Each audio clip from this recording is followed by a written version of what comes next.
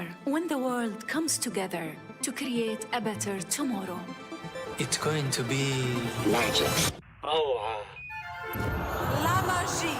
Magic. Magic with music. With architecture. With colors. Magic with celebration. With your safety. From here. There. And everywhere. For 6 whole months, day and night. Join the making of a new world starting October 1st.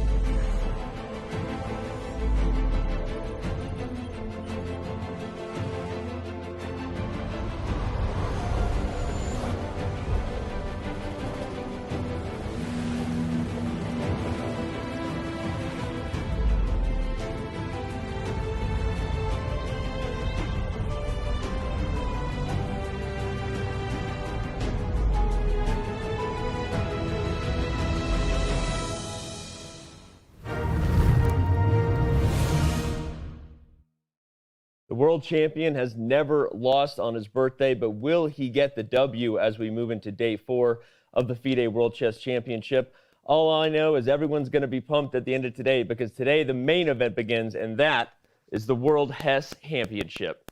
Here we go. Guys, what's here? Robert, it's here. no way. It's here, dude. Hold on. Hold on. And boom. We did it. Yeah, baby. It is the World Chess Championship. Woo! That's what I'm talking about. This one has the copyright C. What is that, Danny? But you get it. No, look at it. Look at it. You'll see. You'll see. Here, there's a few others. The design, Oh, the that full was nice. thing. That one's Nice. Here, I want that one. You see it? Bobby, you get it now? You see it? No, I have no idea what. No, his face, there's missing C's. I don't right? get it, Danny. Robert, you want to explain it? You know my name. The game you play, it's called chess, Right. and there's no word championship. It's championship. So there's a C, you know. Yeah. Yeah? No. I mean, I think it's hilarious. And don't you think people would buy this? No, I don't think anyone's gonna buy that. Danny, that's the stupidest I've ever seen in my life.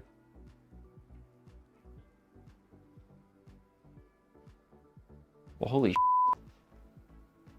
Do you think it's too late to send it back? I ordered a lot.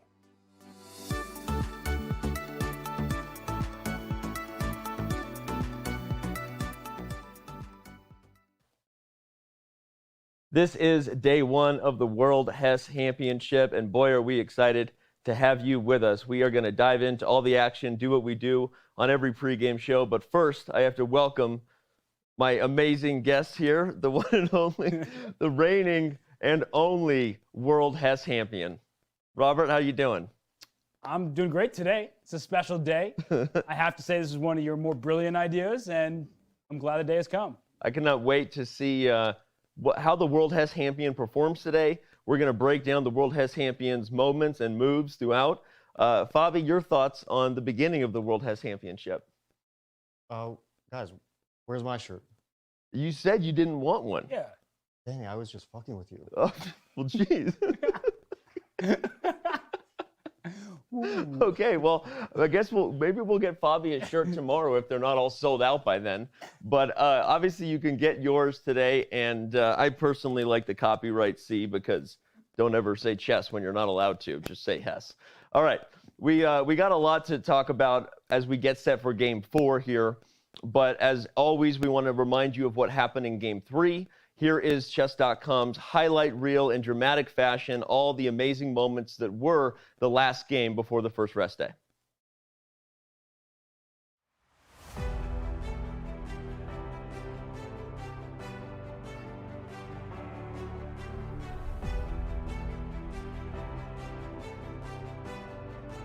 it's time to look ahead to Game 3.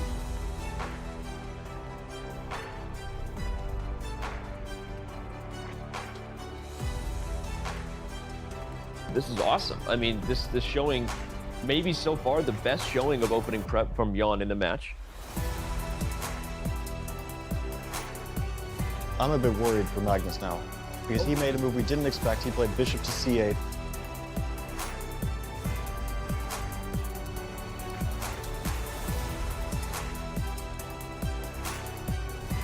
This Marshall Gambit has a huge amount of games in theory, but it's no longer very popular because White has run out of ideas after tens of thousands of games.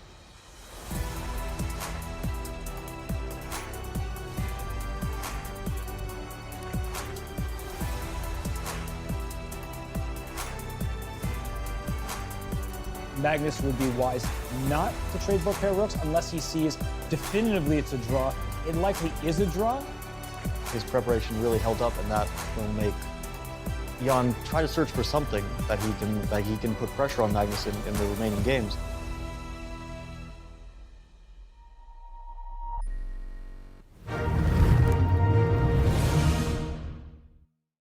Hope you enjoyed that recap. We continue to bring them to you in dramatic style. You can check them out on our YouTube channel. Reminder, we are also live to Twitch, youtube.com/Chess.com live, launching our new channel specifically for our live streams. Head over there and hit subscribe to make sure that you don't miss any of our shows that in the future may be live only to that channel, because when you're producing as much content as we are, sometimes you got to think about that sort of stuff. So another channel to subscribe to, but you definitely don't want to miss the shows and events happening at our youtube.com/Chess.com live channel.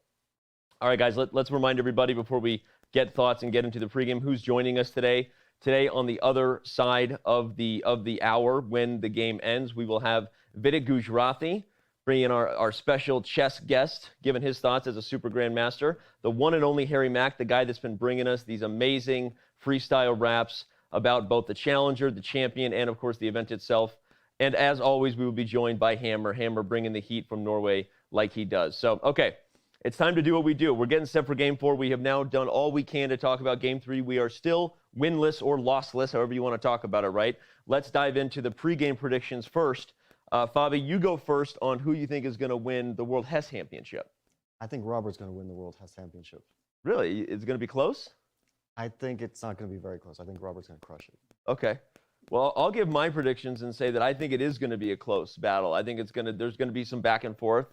At times, we're going to be wrestling with which Chess champion is really the best, but in the end, Robert will also win the Chess Championship. Yeah, Robert. Wow. Well, I like the optimism coming from you too. I think Robert also going to win by default.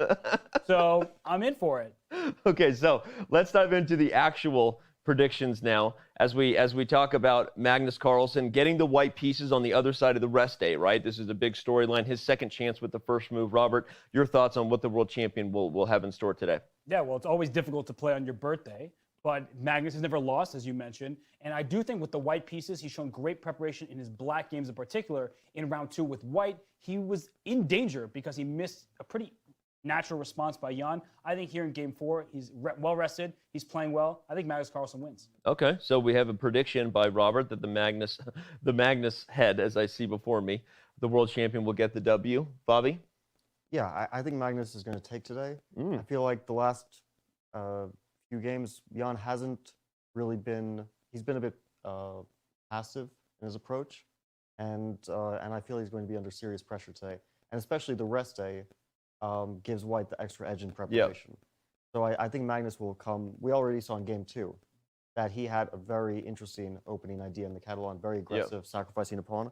I think we might see something similar like that today. Okay. Not in the same opening, but an aggressive approach, and I'm predicting a Magnus win. Well, I'm surprised when the three of us agree, especially when it wasn't necessarily planned. But I also believe that Magnus Carlsen is going to win today. I believe that the storyline that is when will we have a classical game end decisively ends today, right? Like Neo says when he looked at Mr. Smith, it ends tonight. Right now, I think Magnus Carlsen is ready, and I think he's gonna put that storyline to rest today and get the W at the end of the day. Now, we also usually like to predict our first moves on the board. Let's quickly do that on our board brought to us by House of Staunton. We thank them so much. Remember, you can get 10% off right now if you're looking for a great holiday gift for anybody or just for yourself. Treat yourself. Go and use the promo code Chess.com at go.chess.com/Staunton. Robert, I'm going to let you suggest. You are the reigning world chess champion. So I'm going to let you tell us the move you think is going to come first. Well, I don't think E4 will be move one. Okay, will we see a troll, though, is the question. I think we might see a troll, but I'm going to go with D4 again. Okay. I like the position that Magnus was able to get from that opening, and I think he'll test Jan once more. Fobs? I just called you Fobs. New nickname.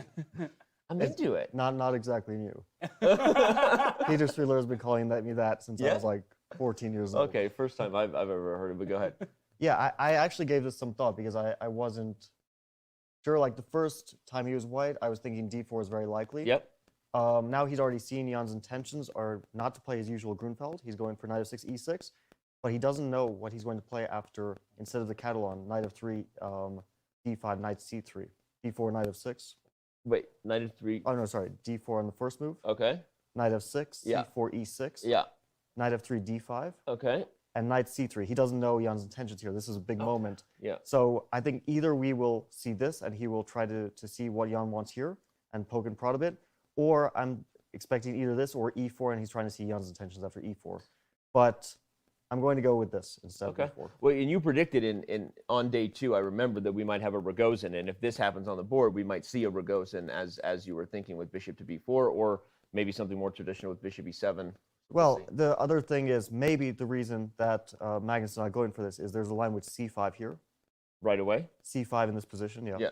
Well, C takes d5, c takes d4, and not to get too deep into it, but if Magnus thinks there's no advantage here, like many people do these days, then he might just not enter this territory at all. That's also a possibility. So I guess we'll see. Hard to follow up the specific chess predictions you guys gave, so I'm just going to go with the obvious and say that I also believe we will have d4 on the board, and I'm also going to say that apparently I've been wrong this whole time, and it's 15% off of these House of Staunton boards. So again, you can use the promo code Chess.com and get 15% off. So, okay, well, coming up, we have round 4 just about to get underway. We will have the first moves on the board, so we no longer need to try to predict what's going to happen. Don't go anywhere. When we come back, the players will be getting their seats ready. Probably Jan is already there getting it warm. He's been doing that before every game. And when we return, we will have the first move of Game 4 of the FIDE World Chess Championship. Chess.com's coverage brought to you by Coinbase.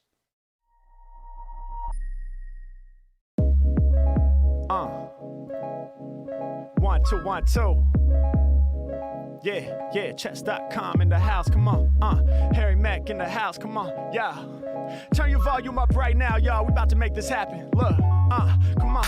My name is Harry Mack. I had to hop on camera and spit. Welcome to the FIDE World Championship. 135 years, that's craziness. Been going down since 1886. Match format with 14 games. Many queens will be captured, the kings will be slain. Check out the way I'm unraveling the rhymes. This is sure to be a true battle of the minds. Just so it don't remain a mystery, I'll take a moment to walk you through the history. I said we gotta show love to the masters. 27 years strong, that's Emmanuel Lasker. This next name here is an honor. Said it's the endgame master, Jose Capablanca. Can't forget Alexander Alekhine. Ayo, his technique matches my style of rhyme. Why is that? Well, he's the master of attack, and I'm the master of causing disaster over tracks. But when he died, who's gonna be the next leader? FIDE came with a 3-year feature. Soviet reign for 24 years. Cold War pressure, it had us in fear. In comes the American Bobby Fischer. He had to get the crown, I'm just painting a picture. I be in the shuttle straight blasting off. I be slaying my rivals like Kasparov. When it come to spitting, son, I'm about to get it done. Won't stop till my rating 28-51. I'm getting loose with the style. That was the past, let me take it to the now. Coming off top with the clever words.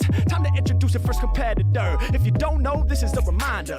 The endgame magician, Norwegian grinder. Triple crown winner, go hard for him. Of course I'm talking about Magnus Carlsen.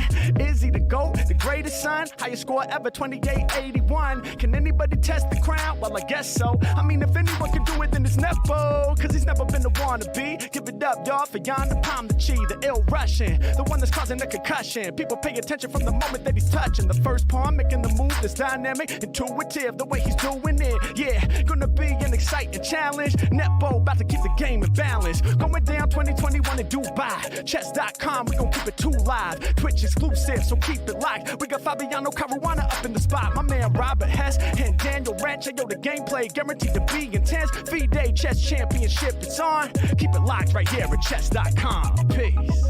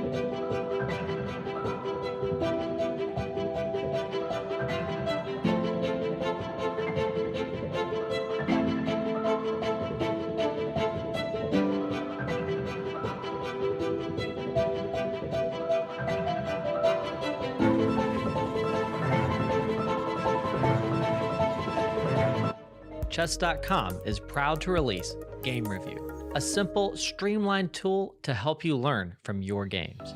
Immediately see your accuracy and your opponent's accuracy and how many brilliant and great moves were played. Then select Start Review to dive into the game. Learn about the opening and get helpful stats on your performance. Retry mistakes to learn and improve your accuracy score. See why moves are played thanks to the coach's feedback and click Show Line to see helpful engine recommendations. Play a game, start review, and try it today.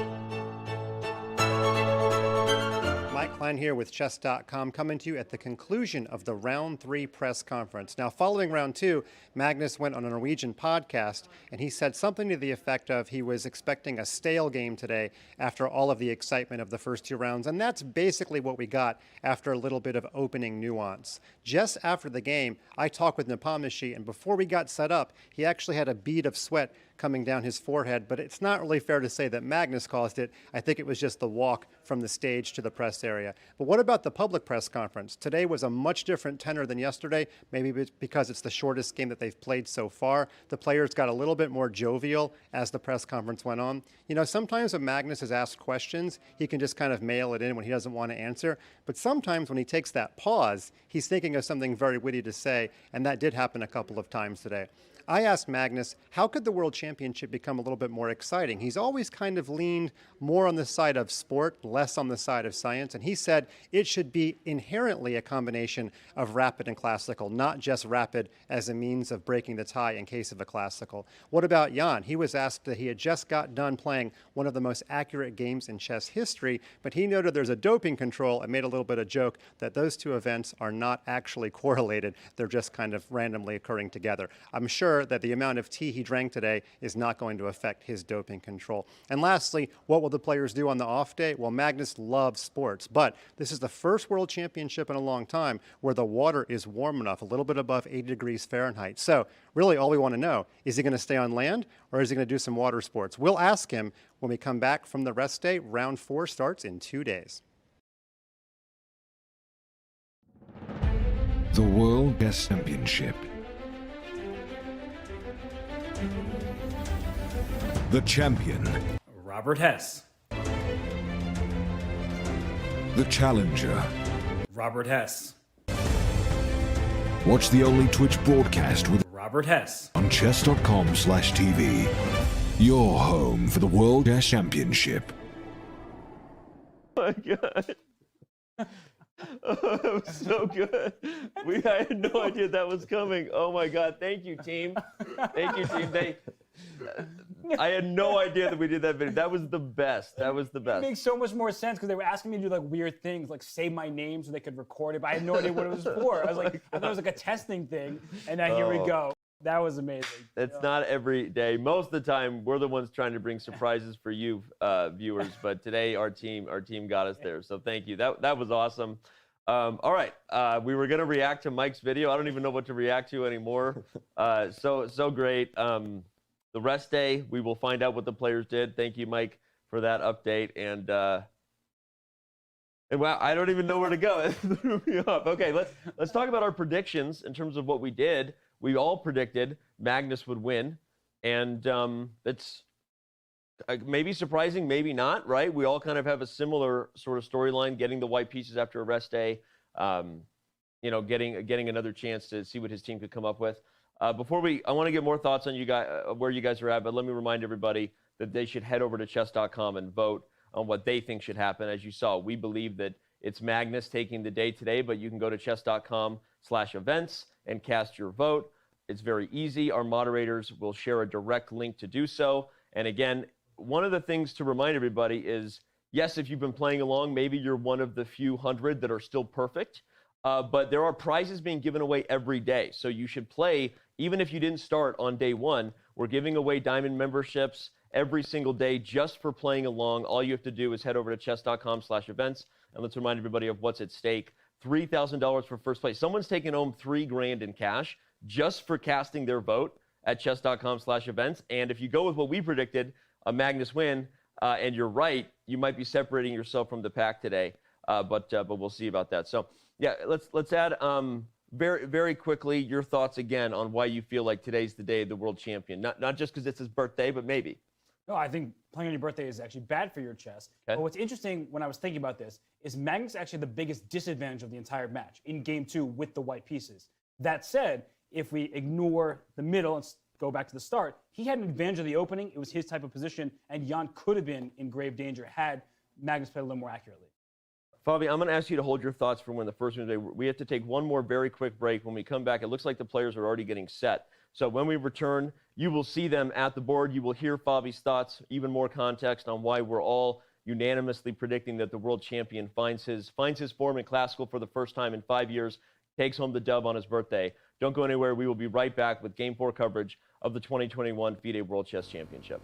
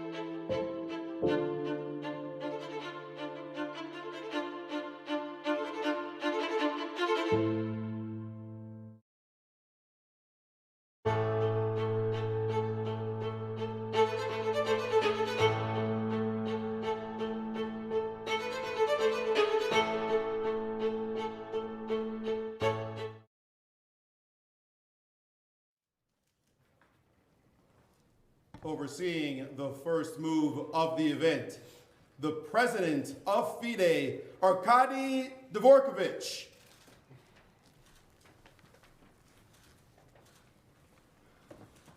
And a special guest making the first move, His Excellency, the General Secretary of the Dubai Sports Council, once again, His Excellency Saeed Hareb.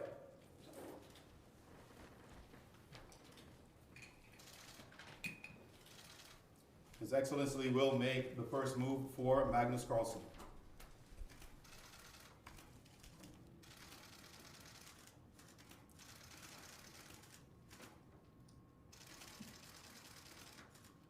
Happy birthday. Good luck. And with that, let the game begin. And it looked, ooh, was it C4? I will find out. Oh, Fabi was, so for those who don't know, I'm going to give Fabi credit. He gave us a long variation. What? Oh my gosh. Bobby, during the break, Bobby's like, I regret saying that whole line in D4. I think he's going to play E4. Yeah. But what is going on with the trolling here? Well, did we see if he gave him the first move? Because it didn't look like they spoke. It looked like he just made a move. I'm not sure what they're, because sometimes the person who makes the first move. Sorry to interrupt you, Fry, but look at the opening. I know somebody who may be one of the most renowned theoreticians in the Petrov, and we have a Petrov. Does that shock you? Because I'm a bit surprised to see Jan do it, but I was thinking about mentioning to you yesterday during the day off that wouldn't it be funny if Jan took one from your book? Yeah, Robert and I discussed this yesterday, and I thought that the most logical opening for Jan would be to play the Berlin. That seemed like a natural choice for him in case Magnus were to play E4. But Petrov is interesting. I really didn't expect this. Well, I mean, you played it so successfully in your 2018 World Championship bout, and some of your best chances came with the black pieces in the Petrov, right? Everyone remembers the infamous Game 6. I'm a little stunned. I'm so glad we have Fabiano Caruana here, Robert, because we're about to have a show where nobody is going to know more about. You just have to be careful not to reveal too much prep, Fabi, because they're going to be in variations where everyone knows you are the man. I will not. Well, so this is so Magnus played d4, d5. This is on the board. I guess bishop d3 is the most likely move. Bishop d3 has been played, I see. And now I think Jan will probably play bishop d6. This is the refuge for black in this line now. Yeah. It's super theoretical and it's very direct. Black is just copying white's moves.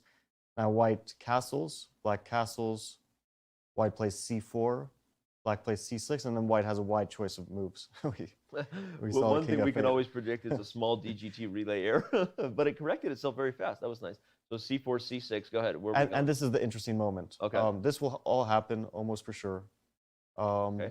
And now white's main moves are rook e1, queen c2. Those are the two main moves. And knight c3 is also a very, very popular move. Let's say as a third main move. And the old main line, like when this was popular back in the 90s, everyone played cd5, cd5, knight c3, but that's gone out of fashion because black doesn't really face any theoretical problems there. Okay.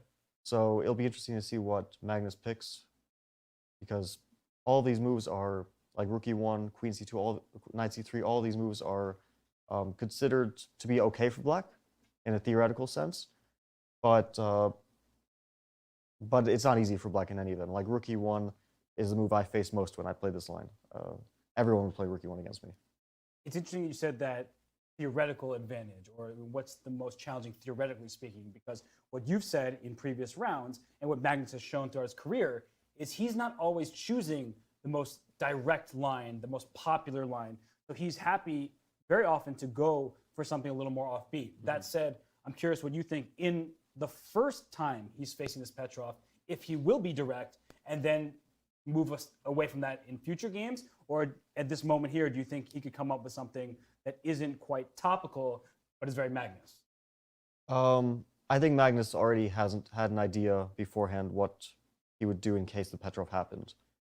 He played d4 rather quickly, and that was a big choice for him on move 5. Yep. Because he could have played knight c3. So he played d4 rather quickly. I assume this is the main line you consider if you're going for this with white.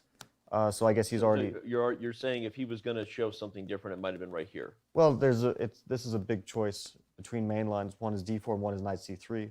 Right. And it's a big debate over which is more of a problem for black. Right. Like historically, it's been more knight c3 that's been considered the problem, but then more recently, everyone's playing d4. People kind of shifted away from knight c3. So he's thinking now, but of course he has something in mind in this line. Yeah. Well, actually, no. I think he's moved c4, and Jan is actually gone from the board. Jan hasn't played c6 yet. Yeah, Jan is still thinking and still not at the board. So again, the journey of using our imagination about whatever they're doing when they're away from the board continues here, as even in the opening, Jan is quickly getting up. One of the reasons this line was revitalized for black is after c6, queen c2 was very often considered a problem. Okay, let's go down.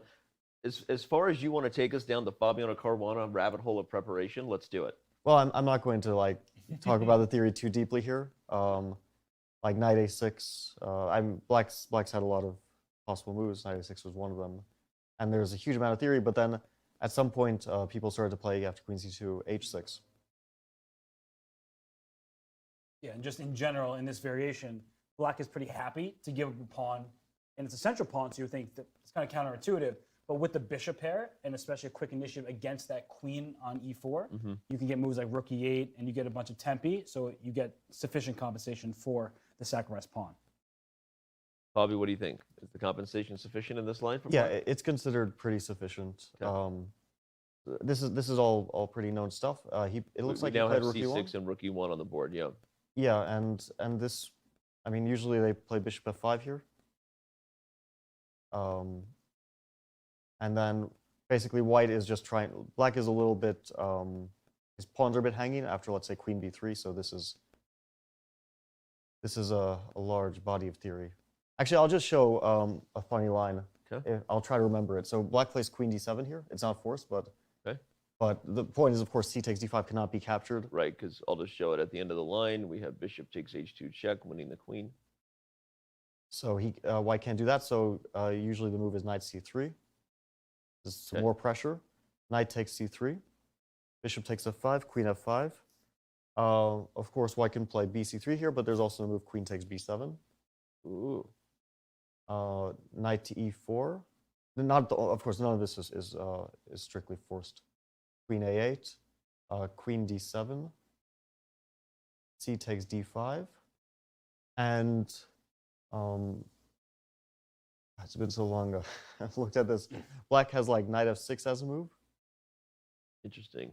Like the queen is trapped, but it's all about tactics for white to save the queen, because for the moment it's not easy to get that queen. Knight f6 is one of the moves. CD5 is another move. Okay. Even CD5 still works, everyone, because if you take, black still has bishop takes h2 check. But here white has rook takes e4. Okay. And knight c6. Wow. Black doesn't want to take the rook because then white will be up 2 pawns. Queen a8. I'm not sure if bishop f8 or king f8. We'll play one of them. And white's rook moves back somewhere. Black plays like f6. And nominally white is ahead a significant amount of material, 2 rooks and a pawn for the queen. But the bishops are actually kind of important. Black's bishop is significantly better than white's. And actually, black is preparing to attack g5, h5, g4. So this would be a very exciting line to see. This is one approach for black. Or I'm saying this because this is sort of known theory. So you're not revealing anything too special. Or after c5, I've actually played this position with black against Sergei Karyakin. Okay. After c takes d5. Okay. And I played knight to f6. And let me just try to remember this theory. White has a rook e3. This is the move. This is how white saves the queen. If knight takes d5, rook to b3, and the queen escapes. Knight to b4. I'm starting to forget the line. But in any case, white's queen escapes and black tries to equalize in the end. It's not entirely easy to equalize for black in this line. So. Wowzers. That's all I can say. Oh, man. I did not think, Robert, we would have... I did not anticipate a Petrov in this World Chess Championship match. Maybe in the World Chess Championship I would have, but not in the World Chess Championship. But I'm even more glad that, that this odd couple added a third wheel. Well, on one hand, it's shocking because Magnus has prepared extensively for the Petrov. He did play Fabiano in the previous World Championship. But a lot has changed since then. And of course, Magnus regularly prepares for the Petrov because other people play it and you have to be up to date. That said, I think it could be a good psychological ploy from Jan. Okay. It may feel uncomfortable because if you look through the options of what Jan could have played, I think e5 comes as expected. He, of course, plays the Sicilian and plays it quite well. But it's risky to play Sicilian. There's generally speaking more tactics at play. You could fall victim to some sharp variation and just kind of find yourself lost after the opening. So playing this variation, it is more solid. It may allow Magnus to try to grind Jan in a longer game, but I do think it's a bit uncomfortable for Magnus. And we see Magnus now sitting and thinking, trying to figure out what to do. I like the choice. Yeah. We see Jan behind us on our amazing live look in here in the studio, and now Magnus has made the move Queen B3. So let's bring back our analysis board here because we're 2 moves further along already. Yeah, I'm going to. This is exactly what Fabiano Caruana, I'm going to say the world's leading expert in the opening we see on the board, predicted. I'm not sure the world's leading expert. I'm going to call you that. You don't have to go with it.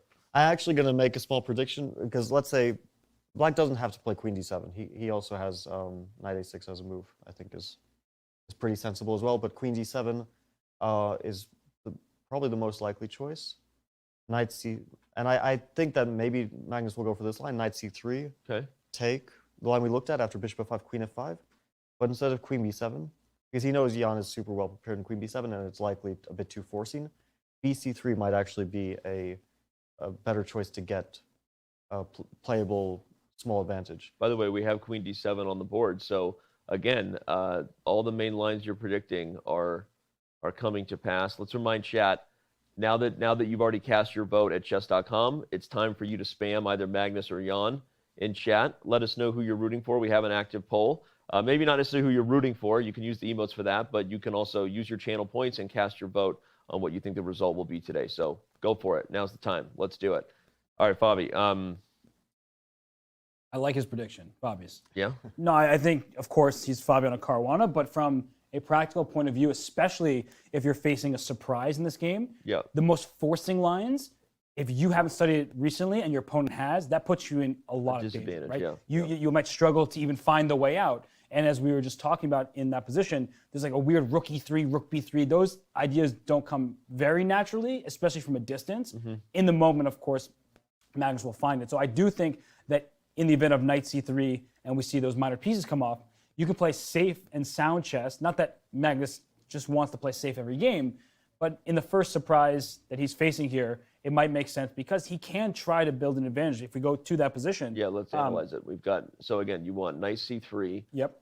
Takes, shake and bake, but the difference is bc3 rather than the forcing queen for 2 rook sacrifice. What is black's main move here, Fabi? Here, black usually plays b6.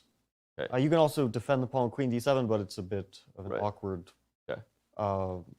way to do it because your knight more naturally goes to d7. But you're kind of and Robert, you're saying this is a line vintage Magnus, we'll say, right? It's not the most forcing, especially the first time when they're trying to feel each other out in terms of the Petrov that may not have been predicted. This is more of a small grinded out edge for white. It is, and Jan, of course, is prepared for this as well. You don't play this if you haven't thought deeply about what your response would be. But I do believe in that position, white has the pawns in the center, right? So that is a nice thing for white, an advantage. We want more pawns in the center, especially with pieces on the board, because that pawn on d4, and we see b takes d3, the pawn on d4 limits where those pieces can go. I say this very often. A pawn 3 squares away from a knight dominates that knight. A knight on d7, that's step 1. They'll probably end up going to f6. That takes a bit of time. And the concern that white might have, if white takes on d5 in this position, yes, black is saddled with an isolated pawn after c takes d5, but just to show the look of this position, there's a pawn c3. That's a backward pawn. You do have a dark square bishop that can defend that pawn, but you don't want your bishop to be sitting on b or d2, simply protecting. You want to be a little bit more aggressive. And black, on the other hand, can bring the knight via c6 to a5, take over the light squares, and guess what? White's going to have a tough time defending those light squares because white has a dark square bishop. So I think that this could give black some chances as well, not just white, even if we do agree that white would have a slight edge at the beginning. I don't think c takes d5. You don't want to include that too soon. Okay, Fabi. Yeah, I wanted to go a bit deeper into what Robert said, which is absolutely correct, that the structure is potentially a bit weak for both sides. So let's say after b6, cd5, which white at some point should play, cd5, white actually wants to trade queens here. Why? What's the difference if the queens are off? Well, it's a bit like what black's bishop is aiming at white's king. I mean, black's king looks like the safer one between the two. And endgames, surprisingly, white is the one with the better chances because that d5 pawn is more of a weakness than c3. And so let's say white plays queen to b5 here, which I think might actually happen. Queen to d7, because knight to d7 is tactically there's a bit hanging. Let's say after queen to c6. Bishop is in serious trouble. That's so funny. In the middle of the board, the bishop is trapped. It's trapped. Because the queen can go to protect it, but you lose a knight. Yeah. So here black loses. This is so optically pleasing. I don't know. That's a weird thing to say, but this is like the bishop can't go to any square, and if it goes to b8, you lose. Well, you don't actually lose the rook because of the check. Well, there's bishop a3 coming in, and it does end up being lost for black. Wow. Okay, this is amazing. So black plays queen to d7, and this was white's point that he's sort of forcing the queen trade. White takes. White can play, let's say, a4. At some point, it's just useful to, let's say, get some space on the queen side. And if black attacks the c3 pawn, it looks like that's a bit of a weakness. But white can simply play bishop to d2. And white's plan is to bring the king to d3. King f1, e2, d3, and then the knight will maneuver itself because black actually doesn't have much counterplay to e3. Usually it'll go via e1, white will play g3. Ooh, okay. Or it can go via h4, g3, knight h4, knight g2, e3. And that d5 pawn, the surprising thing is that sometimes we think about good bishops because they're not on the color complex of the, let's say, weak pawn. But sometimes a pawn, if it can't be defended by a bishop, becomes more of a weakness. And in this case, if black had a bishop on the light squares, then that pawn would no longer be a weakness because it couldn't really be attacked. But this way, that pawn is forced basically to be defended by a knight or by a rook. And by a rook is very awkward, so probably by a knight, which means that that pawn is a serious weakness. If we imagine very long-term plans, like king to d3, knight coming to e3, then white can play rook e to b1, rook to b5. That pawn is actually a very serious long-term weakness. So this kind of position, and we saw queen b5 on the board, this position is a bit better for white. It's not a disaster or anything, but well, we're getting exactly what you predicted on the board, and my apologies for going full Hikaru there, chat. Never go full Hikaru, but really wanted to highlight all of the plans that Fabiano was bringing us, because this is deep stuff, and it's fascinating stuff and educational stuff to really be able to look at a position like this, recognize the long-term weaknesses, and look at all of your pieces with a clear path, right? They all have a purpose and a goal, and this is, I mean, so Fabi, here we are. We are in the position as you predicted. The queens will be coming off. So I mean, this is fun for you, right? We talk a lot about how when all of us watch the World Championship, it changes theory in certain lines. It's when all this deep prep that you guys have been working on is showed to the rest of the world. As one of their peers, do you get excited when you see them playing a line that you kind of know well, and you're like, all right, I want to see what they cooked up here? Well, yeah. So he played a4. Okay.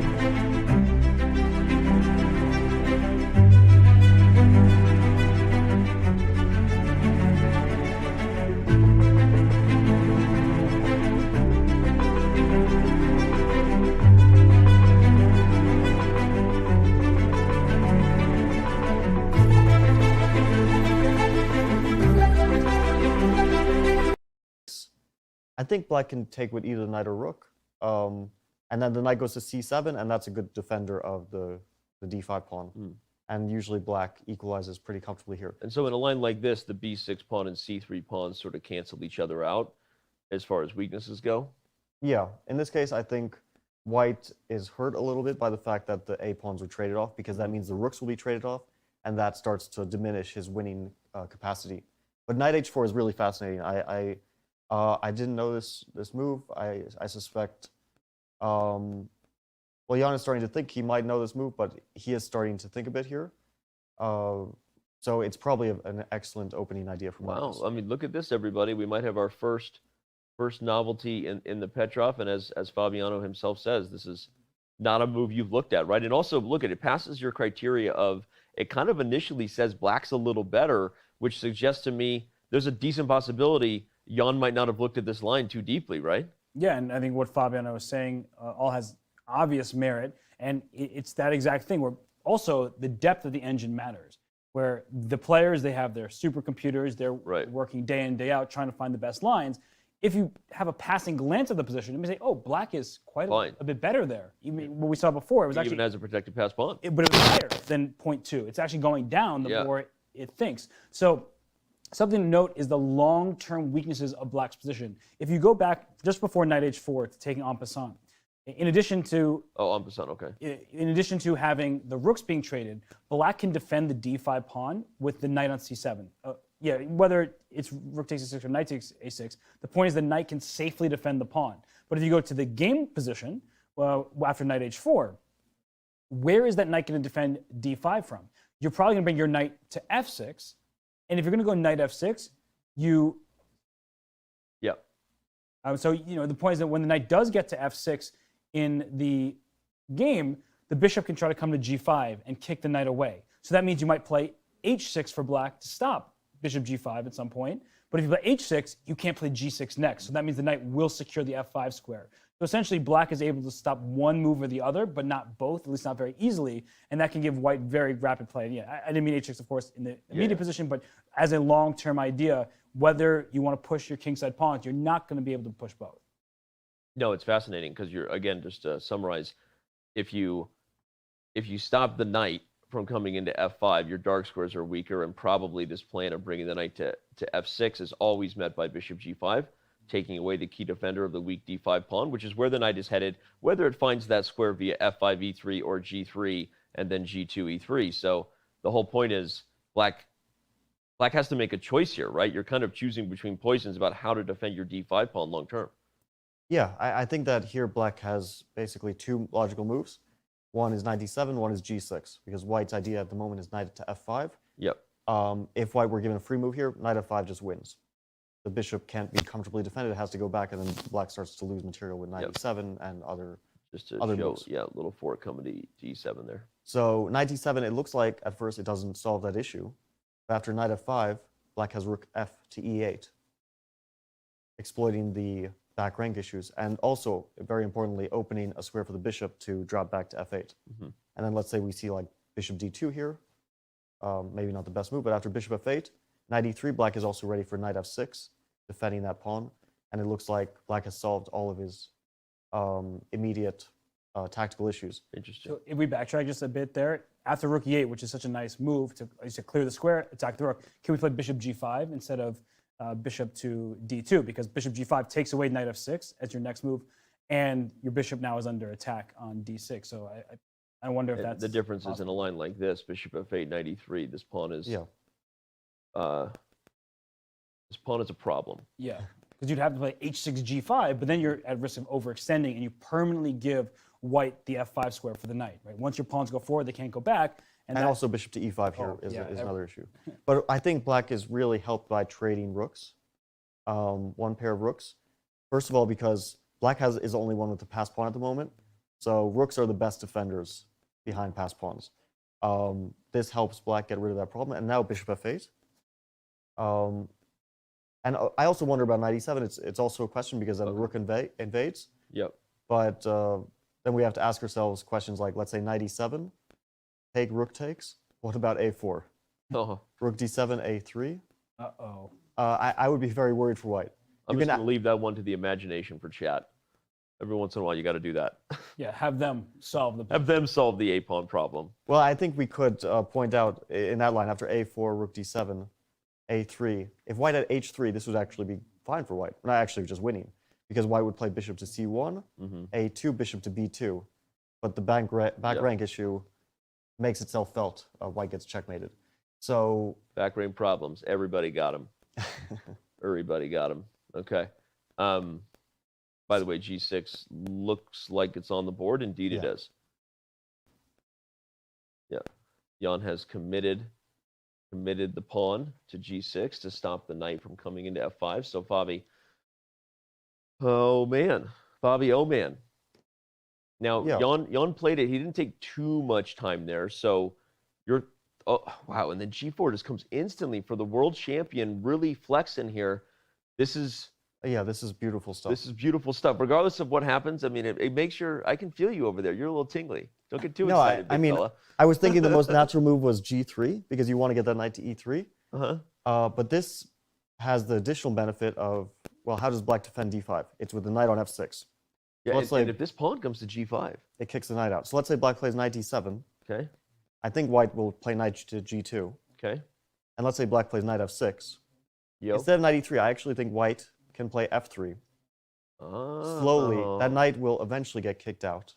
Well, Robert always says a pawn 3 squares away dominates a pony. And, yeah, it dominates that knight for sure. And you also, in this line, keep the g5 square open for both the pawn and the bishop. That's exactly right. Right? Wow. Oh my gosh. I see the evaluation bar is severely unhappy with White's position. So maybe f3 was not the right move. Yeah, but maybe this is, I mean, severely unhappy is relative based on everything that you've said this whole time, right? You gave this incredible answer that at the chat, if you missed day 2's answer to how FIDE approaches engine prep, you're going to want to find that highlight. Talking about positions like this, the point to summarize is, it says black's a little better. That's exactly the kind of position you look for when trying to out-trick and outmaneuver your opponent. Although if we just take one half move back before f3, maybe White could play bishop f4. That's not out of the question because I'm willing to give up the g4 pawn to get your d5 pawn. And if I then play, here I'm gladly taking on d5 and the position falls apart. But if I'm going with FIDE's idea to play f3 next, I'm just trying to wonder, is the bishop trade helpful for White? Is it helpful for Black? On one hand, it allows Black to more easily defend d5. But on the other, that bishop on c1, it wasn't clear exactly where it would go. So trading it off does make sense because the bishop on d6 was Black's best piece. So this kind of type of position, we see some squares for the rook to get into. Without the bishop on d6, the rook can get to e7. Now, of course, Black is going to stop that. But these types of positions remain interesting. And it's just sometimes good to see with our eyes pieces off the board. So then we can determine, do we want that trade? We have the benefit of doing that. The players do not. So this type of position, whether or not the bishops are on the board, it makes a big difference. And the players need to figure that out. Yeah, I also think maybe the idea after knight d7, I was thinking about this for a second. Main line here? Is possibly g5. Right away? Right away.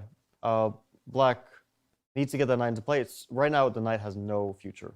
It cannot go, the d4 pawn stops those squares, the g5 pawn stops knight f6, and the b5 pawn stops knight c6, a6, and all those. The knight is limited by White's pawns, which means you want to get rid of that g5 pawn. The problem is, let's say you try to play f6, rook e6 comes, and starts to cause massive havoc in Black's position. So Black maybe has some concrete issues with getting this knight into play. Maybe h6. You can always do this. But the thing is, just sacrifice the pawn straight up. Oh, wait a second, sorry. After lost the main line, so knight d7, g5, h6. I'm thinking White doesn't want to take that pawn because that pawn is easily controlled by the king on h7 and will at some point get lost. Maybe White just wants to play f4. It's basically White is doing anything to try to keep that knight out of the game. But looks like we have knight d7 delivered from Dubai. Special delivery from Dubai. We have knight d7. That g5 f4 line does look like White could be in danger of overextending because you permanently give all of your light squares to Black. So I feel like depending on how quickly Magnus plays, of course, he's still within the realm of his preparation. Look at this, right as you say it. This is just knight g2. He's on path. I obviously we're super impressed with Magnus's prep, and I can't wait to see where this goes. But I'm also kind of impressed with how quickly Jan's been responding. I guess. I mean, he doesn't feel super out of his depth yet, or do you think these moves are just logical enough that he's kind of keeping it hidden? That maybe he's a little worried about just how deep the world champion's home cooking is here. Well, he may have also checked this. We can't know for sure. Yeah. He looks like he's thinking, and he's a bit out of his knowledge. But it's possible that this has also been checked by him and his team. But it's clear that Magnus's prep so far has been excellent in every game. He's been prepared well into the middle game. Here, I assume that he will also be prepared for several moves down the road. I don't think that he will, because Black has very limited options here. But Jan playing rook f8 so quickly kind of makes me think that also he knows this position, because you don't play instantly unless you know it. I mean, it's not in a position where moves come so easily. Knight f6 was a supernatural move. It was our first instinct for all of us, I think. And then rook f8 instantly played. It's a natural move, but I think you stop and think unless you actually know this position. Yeah, especially because this is exactly the type of dangerous position against Magnus where you stop and think, because where these pieces put themselves, super important, right? This is a maneuvering game where you might put your piece on a wrong square and have consequences 5 moves later that cost you. You also can't take this back, because if knight e3 now, knight f6 is going to be met by g5. So you are giving up the d5 pawn for the c3 pawn, And that's a huge decision that you do not take lightly. So that means knight e3. You're saying we're about to see a trade here. I don't think that knight e3 will be played because after rook c3, knight d5, you won that very important pawn, but the b6 pawn is securely defended. Right. And this d pawn is a bit too So blocked this by guy pieces. too. Yeah, rook b3, rook Yeah, takes and b5. here comes the alpha on the a file. Here black would be better, yeah. For sure. Okay. But rook fc8, right? So you're giving up the pawn immediately, but you also are putting your rook in an odd spot because it's going to be difficult to defend d5 with all of your pieces on the queen side. Now, you do have that passed a5 pawn, and that's going to be a serious thorn in white's side, but Magnus chose this variation like they did so for a reason. So, I mean, So what's the move then? Well, Robert mentioned the move bishop f4 before. I think that Oh. move is pretty sensible here. Okay. Because Do I take or keep?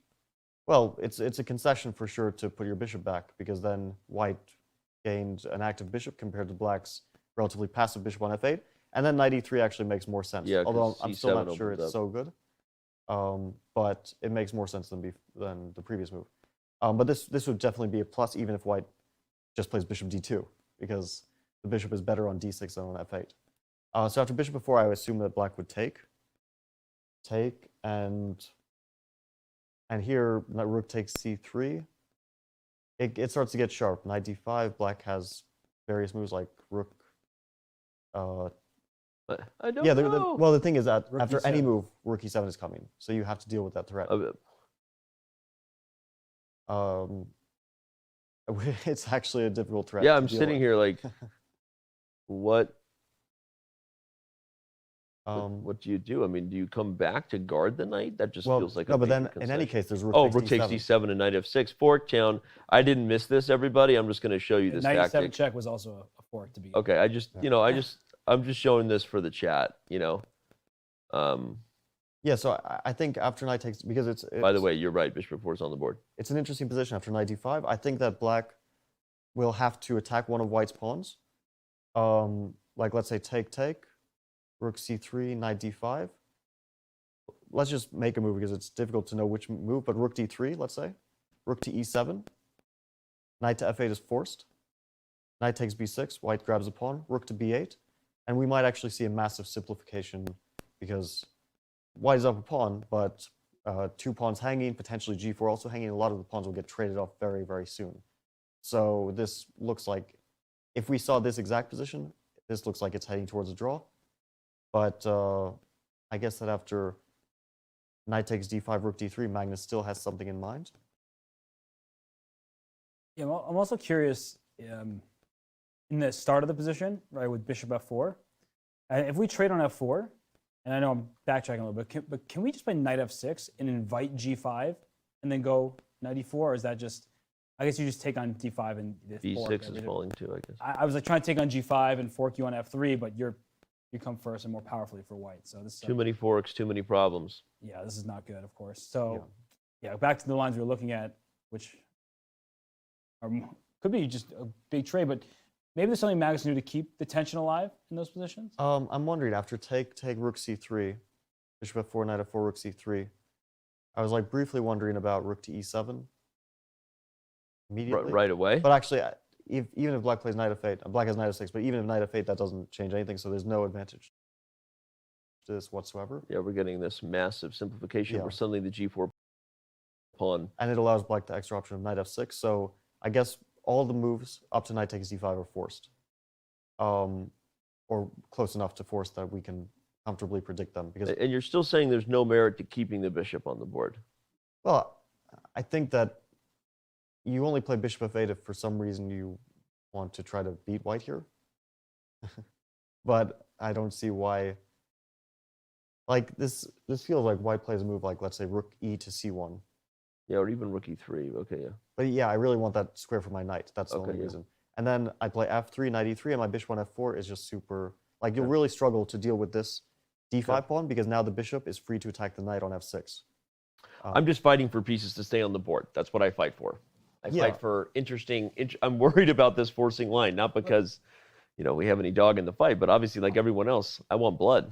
Yeah, I think there are ways for pieces to remain on the board, but if white's not careful, black is the one with the outside passed pawn. And with the trade of the d5 pawn for the c3 pawn, white's pawn structure is worse. there's an isolated B pawn and isolated D pawn. So as we go through these lines here, and the players are calculating just this, in the event of the trade, I am a little curious about something. So, like, rook takes c3, knight takes d5, and there are 3 good-looking options for black, right? Rook b3, rook d3, and I would eliminate rook c4 as what may initially look attractive because you're attacking d4, because rook e7, there's huge tactical problems. Your rook are actually going to be forked when the knight takes on b6. So we can eliminate rook c4, but b3 and d3.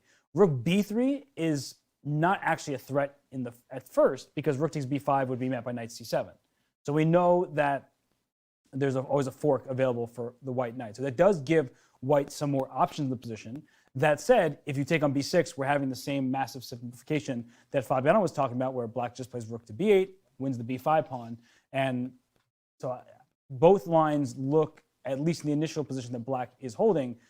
And the fact that Magnus played bishop f4 quickly, that leads me to believe that he's still in his preparation. But I'm wondering, or at least maybe, is Magnus bluffing a little bit? He's playing quickly. But the more I analyze both on the board and in my head, black seems to be doing all right. Let's zoom in on Magnus. We see he's focused, big town. But is that you played Magnus, so the body language read, Fabi? Oh, he doesn't look super focused. I mean, he obviously knows the position, so he's not, let's say, concerned at all. Yeah, I'm just wondering because the position is like getting very simplified, and black has a very obvious way of playing. So the question is really, I think he'll play rook c3, knight d5, and he'll very likely play rook to d3. The only reason I say rook to d3 rather than rook to b3 is because rook to b3 actually doesn't threaten rook takes b5 because of the knight c7 fork. So after rook d3, the question is, what can Magnus's idea be? Because I don't think that he just wants to instantly go for a draw. Maybe he's so surprised by the Petrov that he didn't know what to do. Well, and sometimes, like you said, like you're surprised, you go for something. What ends up not showing on the board is a bunch of opportunities where your opponent could have chosen a bad line, right? So you tested something, and it didn't work. But the only let's say, move where black had more natural options was rook f to c8. So was he really counting on one move where black could have gone wrong? Because like g6, knight d7, these are pretty much almost automatic moves, you know? Right, even if you don't know the position. Even if you don't know the position. Yeah, you kind of have to play it. Well, that's what I was asking you to think about, was whether or not Jan was playing from prep as well. But you feel like rook f c8 was played quickly enough that there's a pretty good chance he still at least knew something about the line. I would assume so. It was played.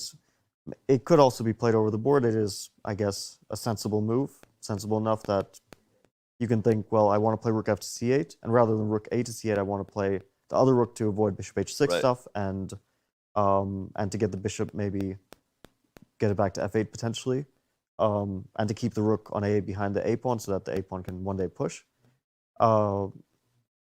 So I don't know. There's a lot of things. All right, well, if we're thinking about it, I mean, Jan is now back at the board, considering how to deal with bishop f4. But you said you don't see anything besides takes here. Just no reason to let that bishop stay active, Robert. Yeah, it seems like that has to be because bishop f8 gives white more opportunities. And in this position, I think black is the one who has to be more concerned because bishop f8 is a step back, knight e3 is a step forward, taking on d5 starts attacking all sorts of different directions. And rook e to c1 first, and then knight e3, I should say. But the thing about this position is that with the trade of bishops, then the trade of the c pawn for the d pawn, it becomes very simplified. So if Jan can see this through, if he can say, all right, in all these variations that I'm analyzing in my head, 8 moves down the line, I think that black is holding in all of them. I'm trading this pawn for that pawn, and if the d pawn in particular, gets off the board, I don't see where white could have any hope. The real thing is, can white somehow keep that d4 pawn, try to turn it into a runner, a passed pawn that's actually marching up the board towards the other side? And if that even costs you the b5 pawn, that could be worth it. But I'm just trying to figure out how we get to that, because black is the one currently with that nice outside pass pawn that you always got to keep your eye on. Okay, so let's just see what Magnus could do, because I'm trying to think of something for white after rook d3 in this position, rook e7. I don't see any move besides rook e7. I had a crazy idea that there was a different approach that justified the g-pawn's advance, and obviously it seems silly to believe that there was any idea here. But if I could have knight f6 and g5 and d5 maybe, but I can't. Yes, you can. Knight f6 check. Okay. King g7, knight e8 check. Oh, Sheboygan. Now and if d5. you go there, now d5. So this is actually what I was thinking about when I was starting my little monologue there. I was hoping, if you're playing for a win, that you have this exact scenario. Black has a protected outside pawn, but white's pawn on d5 is protected. People might think, what are you talking about? Like, a rook can take it, but there's always this fork on f6 or c7 that will win you material. And you mentioned g5. g5 could lead to a mating net in some positions. So that's actually quite scary. And white's pieces are dominating black's pieces, in particular the knights. The knight on f8 is very passive for now. The knight on e8 is doing wonders for white's chances. And this could be what Magnus has in store for Jan. And it's actually quite scary to face because d6 could be the next move. I wouldn't want to give the e6 square to the black knight. But at the same time, that pawn is going d6, maybe d7, and it's getting really close to the other side. Yeah, I admit the reason I initially suggested it was because I had mate on the brain with knight on f6 and maybe a g5 advance. But it is okay, because you're trying to unpack this and you're like, okay, there must be something here. What justifies a g-pawn advance rather than g3, right? And that's like the only thing you can think about is some sort of advanced idea of where Magnus is playing for something very long-term here. Yeah, I think that this is a brilliant idea. And I just say that you and Robert together are about as strong as Magnus and Stockfish together. Really? Because I think that this is maybe Magnus's idea, and his prepreration is to this knight e8. Somebody clip and ship that, please. You should be on camera right now because Danny's blushing. I'm blushing. Danny is, look how ready he is. And that's not a lighting, that's just pure blushing. And I was gonna compliment you. I know that's a shock, I'm sure. But yeah, you were thinking, I knew what you were thinking. We've done enough commentary together for me to know that you were thinking about checkmate, but your head was in the right direction. Like that side of the board is where white needs to focus the energy because black has the advantage on the queen side as we keep discussing. And I mean, we can go even further here because as we get to knight f6 check and then knight to e8, it makes you wonder, like after d5, should black start rushing the a pawn up the board? Because you have a rook behind your passed pawn and you'd like to keep that going. But this starts to get very sharp. People think that when queens are off the board, it's not sharp, it's not tactical. This position says otherwise. It's actually very sharp because one inaccuracy can lead to a very problematic position. Well, we also have to consider if white just starts playing, rushing the pawn down the board. a4, d6, a3, d7. That pawn is immune on d7 because, again, because of the knight f6 fork. And so there's just to show everybody, if you take with the knight, you take with the rook first, and you can't deal with the fork on f6. So white wins a piece. So black can play, let's say, rook d8, but then you have to start considering other tactics. I think that this works out for black because knight f6, king g7, rook e8. Black has rook 3 takes d7. Very nice. And this would be most likely a draw. Simplification. Knight takes d7 and rook. I find it amazing when you look at how crazy tactical the position is and how accurate you are because the eval bar is just like, this is exactly the best move. But this is, maybe there's something here, right, that Magnus is going for. Sorry, Robert, go ahead. Well, one of the reasons why when we were talking about rook d3 or rook b3, one of the reasons I actually wanted the rook on b3 is if you rush the a pawn up the board for black with a rook on b3, you may get a rook b1, right? A pawn on the 7th rank is very dangerous, especially when a rook is on the adjacent file because you can bring the rook to the last rank and try to pry away the rook on a1 from the defense. So I don't know if it quite works out, but like if I go a4, because I don't want to go rook takes b5, just to show that one more time for everyone, it's knight c7. Well, there's possibly rook to a7 here, but maybe there's d6 and the pawn runs through. Because you also can't play rook. Knight c7 first knight c7, rook a7. Black needs to do is to save the rook, and then d6. Then and d7 next, and the pawn probably rushes through. Okay. Yeah, this is very problematic. So if you go a4, we're having the same dynamic, the same question. All right, both pawns are running, and the knight on e8 is actually like not the difference, just to show Robert's point, is maybe there's this. Oh, no. I want to, a few details. Funnily enough, the rook on d3, it looks like it's controlling that pawn better. But actually, it's less defended now because after knight takes d7, rook takes d7, rook takes e8. There's no rook hanging on d3. Oh, Yes. wow. Okay, Exactly. that's why the e-bell bar likes black. We've solved that. And then if And if you don't have that, What you A2 have, is yeah. pretty scary. It looks like black plays a2 next, and we will see, let's say king g2, a2. At this point, white is forced to play d7 to have rook takes a2 after rook b1. And black plays knight takes d7. Actually, black ends up a pawn here because knight d7, rook d7, rook e8, rook takes a2, rook yeah, b5. you win b5 in the end, but It's a draw, but black is up a Isn't it pawn. also rook b1 instead of rook takes e8? Like after knight d7, rook takes d7 here, rook b1. Yeah, that's a problem. That's the main problem for white. That's although you wonder if you can actually take a2 and still have decent drawing chances. Although You want that mating? you know what I want? I exactly want what to you prove that Magnus's prep was so deep. The idea in the end is like a g5 and white wins. Like there's no way to stop mate. I mean, I'm only half kidding. Yeah, no, I knew exactly what you want. You want those types of games where you just like in the end everyone goes, "Pew," right? Like the mind-blowing prep. We have a bunch of these moves, so let's go. Oh, okay. We'll catch up to the live position. There we go. Shake and bake. Zero, Okay, the rook did go to d3 zero surprise here. Magnus made a slight face, like on rook like he d3. was, yeah. Ah, a little slight face, huh? But it could mean nothing at all. It's possible that, like, I assume both rook b3 and rook d2 are objectively a draw, but maybe one gives white slightly more practical chances Yeah. to create some problems for black. But yeah, Magnus also, he doesn't look exactly thrilled that all this happened, but maybe he has some idea in mind, like we were looking at with knight f6. I was also thinking maybe knight c7 and d5 is another way. The knight on c7, though, is very awkward, but it can still go to e8 eventually. Yeah, same square of e8, just different route. Although knight c7, Yeah, okay, let's analyze it. All right.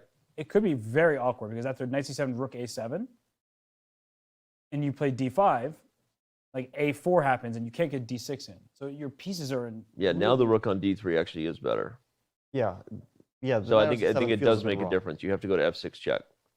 Most likely, yeah. And white can just make this draw, right? Like 98. Yeah, obviously. And a important point for everybody who may not see it immediately is if we go back knight f6 check, just make it again. Okay. King h8 would be a very bad move because the mating nets that Danny's been talking about, it works here. You just line the second rook up with the h pawn and you're taking on h7 and it's just going to be pretty much a forced checkmate. Danny gets his wish. Booyah. Mate next move. Okay, no. Obviously, king g7 is the move. I have a small question, though.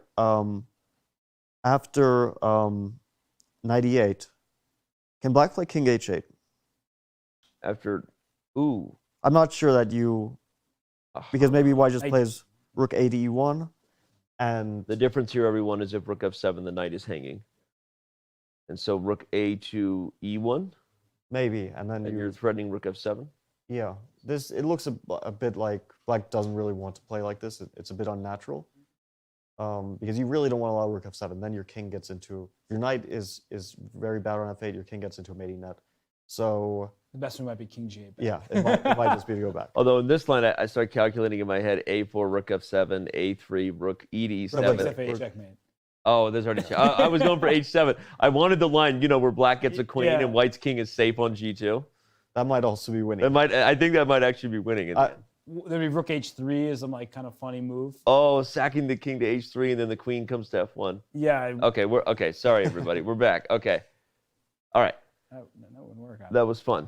By the way, for those who may have just tuned in, the move knight h4 on move 18, it was indeed a novelty. It was the move that had Fabi getting frisky over here to my left. And b takes a6 had been played before, and it was also deeply analyzed, as Fabi said, by a lot of people. It was played in a correspondence game. So if you're just tuning in, we had a novelty by the world champion on move 18, but it was even more impressive how quickly he followed it up with moves like g4 and knight g2, zero hesitation on his plan. Obviously, there's a lot about this position that looks like it could quickly peter out, but we're also, wait. That's just our analysis. That has not been played. Okay. He's still thinking after. He's still thinking about knight f8. There's a lot about this that could peter out, but we could also see some very, very deep prep at the end of this game, depending on where things go. I think we're suffering from the Magnus effect. Magnus effect? Yeah. Magnusitis? We see Magnus bias-itis? So it doesn't seem as interesting because Jan has been responding accurately. Yeah. So that doesn't mean it was a bad attempt from Magnus. It actually Yeah. was quite a viable attempt, especially considering he was not expecting the Petrov. That said, we tend to think novelties from Magnus Carlsen are automatically really good. And it wasn't Right. that it was a bad move. It just doesn't lead anywhere because the position is so solid. The foundation for black is there. And in this position, we have 2 rooks, 5 pawns, and a knight per side. And Yep. if we trade b6 and b5 and d4 and a5, we're left with all these pieces on the same side of the board, equal Yep. material. There's nowhere to go. So I do think that knight f6 check, knight e8 does give black some practical problems, but it's not like white is really able to just rush everything through because black has this a pawn. The rook on d3 is extremely well placed. The rook on a8 covering the final rank. And the knight on e8, even though it's promoted to the other side in all its glory, it actually causes white some problems in the lines like we've seen when white tries to push the pawn to d7. Sometimes the knight on e8 could be a little bit loose. So it's an interesting position. I still think that there are chances, but with accuracy from Jan, which he has shown throughout the match, like even when he's had iffy positions, he's been able to play accurate moves and then even have an advantage in game 2 with black. Here in game 4, where how many moves in at this point? Like 25 moves into this game, almost. And Magnus played quickly, played preparation, but Jan hasn't flinched a bit. Yeah, I think the preparation question is actually an interesting one. I've given it some thought personally because sometimes someone is very, very well prepared, as in very deeply prepared, but that doesn't lead to a favorable outcome. Because very often, if you go for these very theoretical lines, they're the lines most likely that your opponent is check too. And Magnus has gone for a line where it's a bit less pressure on Jan as a whole, because he's reaching a position pretty much on, like, let's say move 18 or so. Even if he doesn't know knight h4, he knows the position is okay. It's a bit more simplified, so his options are more limited, so he can go through the options more easily. And he also has a massive reserve of time. So, like in this case, Jan with 1 hour and 24 minutes, knowing that his position should be equal, even if he encounters some practical triumph by Magnus, he should be able to figure it out. And sometimes, surprisingly, you're playing over the board, you're completely out of prep, but you're able to find a good practical try because you have that human element, which you can't replicate in analysis. So you can, even inadvertently, you can find a line which is difficult for your opponent because you're thinking naturally over the board rather than going with the computer, which will just tell you the objective evaluation.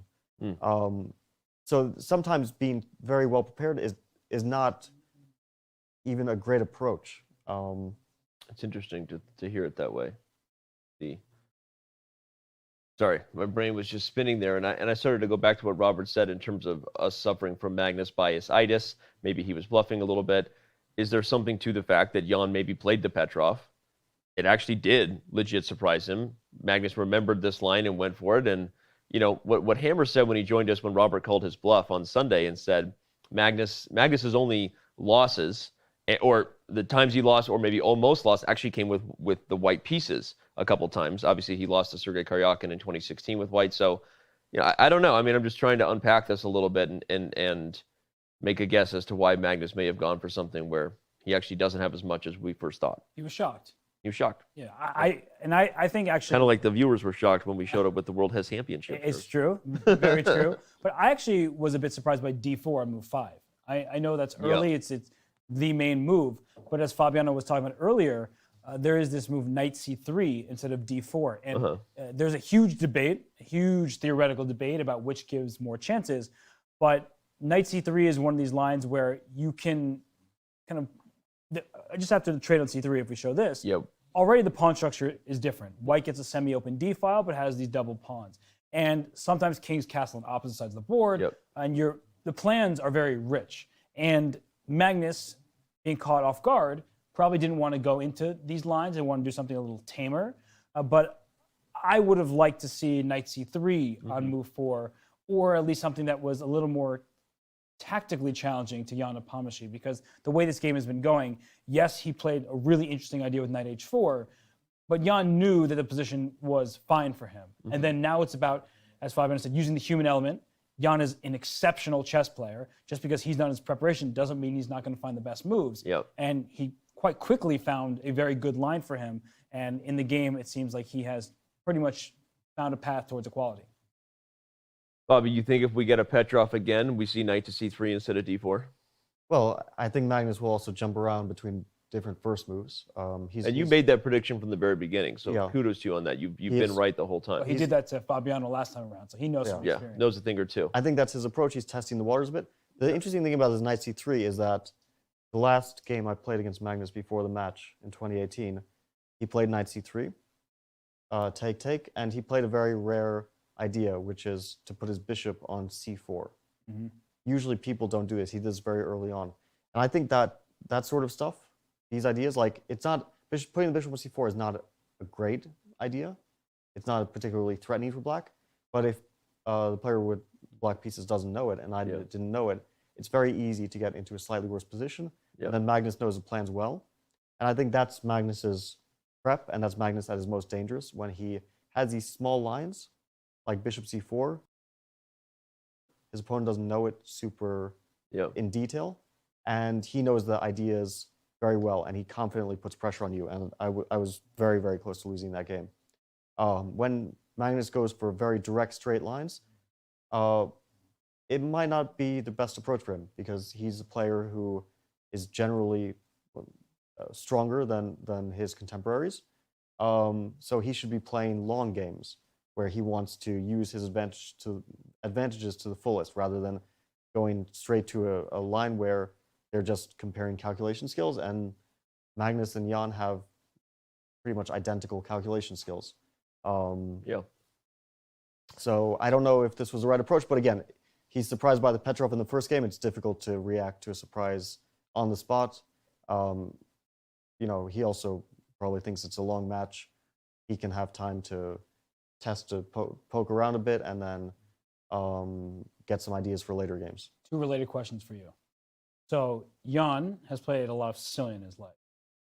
To some extent, when you're playing a new opening, you have to have a feel for the positions. So what you're saying about avoiding direct lines would force Jan to have that feel, to show that he understands the positions, the strategies. So I guess my question to you, as someone who has played against Jan many times, and I don't think you've played him when he's played the Petrov against you, stylistically speaking, do you think the Petrov is a good opening for Jan? I think it was a good choice. I mean, the Petrov is an opening which is very direct. You avoid a lot of White's options, like the Italian. You just or the Scotch. Or the Scotch. LOL. So you immediately get your opening on the board. Yeah. And that really limits what White can do. You only have to worry about a few things, which makes your preparation a lot easier, a lot more simple. So a well-prepared Petrov can really shut down your opponent's e4 game, entirely. I think that's what Jan went for. I think it was a good choice. Shutting down the e4 game, what Fabiano Caruana has been doing for years. We're going to take a very, very quick break. You won't miss a moment of the action, though, so don't go anywhere. Of course, we'll continue to be tuned in to the live position, but we're gonna step back for just a few seconds. When we return, it's more coverage of the 2021 FIDE World Chess Championship by the World Chess Champion.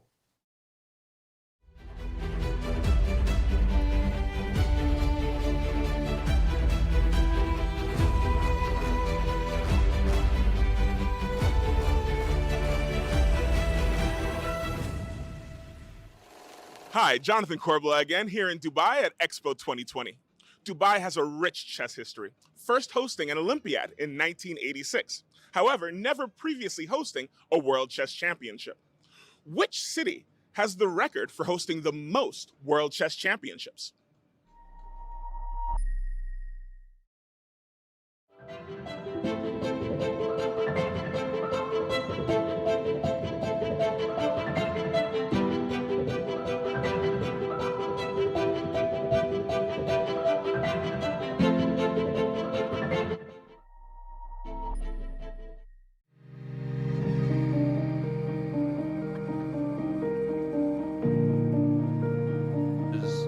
This. So here's what we're saying. discuss it on.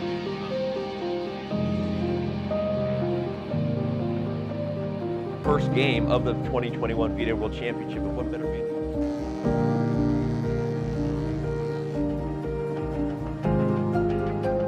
Camera lighting and audio. We're going to crush through the top of the show. All right.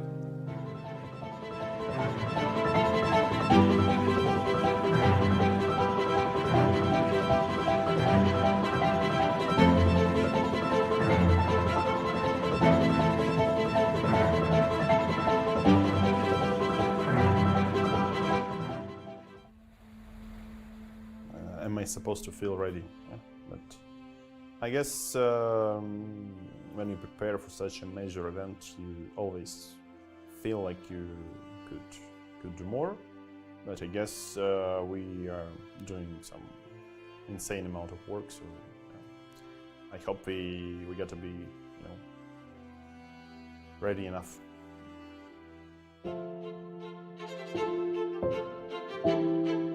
Did you know you can watch top chess events right on your phone? You don't even need to download an app. Just open any mobile browser and head to chess.com/events. You can see what's happening right now, check out top games, see results, and so much more. Try it for yourself at chess.com/events.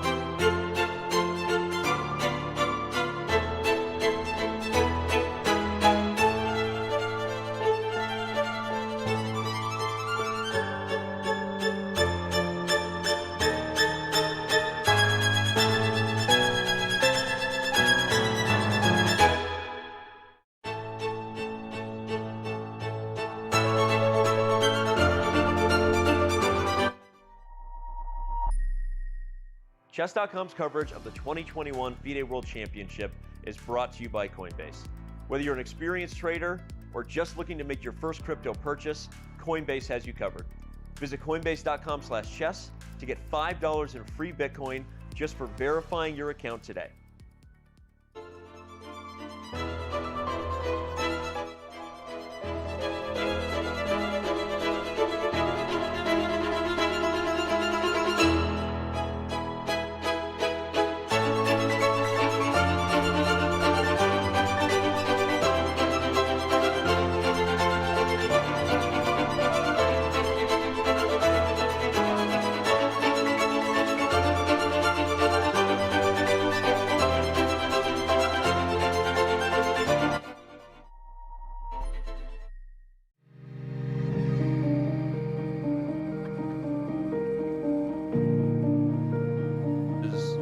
This. So here's what we're saying. Yes, we would discuss it on.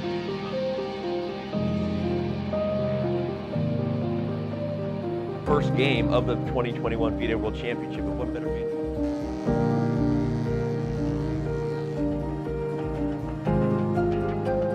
Camera lighting and audio.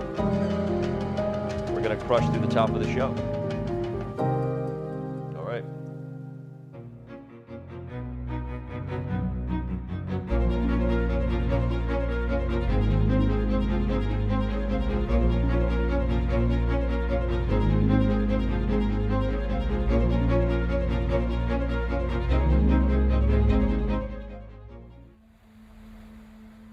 Am I supposed to feel ready? Yeah, but I guess when you prepare for such a major event, you always feel like you could do more. But I guess we are doing some insane amount of work, so I hope we got to be ready enough.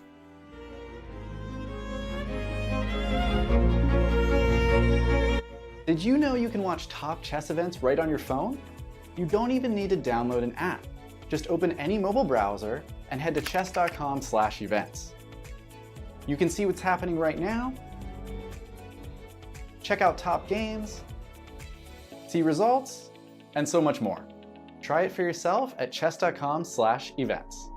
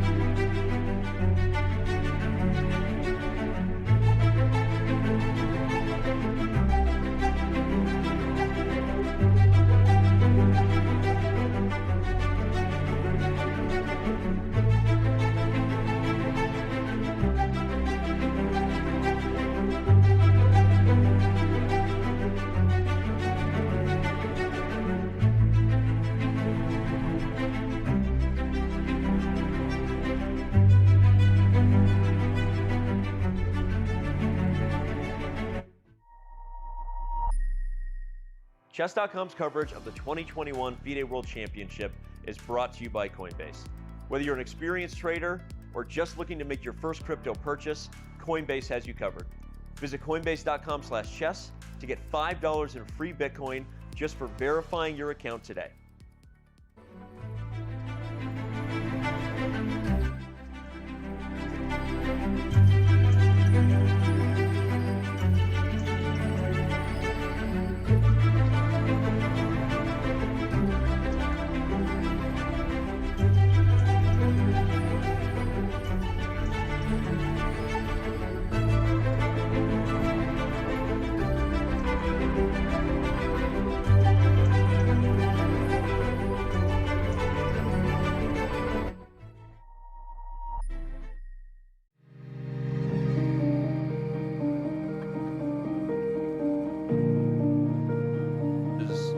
This. So here's what we're saying. Yes, we would discuss it on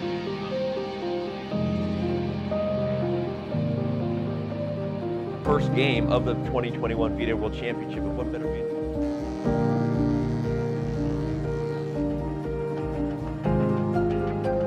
Camera lighting and audio. We're gonna crush through the top of the show. All right.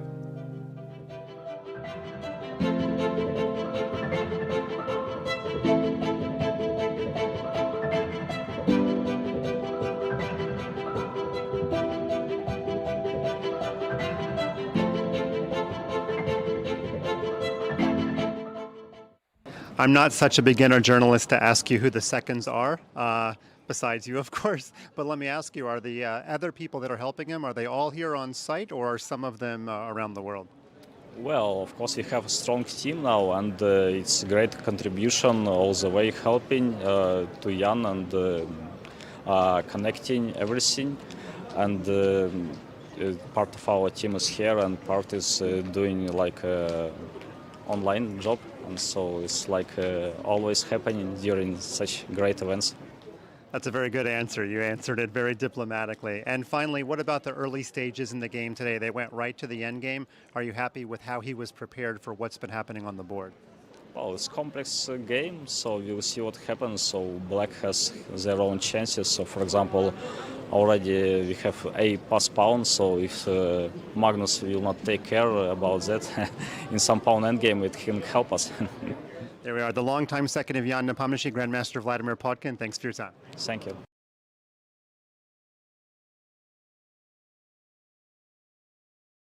Good stuff there from Dubai. We'll continue to be checking in with Mike throughout the entire event. Remind you that you just saw our trivia question at the break, brought to you by Jonathan Corbla. You can play along by quote tweeting from the official Chess.com account your answer. We didn't know the answer. What city had the most world championships? We quickly guessed maybe London, maybe Moscow. So we don't know one of those, but interesting stuff. So hope you play along for a chance to win a one-year Diamond membership if you're the first one to quote tweet and get it correct. Let's also remind you that we vote and have a lot of fun at the start of every show. If you're not voting at Chess.com, if you're not voting in chat, you're missing it. Show up a little bit earlier. Today we had 58% in chat vote that Magnus was going to win, 30% a draw. And over on Chess.com, we had 45% people voting and for Magnus to win and 45% voting for a draw. Interesting. Deadlock there. So, all right. We got some moves here, boys. Let's look in. I think that vote makes sense, though, by the way. Yeah? Yeah. Because on /events, you got pretty serious chess crowd in there. On Twitch, you got maybe some more Magnus fans rooting for him on his birthday. So, Magnus, of course, would love to win on his birthday, and we're getting the variation we were talking about with knight f6 and then knight e8 check. I think we have, I'm going to do a new poll. Uh-oh. 100%. 100%. It's a draw. And you think it's going to happen right now, knight f6, knight e8 repetition? I don't think it's going to happen now. I mean, he always has his repetition in his pocket. But yeah, I think it's still pretty much 100% at this point. Well, when we left you at the break, everyone, we had the position with knight f8 on the board. And while we were gone for a few minutes, and hopefully you enjoyed the question, not a lot happened. It was exactly the line we had been predicting. So if you've been here with us, you know that Fabiano is playing the role of the prophet here. And let's hope he's wrong this time, though, that it's about to end in a draw. I will say, if there is a decisive result, I'll be thrilled because we all want to see action. And I think we were all hoping for a lot of action today, but Jan really played it very accurately so far. And that's my general feeling. I mean, also, like, he has so much time that he doesn't...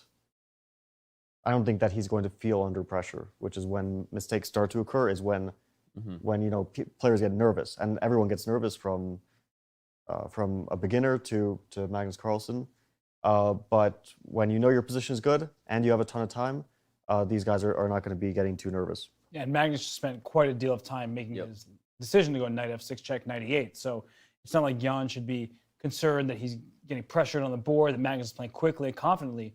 Magnus is making faces. He's not thrilled to be in the position that he's in. He would love to score his first victory in the World Championship Classical Chess since 2016. But as I said yesterday, MasterCard buys you a lot of things. Can't buy you a victory. No, it cannot do that. How long did it take for you to get your first win in the World Chess Championship? I think I was born with you that. You were born with the dub? Yeah, I was. Man. And people don't know this, but both of my parents' names start with the letter C. So I was born to chess. You were born. Some are born in the darkness. Some. You went Batman Bane, and I wasn't ready to respond. That's a rare dub for you in the pop culture game. But seriously, I think that merch is looking good. I hope that everyone heads over and gets themselves some World Chess Championship gear. All right. I think for Magnus's birthday, we might send him a little bit of World Chess Championship swag, by the way. Yeah? Yeah, I think we will. Okay. Well, he's sitting here. He's trying to figure it out. And I guess what he's doing is, as Fabiano said, he can make the draw whenever he wants. Yeah. Knight f6 check, knight e8 check. The king will go up to g7, back to g8. So he has that draw in his pocket, and this is a smart thing to do. So for everybody who's watching who may consider playing in tournament chess, you don't want to rush a draw when you have one, because you can do that at any moment, even if you have 5 seconds left on your clock. Well, maybe not in this game because there's no increment until they reach the third time control. So 5 seconds is a little bit too generous for the opponent, but still the point remains that Magnus can think for the next hour trying to find, is d5 actually more promising for me, or does that help Jan to some extent? And then maybe Jan say, I'm not going to make a draw. I'm going to try to beat you with the a pawn running up the board. So if Magnus deems it unnecessary or potentially risky, he can just make this draw now. If he says, why not play on? I'm not in any trouble. I can make this draw at any moment. Let's see if Jan responds accurately. The problem is Jan's moves A4, A3 are kind of obvious. Fabi, I see you're feeling. I can tell when you got that pose, right? You're feeling as fresh as Fabi. Wait, Fabi, as fresh as Fabi AF. That's what AF now means. Man, you're feeling Fabi AF. Let's go. Show us the line you're thinking about in your head. We're going to bring up the analysis board. I know you got something. I think there's either draw or D5. Okay, so because black is threatening rook takes D4. D5. What I was actually thinking about was which of the Nolan Batman films is the best one. Definitely The Dark Knight. Definitely The Dark Knight. I might have to. Batman Begins was pretty good. It actually is low-key underrated. I'm going. I'm leaving the set. What? Liam Neeson, Loki. Okay, I'm with you on that, Fabi. No. I think I'll give you an even hotter one. take. Please. The Christopher Nolan Batman movies are overrated. Ooh. Hot take. Besides the third one. Compared to what? I have to. You're like Danny DeVito as the Penguin? Is that where we're going with this? All right, let's continue. First of all, Michelle Pfeiffer was low-key underrated as a bad guy in that movie. For sure. Yeah. But what about Danny DeVito? Okay. All right, D5. So the point, everyone, if you just tuned in, rook takes D5 fails to a fork of Magnus's choosing. We actually looked at a very forcing line already earlier, which was A4, D6, A3, and the point is that D7 actually can be met by knight takes, not because of rook takes D7, or actually no, because of rook takes D7. Yeah. You can't meet it with knight takes, but D7 instead rook D8 will be met by rook D8. Yeah. And this will lead to a massive simplification because the A3 and D7 pawns are both going to get traded off, and the B pawns as well, and then we're in a 3 versus 3. Yep. So but I'm also wondering after D5 if black plays rook to C8. Here maybe knight D6. Actually, this allows knight to D6 and white gets that F7 pawn. Interesting. Okay. So, but yeah, it's not, I think, too difficult to calculate A4 because it's a very straightforward line. White pushes, black pushes. We might see this, or the thing is, like, Magnus can think for an hour, as Robert mentioned, and always have that safety net of a draw. Yep. But you also tire yourself out by that, and I don't know if you want to expend all that energy when you know that you're probably not going to find anything. But maybe his birthday dinner reservation. Yeah, maybe he's got birthday dinner. Well, on a serious note, though, how much goes into your head psychologically? I know that the whole world was talking about the draws you guys had in 2018, right? Did you guys manage to keep yourselves in a bubble in regards to, like, hey, right, forget the haters, like, we're focused on the highest quality chess? You guys also know in your world just how close some of those games were to being decisive, so you don't really care. So that's one version. Or does it weigh on you? Like, do you look at this with a little bit of frustration if you're Magnus and go, like, you know, schmarn it, foiled again, right? It's, you know, here I have to go dealing with the questions again of another draw. Yeah, I think you learn at some point to tune out what people are saying. Okay. Mainly because, well, whatever you do, you're not going to make everyone happy. Yep. And you certainly don't want to lose. Yeah, you mainly don't want to lose. The main thing is to win the match. I mean, people will say a lot during the match, but it doesn't really matter what they say because it's all decided on the end result. And if you win, nobody can say anything. So yeah, also, like, in terms of being in the bubble, what I did was I just didn't have my phone for the match. So I tried to stay completely away from social media, from any exposure. Clash Royale. I hadn't had the pleasure of playing back then. But yeah, I tried to stay completely isolated from the outside world. And anyway, during the match, it was like chess. When I wasn't sleeping, it was just chess. There was nothing. It was either preparation for the game or the game. So I don't know if that's the approach of the players. They might take some time to play sports and do some things to take their mind off chess and de-stress for a bit. But mostly, I think that for them, it's also going to be, 99% chess, and that's all you can focus on during a World Championship match. Well, when we think of doing chess preparation, we often think of opening theory and working with your seconds.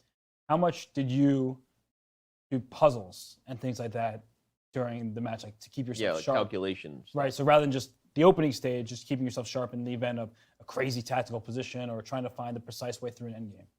During the match, not at all. Like, that's mostly training.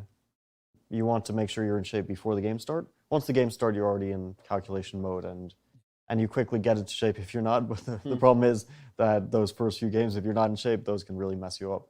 So yeah, during the match, I don't think that you want to, because calculation, even if it's just not in a game, and even if it doesn't have all the tension of and pressure of a game, it still takes energy, and you don't want to be expending energy when you're already going to be losing plenty of that just from the match itself.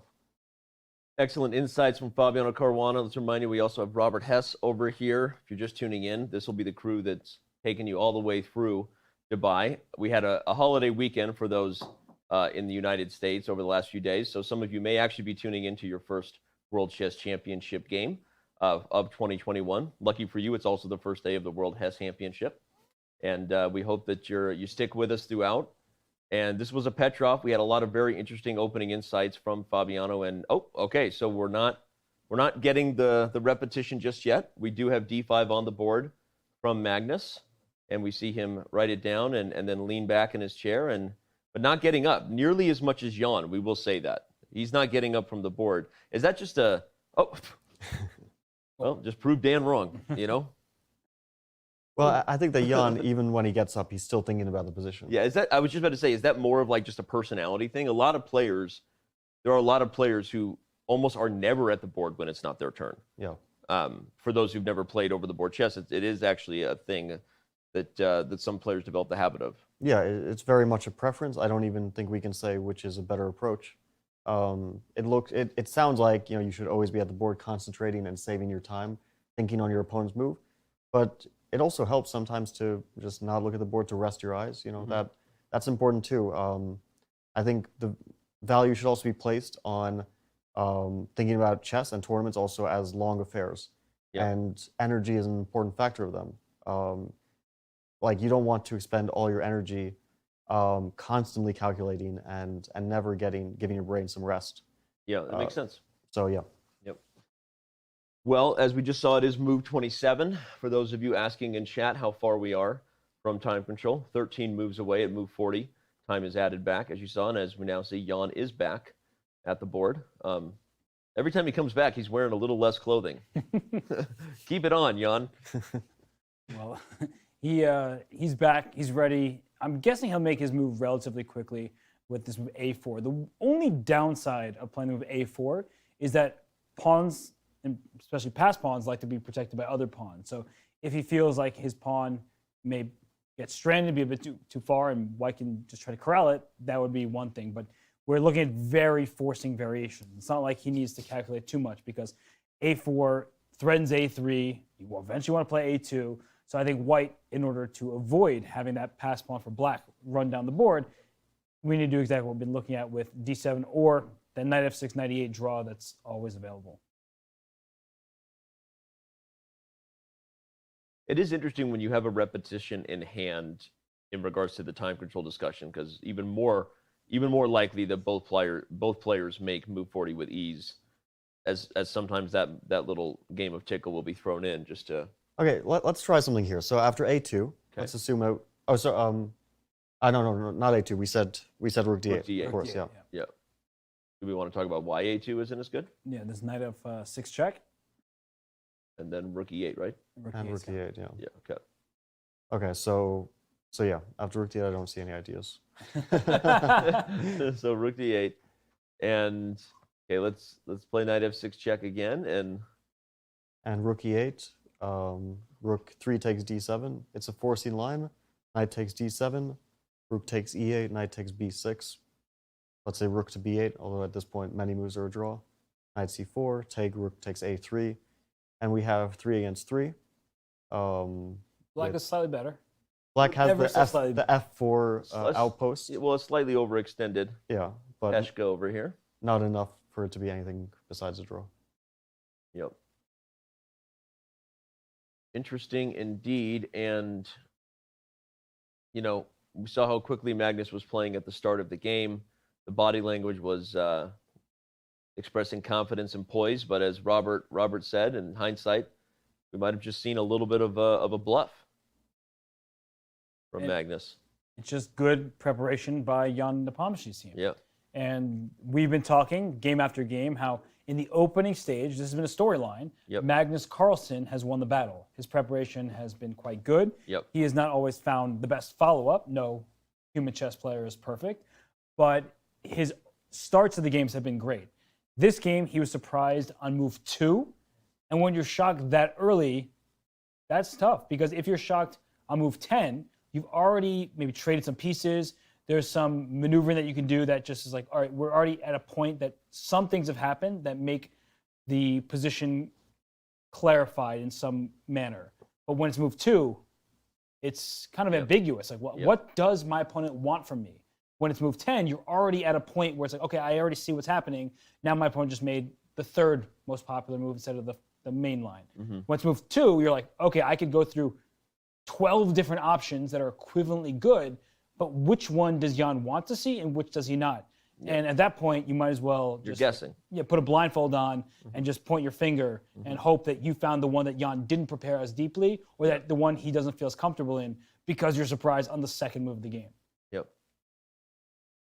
Makes sense.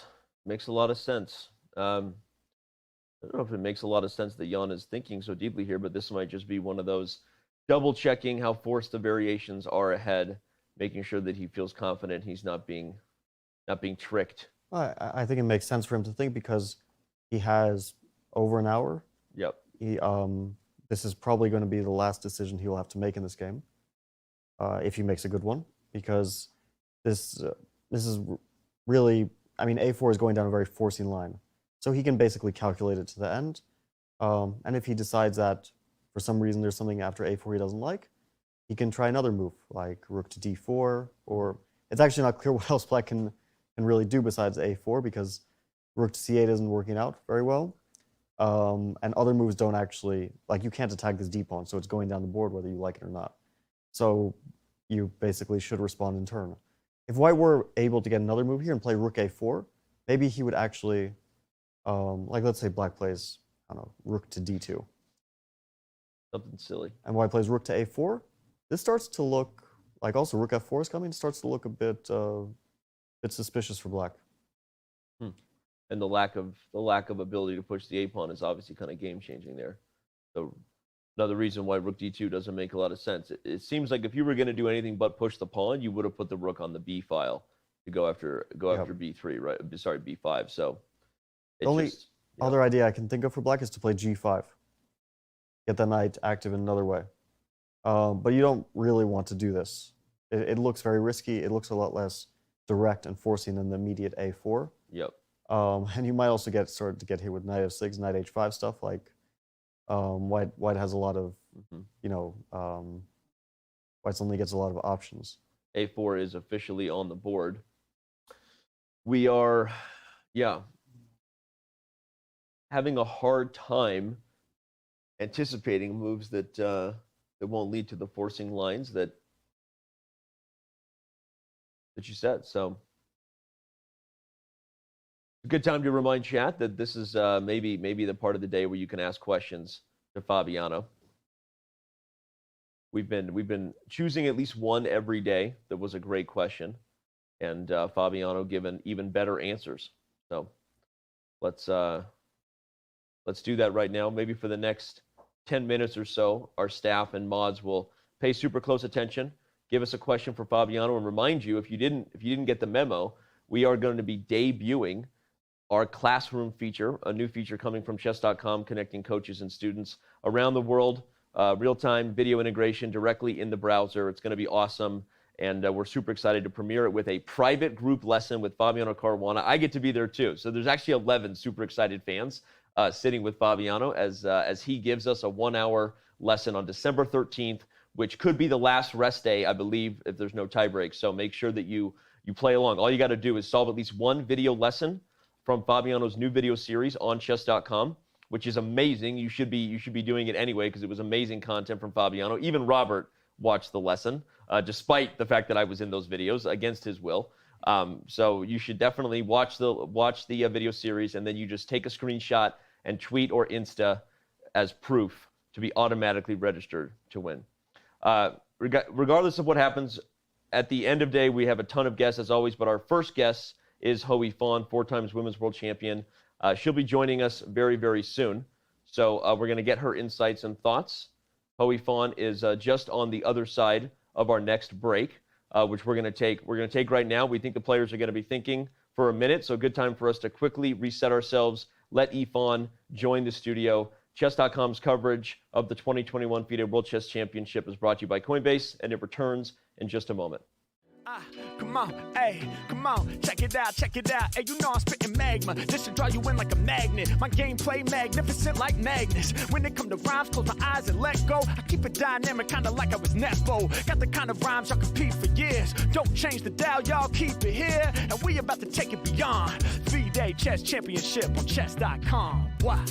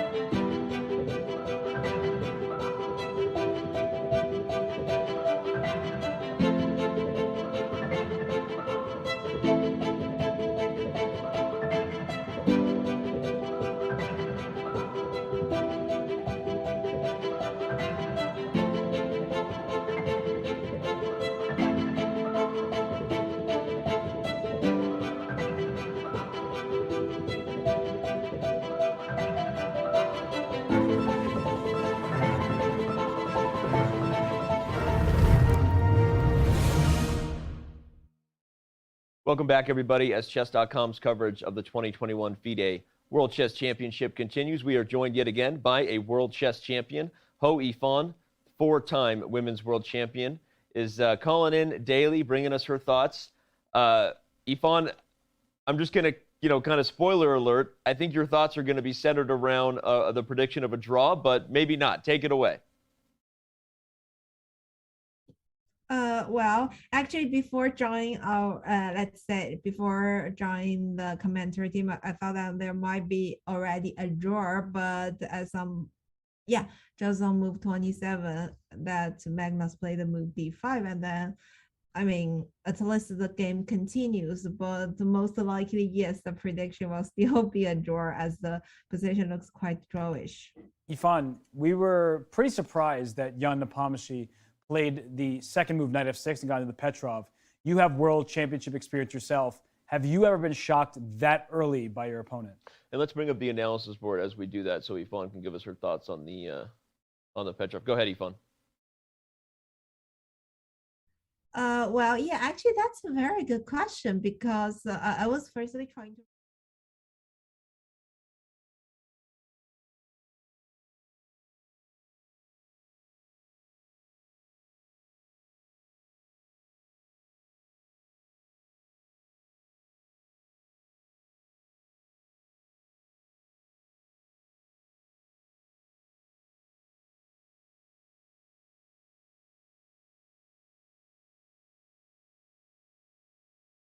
Mm-hmm.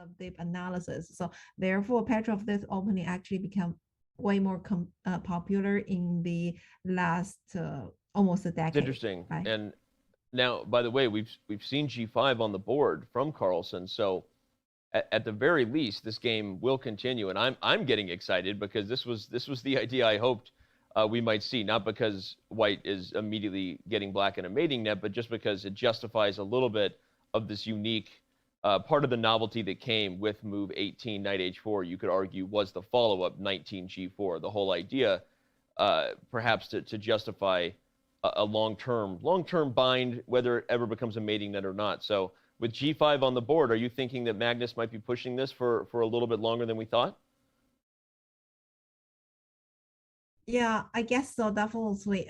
There's still something to play with. It's, firstly, as you say, there's knight on f6, a very strong square, and also the black's knight on f8 is kind of inactive. However, black has a very good counterplay with this a pass pawn, right? That could more or less, let's say, restrict the rook on a1. Therefore, white may not have enough forces to coordinate together and attack black's king. And they point out, I guess, one of the most interesting maneuver in the game so far, this knight h4, g4, and knight. And we may indeed have lost Yifan there, so we're gonna continue here. She's having a little bit of connection issues today. So let's keep analyzing the live position here if we can, Robert. G5 on the board, and she was saying, yeah, there is maybe some long-term chances here. Your thoughts? There certainly are. For example, if black plays move h6, trying to remove the defender of the knight on f6, that would be a mistake. You see the evaluation bar going up. First, knight e8 check, right? We were talking about how the king wants to stay attached to this pawn f7, and if you go king g8, then you drop this pawn on h6, and that starts getting very problematic because if you just go back to that position real quickly, knight f6 check forces the king to the corner, which is exactly what you didn't want. So h6... Or did I want it? No, I don't think so. Well, you want it for white, that's for sure. But the thing about this position is that black, in many ways, shouldn't do anything. Because if you do something trying to undermine the knight's defense, that's how you lose this game. Right. But if you keep pushing the a pawn down, you have a rook behind a passed pawn, you go a3, you go a2. It's not like g5 threatened anything, it just defended the knight. And here we're seeing a position where you do need to be careful, because if you push all the way down here, there could be a d7, a rook e8, a d8 type of thing, and the rook takes a2 will be in play at some point. But we have Yifan back. Hello, Yifan. Thank you for rejoining us. It's okay. Sorry. Yes. That was a disconnection. I mean, I was still like talking knight g2 bishop f4, and suddenly I realized the Zoom just like okay. kind of disconnected. Yeah, but I thought like you're announcing a very interesting position actually. So let's just continue. Okay, because we were just looking at a3, d6. Again, the pawn can't be taken because of a fork, but a2 would go too far. Because of similar lines we looked at with Fabi, with d7, suddenly rook e8 is a threat. So that makes me wonder if Fabi's, or I think it maybe was Robert's suggestion, the key is you leave the pawn on a3 where it's now protected by a new rook and actually change this rook's purpose, Robert, to coming over to d8. Your thoughts on that idea, Yifan? Yeah, that sounds like a reasonable try because let's say this pawn a3 is already a very, let's say, strong enough to force the rook on a1. But the point is, we play the other rook on d8. What's next? Because we still cannot take back the d6 pawn. So maybe next move is knight e6 for black, or what? I mean, it depends on what's the plan. Yeah, for black, because this g5, knight f6 could just stay here forever. And white's next plan probably one day to bring the king, join the game. Or king g2, rook c1 at some moments, and hope for rook c7 when there's no check, when the queen. Well, and I'll add that h6 becomes increasingly likely if black is able to coordinate in this manner, because we were talking about before a3, just if we go back, right? So h6 immediately was not good because knight e8 check, and that would get the h6 pawn. But knight e8 check, the king doesn't have to move, right? It's not forced to move. You can sacrifice your rook on e8 for that knight. So in some positions, maybe there's a time where you can even bail out if you start getting in trouble for black. Now, there's probably something very specific that allows black to not have to worry. But as soon as you have this configuration, pawn g5, knight f6, you're very worried about checkmates, and you've definitely had that in the brain for a long while, Dan. Yeah, Yifan, if we take a big step back and ask you the questions we do daily about what it feels like in this moment, you're the world champion and you haven't won a classical chess game in a really long time, yet the advantage here is going to be very small at best, right? You know you're trying to squeeze water out of a stone a little bit. Is there a psychological trap there at all to push a little too hard? Did you ever feel the pressure of a result with outside circumstances that had nothing to do with what was on the board? Well, actually, yes, I did that very often, and I could still remember a couple of my, let's say, unsuccessful experience on that I got a better position, which is clearly better, but maybe nothing more than a tiny initiative, and I keep going on. And sometimes I was lucky that I could manage to survive from a worse position that due to the reason I pushed too much. But sometimes you might just let's say mess it up. But according to my own experience, I thought that I did it in a more modest way when I was playing the World Championship match. That means I didn't try to play too much when I see that there are not so many things that happening on the board. And I guess here our situation about this game, Magnus is way more stronger and more experienced, in compared to my case, right? So I guess that shouldn't be a concern for him, or maybe for Nepo as well, because they definitely have the ability to keep it within their control. And also here we see that white, to be honest, do not have much risks. So I think it's very happy to play such a position because the tournament situation is kind of even, right? So no one really needs a win in this particular game, and white has more comfortable piece. He could decide, let's say, at some moments just to clarify the position. So I see no reason that any side might go, let's say, exaggerate. Interesting. And that's very different from game two, right, Yifan, where in game two, Magnus was really just out of the opening stage, but with an advantage. But if you go wrong in that type of position, as he did, he was in big trouble. Here, it's hard to see him going wrong without a tremendous blunder because he has these knight e8, knight f6 check to make a draw. His pawn on d5 is a pass pawn that can go up to d6. And so it does seem like it's difficult how Magnus can really go wrong. But it's the thing is, if you keep going and that a pawn runs up the board, that is a way you potentially get in trouble. But I'm with Yifan that it seems like Magnus has minimal risk. Yifan, when you last joined us on Sunday, we talked about the break day giving Magnus maybe a little bit of an advantage because his team would have more time with white. But you made the comment that at the same time, Jan's team has more time with black, and maybe it was debatable which was more valuable. Were you kind of proven right here with Jan? Jan's Petrov seemed to have surprised Magnus. And what do you see about the rest of the match in terms of what color would you want to have going into the rest day for your team? Would you rather have white, or would you rather have black going into the rest day?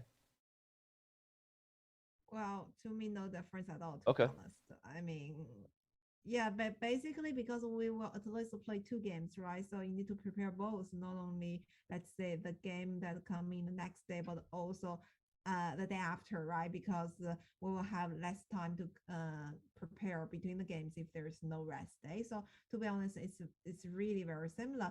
But actually, I see that it's very interesting that Carlsen tried the first game with, let's say, D4 this Catalan, and the second white game with E4. So I don't know that if he's going to balance this opening strategy, or maybe at first he just decided to test the opponent and see which opening, let's say, variation he might hope for more, let's say, in the opening, and then he will decide to go for that way. That probably sounds like another very interesting strategy. Fabiano has predicted that Magnus will continue to poke and prod to different things with white to try to find a hole. In your World Championship matches, how did you generally take the strategy in the first stage? To be stubborn if you felt like there was one approach that was going to expose weaknesses, or did you, as a person who was often the stronger player defending your title, did you also take the strategy of kind of mixing it around a little bit to try to probe for weaknesses? Well, to me, probably wasn't that really hardworking. So it would be very hard that if I try to play different openings and try to test where's the hole for my opponent. Well, because you won 4 World I was worried Championship that titles probably and you I'll weren't find a hardworking? hole for myself. Well, decide on this, depends, right? Decide on whom you would like to compare with and like what degree, what extent you're talking about hardworking, right?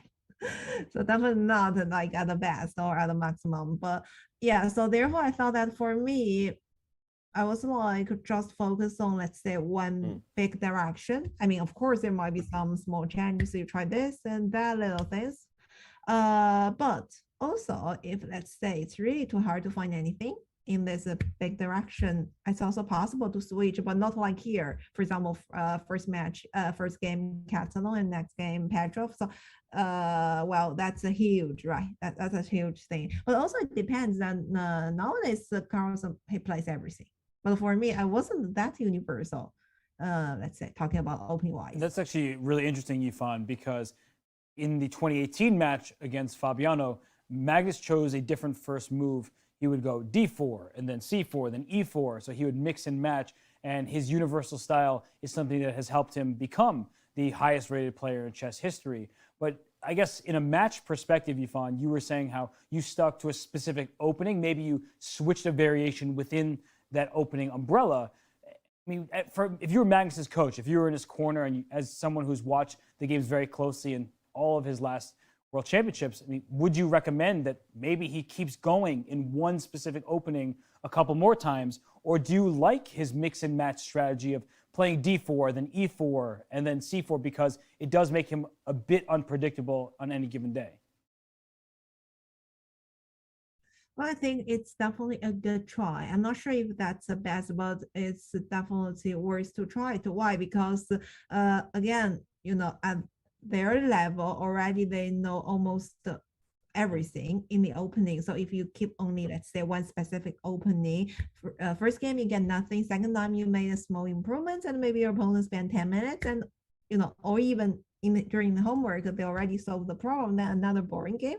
So you simply kind of just like waste a couple of games in the match, right? So it's making sense that you try different things, and also psychologically it might make your opponent a little bit unpleasant because you come to the board and you don't know what to expect or let's say you are ready for anything. So that's the other thing, right? So that could also make your opponent feeling a bit uncertain. And this uncertain is actually a very good thing, a very tricky thing during the match. So I thought that's a good strategy. If yourself who try to try different things can hold the situation, that's the most important thing. You have this ability, then that's a good thing. Well said. Yep. And not exactly sure Magnus's team expected the Petrov in this game, and maybe that's going to mean no more e4. So even though we're talking about his strategy to bounce around, what do we think? If he sees the Petrov as something that Jan has revealed that he prepared, are we less likely to see e4 again? It could be a one-off thing from Jan, though. Just like Magnus is mixing and matching, perhaps Jan is saying, I'm showing you the Petrov, you're going to come back with e4, and then I'll play the Sicilian. Because we know Jan has played Sicilian many times. Yep. He also can go into a Spanish, a Berlin. So we don't actually know what Jan is preparing either. He is fresh to the World Championship. It's his first time in it. And unlike the Caruana-Carlsen match, where they were just testing each other, at least when Fabian was white, he kept going into those Sicilians, into those Rossalimos. We don't yet know if Jan will do the same thing. And it definitely remains to be seen, because when Jan has been white, he plays e4, but then he played a4 rather than h3. So he's decided to switch it up relatively early. Ifan, is it a little more scary to play the same thing as black, though? I mean, what is the thought on that? Or do you get worried about playing the same thing as black because maybe it's more likely that white can press with an engine advantage, or is it the opposite? Do you feel like if you find a solid defense, you should keep it if you're Jan? In this match, right? Yeah, in this match. Yeah. Okay. Yeah. So in this case, I thought that it depends on the opening, right? So for example, if Petrov against e4, I don't think there are a lot of things to worry about if you did a very deep analysis. Well, let's say, for example, if that's Sicilian, for example, if that's Nalarf, I guess it might a bit tricky compared to Petrov. Okay. Well, I guess we're all making our best guess here, Ifan. I think we're gonna let you head out and remind everybody that you'll be joining us daily right around the same time, and maybe at some point by the time you join, it'll be harder for you to predict the result. But we keep asking you to predict the result. I'll do so again. Your thoughts on where this game is going to end? Well, so far it's not a tough job for me, right? As I join at this moment. So again, the draw will be my prediction, but now I just suddenly was worried if I'll keep this prediction for the rest of the match, like every day. You'd probably be right more than you were wrong for sure if you predicted the draw. But yes, at some point, I believe you're going to join, and we're going to have a little more fire on the board, a little more unclear. But right now, you're beating me and Fabian Hess in your predictions, so good job on that. And we'll see you once again on the other side of tomorrow's opening stage. All right, and as we say goodbye to Ifan, we see that Magnus is still thinking at the board here in our lovely in-studio cam, and we're gonna take a very, very quick break. When we return, of course, Fabiano Caruana will be back. We'll continue to dive into all the action in Game 4 of the 2021 FIDE World Chess Championship. Today, Chess.com joins you from old Dubai. Long before there was the Burj Khalifa or any of those mega structures, this is where the action was. And in fact, in 1986, the Chess Olympiad was played here. Thus, the statue in the background commemorates that. We have a camel with a rook on top. I'm not sure if that species is actually native to the desert. Now, a little language lesson. In Arabic, rook is kal'a. I can also tell you that back in '86, the Soviet Union took gold, England got silver, USA took bronze. Now, will Russia come out back on top at the end of these 3 weeks, or will Norway be back in first place? Stay tuned for more coverage as we find out.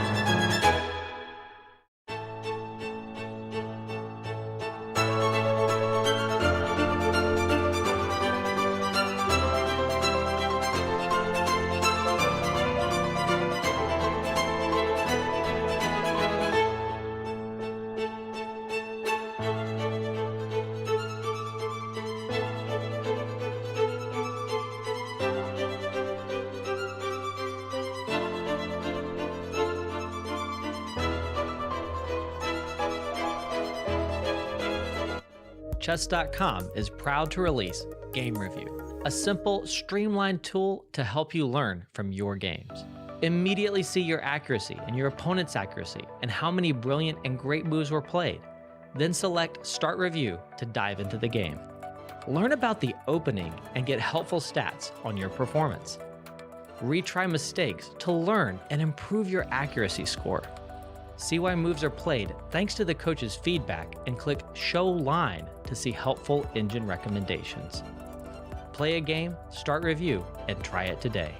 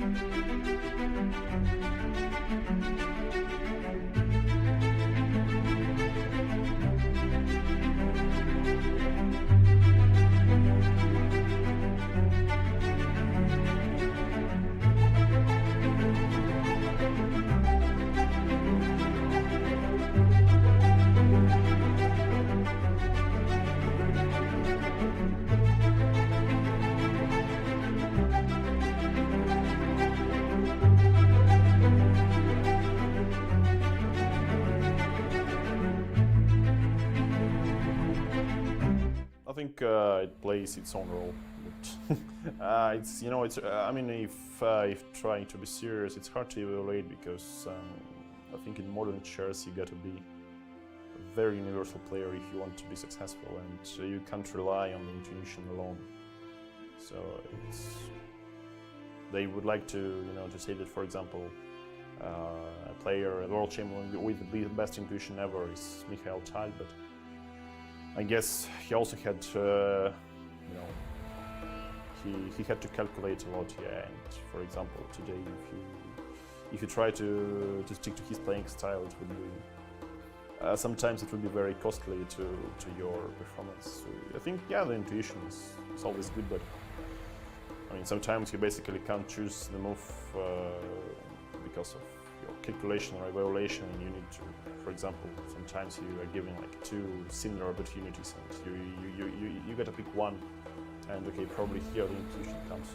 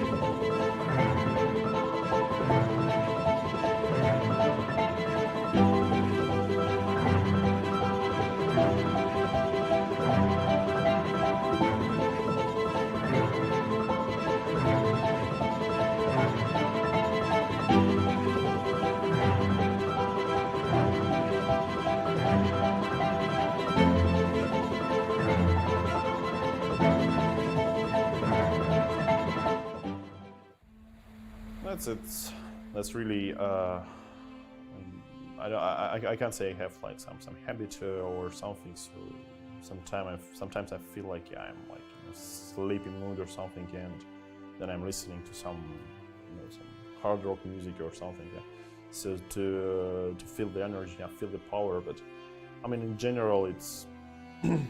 I mean, it really depends on the mood, and the mood can be different, from one day to another. So it's not some kind of a ritual I'm trying to.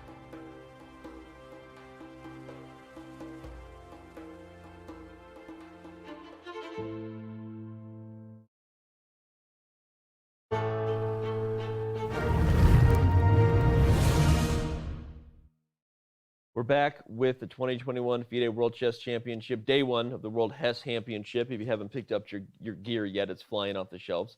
Not sure if FIDE is even going to get one after his general attitude about it. You don't have any shirts for me? Well, again, dude, you didn't want one. We'll let everybody see. We caught it on video, but I might be able to get you one. We'll see. All right. That looks good on you, though. We'll take it. Welcome back, everybody. We hope you're having a good time. Let's remind you that on our rest days, we have the Speed Chess Championship. Might as well rename the rest day to Speed Chess Championship Day. Boy, did we have a thriller yesterday. Seriously, congratulations on that match, Fabiano, coming back and beating Maxime Bachet-Lagrave.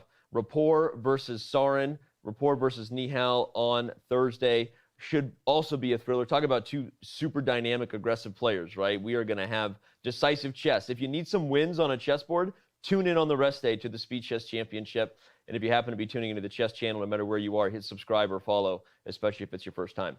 All right, this is not Magnus Carlsen's first time, but he's hoping to get his first win in a very long time, Fabiano. Yeah, I think it's gotten a bit more interesting. Magnus is really taking his time here. But he basically showed that he wants to continue his game by not pushing his d-pawn forward, because that would have led to the forced line that we mentioned. Here he keeps his knight entrenched on f6. Basically, his entire point is your knight on f8 is dominated. The question is, can white make progress here? Because if white were to play immediately d6... Okay, we'll look at it. Again, the pawn is immune, as we saw in other lines, very similar lines. Rook takes e6, knight e8, wins the rook. So black can't do that. And if a2, I think now d7 is super strong. I think this would be very bad for black. The difference is after rook d8, if black plays the same line that we saw in other position, rook takes a2 instead of rook to e8. Oh, okay. Rook takes a2 now, knight takes d7, rook 2 to a7. Oh, wow. Rook to a7. Oh. Knight takes f6, rook takes f7, all the pawns collapse, white wins the game. So this is the difference, I believe. That's a huge difference right there. But after d6, I don't see a way for white to continue after knight to e6, because that pawn on g5 is falling off.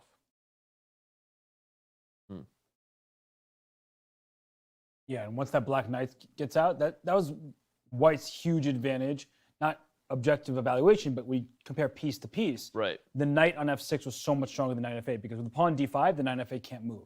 And we already discussed why h6 is not an idea that black can get away with, because of knight e8 check, and then you're going to lose a pawn. So d6 immediately allows that knight to come out into the position. And I like Fabiano's point that if you go a2, that seems like such a natural move. You're going one step closer to promotion, but it actually puts your pawn on a potentially vulnerable square, because your rook on d3 is a second defender of the pawn on a3. So as soon as you go pawn a2, your rook on a8 could be a bit overloaded. And because the knight is defended on f6, there are all these checkmating patterns with, you want to essentially pick up that rook and put it on g8, right? That's what you would do in this position. If you could jump that rook to g8, it would be checkmate. So either rook, whichever one it is. For those of us that are visual learners.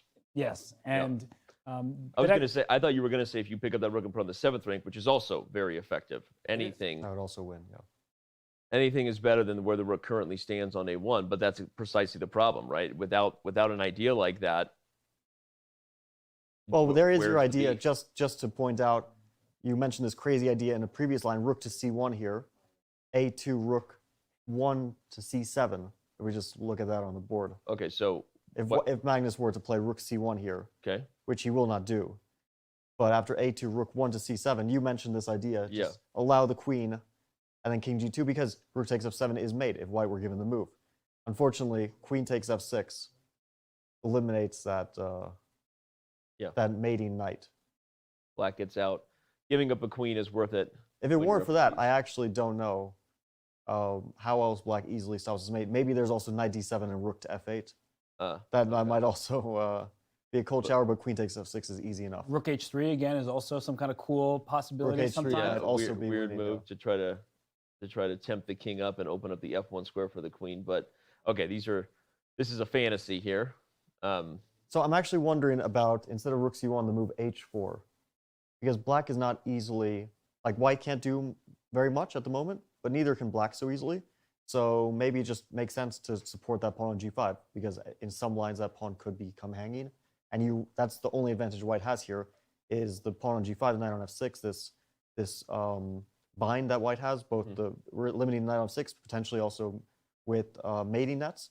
So h4 as a generally useful move, asking Black, what do you do in return, makes sense to me. And if Black continues to push a2, every time we see that pawn touch down on a square where it's not protected by both rooks, as Robert said, that's where you can maybe get some tactical problems, starting with maybe something like d6. Well, I think or no? specifically a2 has a problem, a very unique problem here, which is rook to e2, a surprising move. Oh, wow, you just come all the way back, and the knight is perfect where it stands. If you get rid of that a pawn, White wins.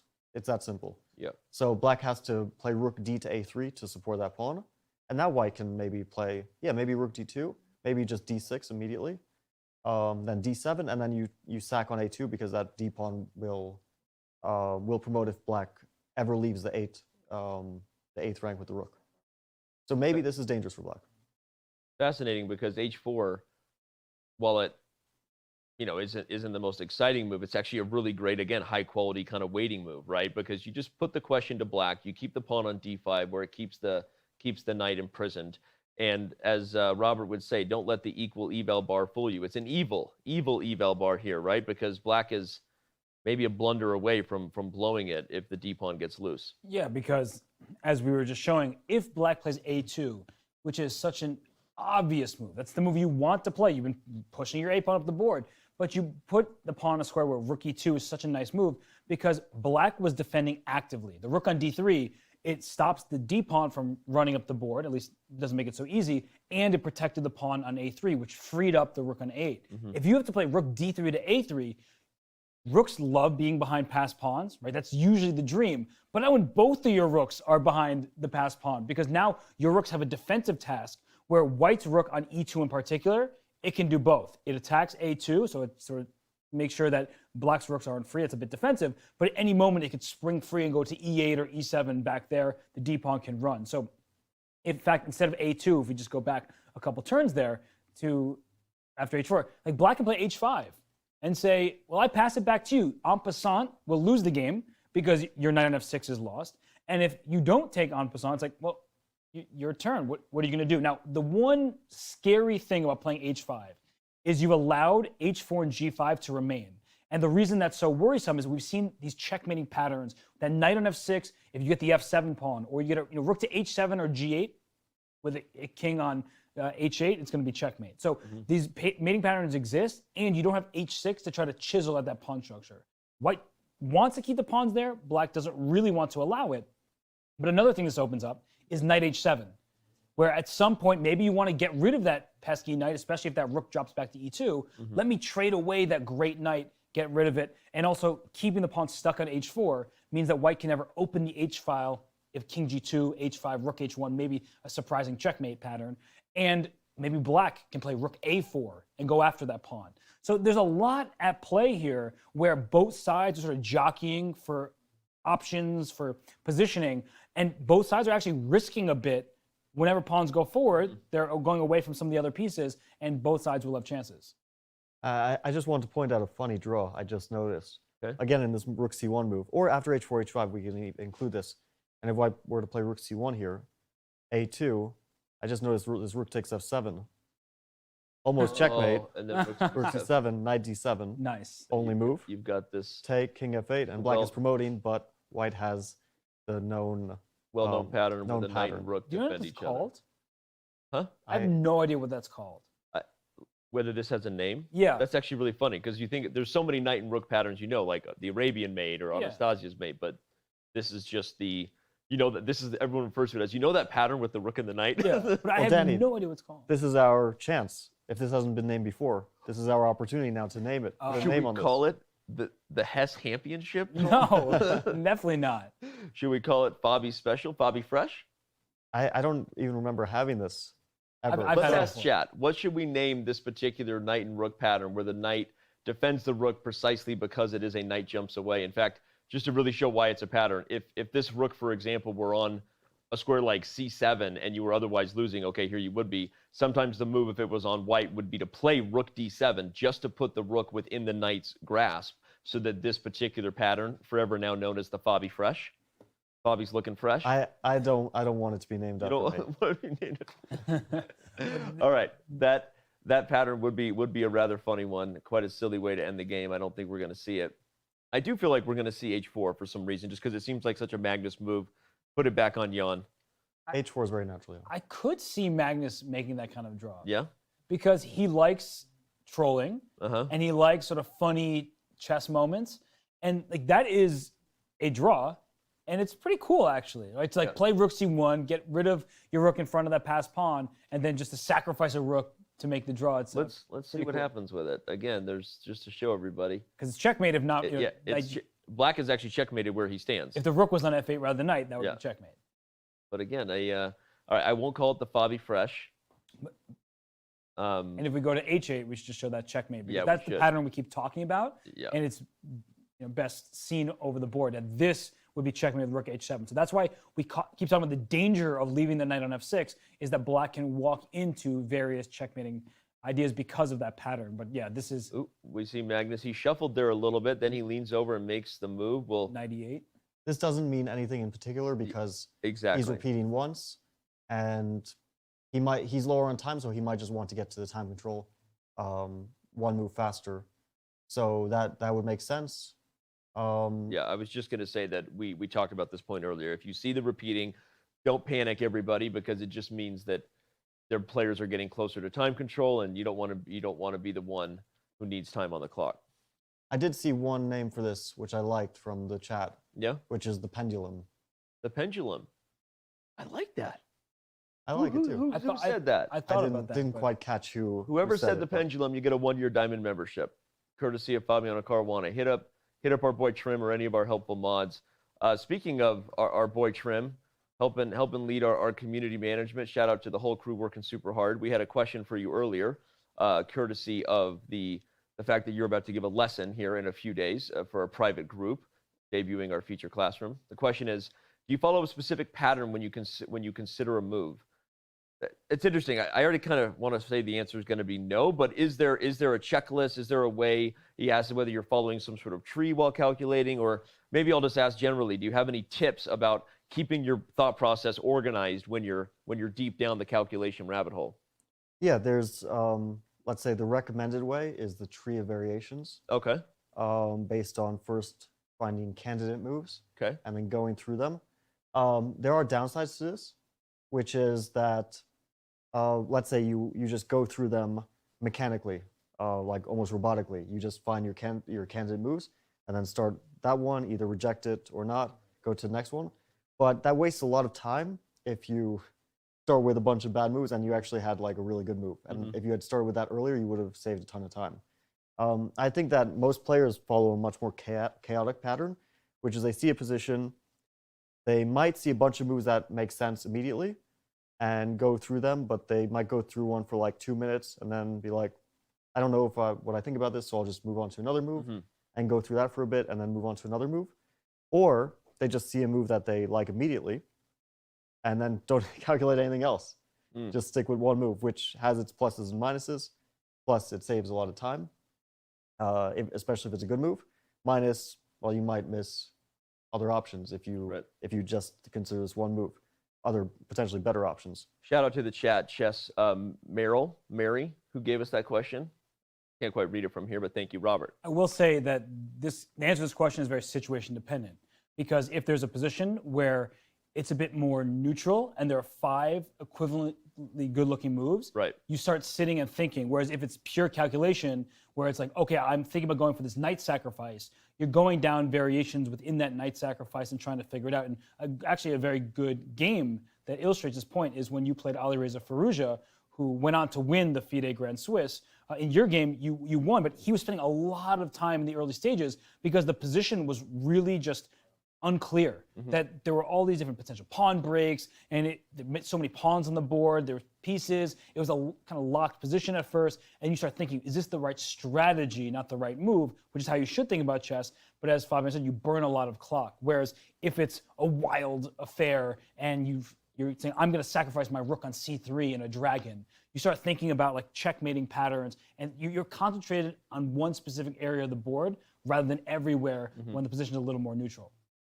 Interesting. Obviously, there's all kinds of books have been written on this. Just, obviously the, How to Think Like a Grandmaster by Kotov is a famous one. How to Think in Chess. Of course, there's all kinds of tips that someone like Fabiano would continue to give, especially if you were maybe one of the lucky 10 people that takes part in his private lesson coming up on December 13th. So play along just by, all you got to do is solve one of his video lessons and tweet or Insta proof of it with a screenshot, and you'll be automatically registered to win. 10 of you are going to be in a private lesson, and get everybody in that session will get at least one question answered from Fabiano. So, all right, the question of whether this game is going to end in a draw right away will be answered soon. I don't think so. Magnus played the move knight e8 and then knight f6 check. We'll remind everybody as we get closer to time control what the move numbers are. We're on move 31 right now, so we still have 9 moves to make, with Magnus about to get less than 30 minutes on his clock. So nothing serious, right? But just a little bit of insurance when you play Tickle with the king there, right? Just to make sure you get one move closer. Your thoughts on what Magnus will play here? Because I don't think he'll play knight e8. He doesn't want to play knight e8 for sure. Yeah. But he's probably a bit disturbed by how he's getting lower on time and Yeah. probably not finding something which really satisfies him. On the other hand, there is really no point in playing knight e8 if you can do a next move. So if you were to make a move like h4 and black were to play h5, as Robert mentioned, or another move, you could consider your options again, but you could always play knight e8. Or you can choose rook c1 if you want that draw. So I hope if he does decide it's a draw, we get rook c1, just so that everyone's happy. We'll analyze again what Fabi was saying, that h4 is probably the move. At least to ask black what he wants to do. The problem is he would love to play h6 to just trade off that pawn and make g5 weakness again, but then knight e8. Yeah, we talked about that. King g8, g takes h6. I don't know if this is necessarily bad for black, but it feels bad. Well, he did lose. I mean, white is threatening to win on the spot with knight f6, but who knows? Maybe there's knight h7 and covering some squares. But at least black is given tough decisions. Odd position, knight h7. Because now rook takes d5 isn't immediately a threat because there's still the fork on c7, but you've removed that knight f6 check. So at some point, white will be forced to directly protect the pawn rather than tactically do so. And h6 is kind of a scary move to play. Well, yeah, I think that here black has an immediate threat of king f8, which is super double attack, annoying to deal with. And also black renews the idea of a2 if you get too distracted. Yeah, white no longer really has a clear mating net. h6 would be a spicy move. Huh? But the thing from white is that after h4, h6, he can still repeat if he wants. Oh yeah, just a little tickle. This is always available for him. So it doesn't make sense to repeat at this specific moment. Unless, as you said, you want to conserve energy. Yeah. But at least you can let your opponent calculate and make him use his energy. But yeah, I have a feeling he might actually be calculating instead of h4, d6. Okay. d6, knight e6, and d7. It's just a very direct way. I mean, he's threatening rook e8.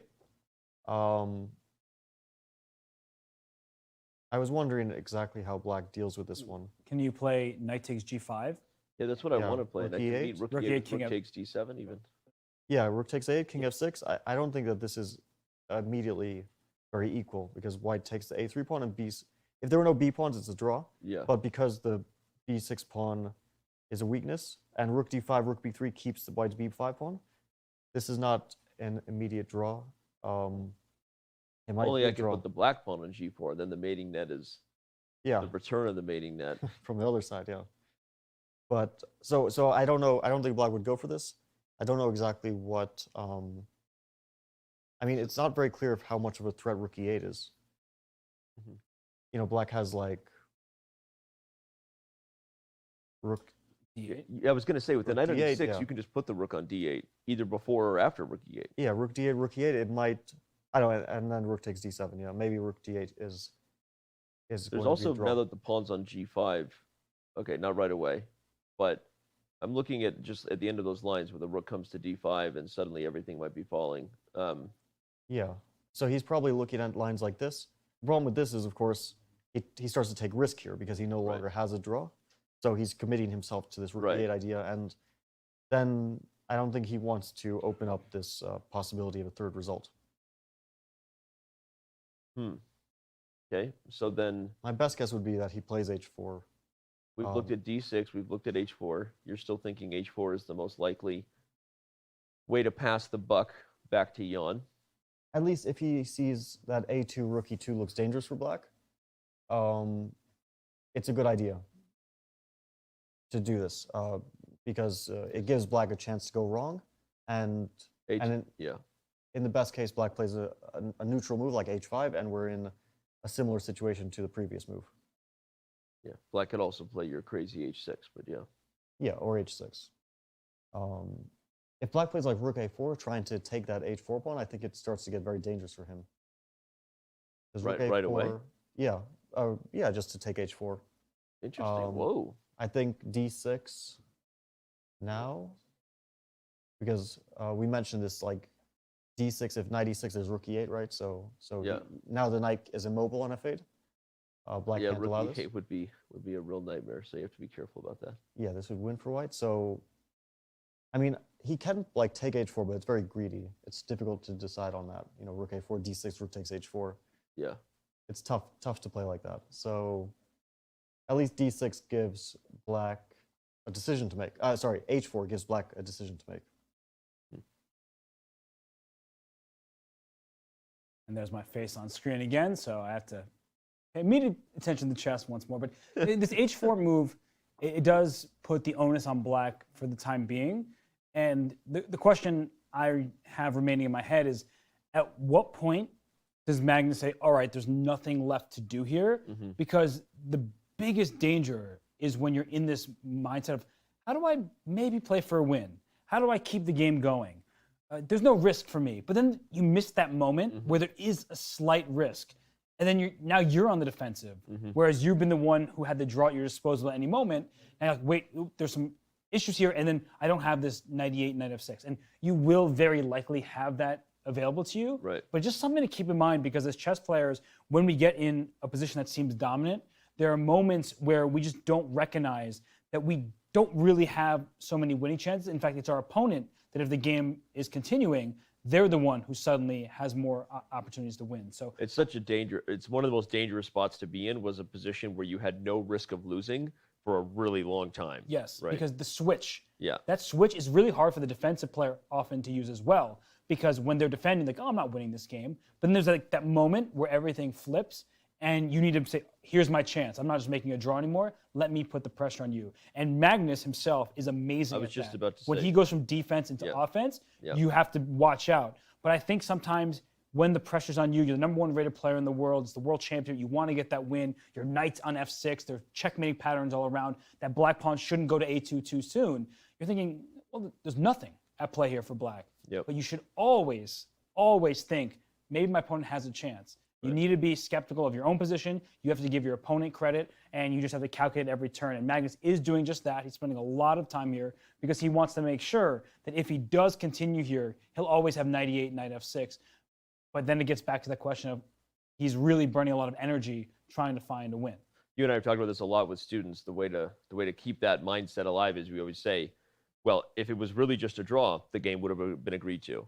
Or if you're the one defending, you say, well, if you really didn't have anything, then why is he still pushing, right? Because you have to keep yourself vigilant, right? And who else, Fabi, is, we talk about Magnus Carlsen as being maybe the greatest ever when it comes to capitalizing, we'll call it on the turnover, right? The most exciting moments in sports, Robert and I talk about this a lot, are the turnover, where offense becomes defense or defense becomes offense, right? Who else would you say is very good at making sure they're always on the edge of their seat to capitalize on an opportunity? Well, I think top players in general are good at that. In terms of, let's say I think there's a big difference between turning a tiniest bit of advantage into a major advantage and eventually winning the game. And Magnus has shown us time and again that he does that extremely well and finds chances from nothing. Then there is the counterattack, going from a bad position into and turning it around. First saving it and then turning the tables. And I think that Sergei Karyakin is a good example of that. He very often turns bad positions around. He's very tenacious. A lot of it is actually psychological because like Magnus's ability to make the most out of positions is of course in many ways from his fantastic strength and his chess ability, but a lot of it is also that people tend to give up when they feel like the game is headed towards a draw, or well, usually people don't give up when they're losing. They try to find every last chance because nobody wants to lose, but very often people just acquiesce to a draw. And Magnus almost never does that. He always looks for the slightest chances, unless he feels like he's going to run risk if he does that. But when there is an absence of risk for him, and most people would just go for the draw, he keeps his guard up because he knows also that people, when they feel like they're coasting to a draw, sometimes get very careless. So a lot of it is mindset as well as chess ability. How's Fabiano Caruana at that? How would you rate yourself as far as? I think that I learned a lot actually from playing a World Championship match, and that you never let your guard down. That was one of the things that I learned because I had to defend a lot of tough positions. Like the matches remembered for all the draws, but I had a lot of slightly scary moments. Not just let's say the first game where I was dead lost, but a lot of positions where I had like a slight advantage from the opening, and I messed it up a bit and it turned into a slight disadvantage. And there were, I think, many moments in that match when I felt that happening. So I had to learn in general to defend worse positions, and one of the ways you do that is by never ever getting careless, especially against Magnus. Wow, yeah, good stuff. And I'll say, I think one thing that you do very well, in particular, at least in all the conversations, which are many we've had about chess, is there are plenty of positions where maybe one side is better, but you kind of wait before being definitive about it, which I think is really healthy, because if you're super definitive that, oh, white is better in this position, then you kind of lead in with a bit of bias. You're trying to justify your viewpoint rather than calculate step by step the ways it goes. And I think that as a commentator, I try to do that as best I can, where I'm like, the position, the eval bar may say something, and if you're playing, you don't have the eval bar at your disposal, but it's really important to always sit there and be like, this does look good for white, but how good is it? What happens if these pieces are traded? So is it really that good for white? Because that trade seems to be inevitable. And so you just start putting things in a bit more perspective rather than just stopping at the basic point, this is good for somebody, why is it good? How can that advantage be gone? And we see Magnus play the move knight e8 check. That's what, time number 2 here? It might be a sign that he does think the advantage could slip in this game if he wasn't careful, and that also he just loves proving me wrong when I'm on camera. As I said, I don't think we're going to see knight e8. We're going to see him go for something, and Magnus is like, come again. After king g8, he can still play h4. Okay, let's hope against hope here that that's not what we're about to see. Well, regardless of when this game ends, let me remind everybody that when the game is ending, our show is just beginning. We are always joined by amazing special guests right at the top of the hour. We give you a full recap of anything you may have missed if you happen to have tuned in late. All kinds of things await you as our post-game show gets rolling. Today we have Harry Mack, freestyle rapper extraordinaire, on the show, and all kinds of people around the corner. So anyway, just remember that. Don't go anywhere. We got a lot of insights ahead, and this game may not be about to end. We'll find out in just a few seconds here.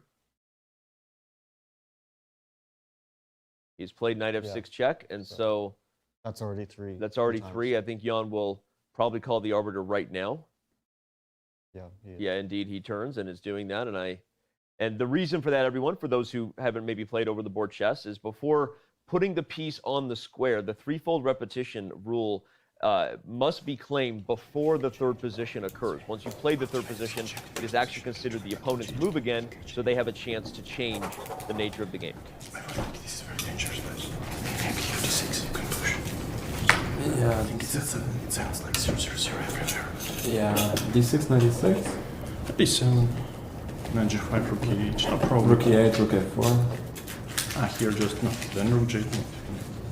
You already took this one. No, but knight g5, I mean, immediately d6. d6, knight d6. Yeah, d7, knight g5. Yeah. Yeah, rook e8, you mean here, rook e4, d8 promotes. So, yeah, takes and f6. But then rook b6, rook d6, rook b6, and rook e6 at some point. It should be okay, maybe I can, yeah, go to 3-on-2. Maybe I should go to 3-on-2 at some point. But I also had like interesting move, like knight g6, and let's say d7, rook d8, or something, rook e8, and then h6. And somehow it's not so easy. I mean, maybe that's just unnecessary, so I should just try it away. I mean, rook e8, you can also take on d7, huh? Yeah, I mean, okay, a lot of moves, but yeah. I mean, maybe you can keep b5 pawn, I wasn't sure. So. Yeah.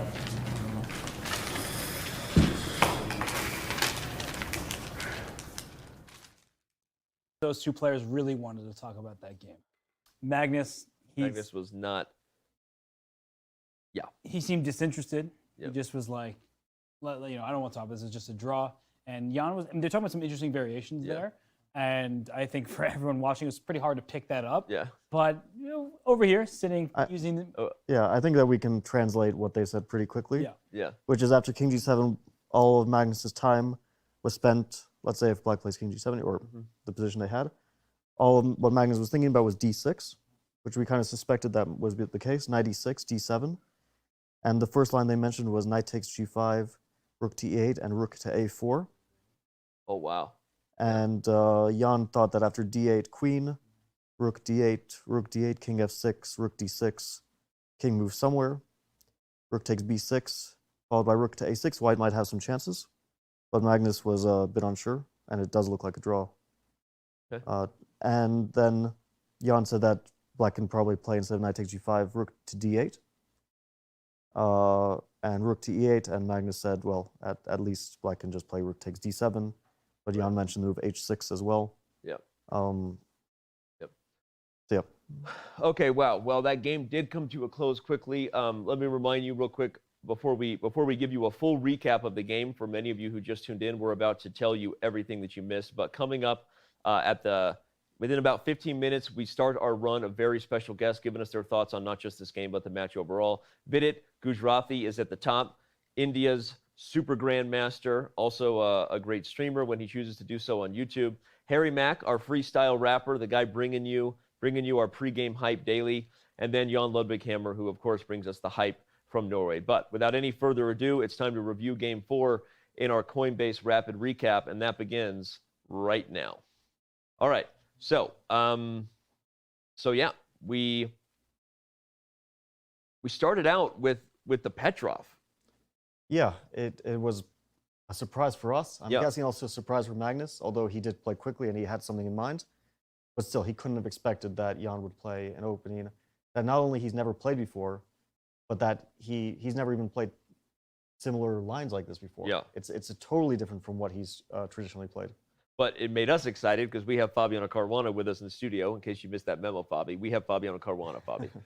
And Fabiano Caruana knows the Petrov better than anybody. And the first point that he made, Robert, was really that right here, the move 5d4 was either a showing of, in hindsight, we learned that maybe Magnus didn't have anything, because we've talked a lot about the fact that knight to c3 is probably where the more rich variations lie.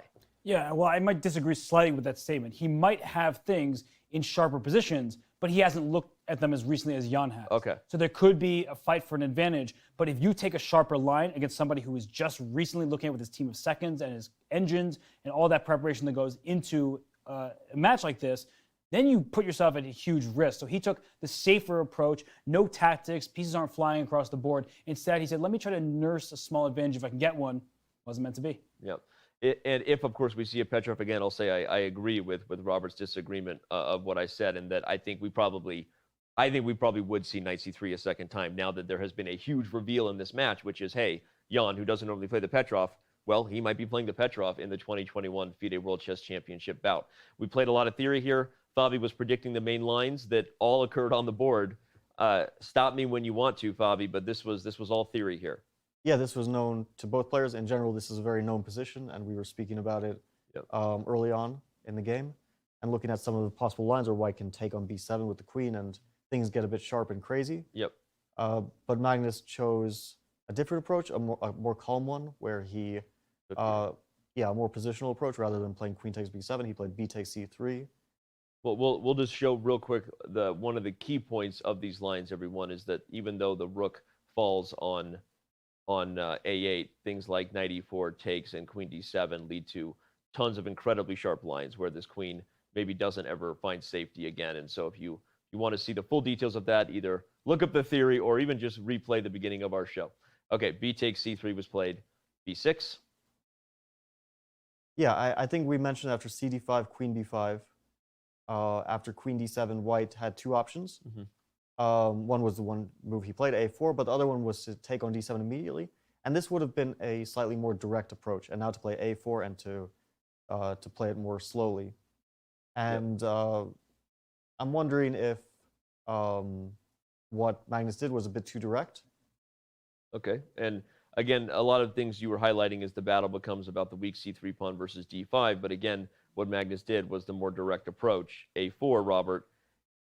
And we saw right away that Jan was prepared when the queen trade and a5 was played. And part of the reason this is more direct is because it gives black an obvious edge on the queen side. This pawn on a5 is a protected passed pawn, whereas in the other position with the pawn still on a4 for white, the c3 pawn is going to remain a target no matter what, but here black has a second plus in the position, and that's the outside passed pawn. So Jan knew exactly what he was doing at this stage. He was playing quickly. He was taking some time, but he was playing confidently and well, and I think that a5, he knew it, and he was able to secure a position without any disadvantage.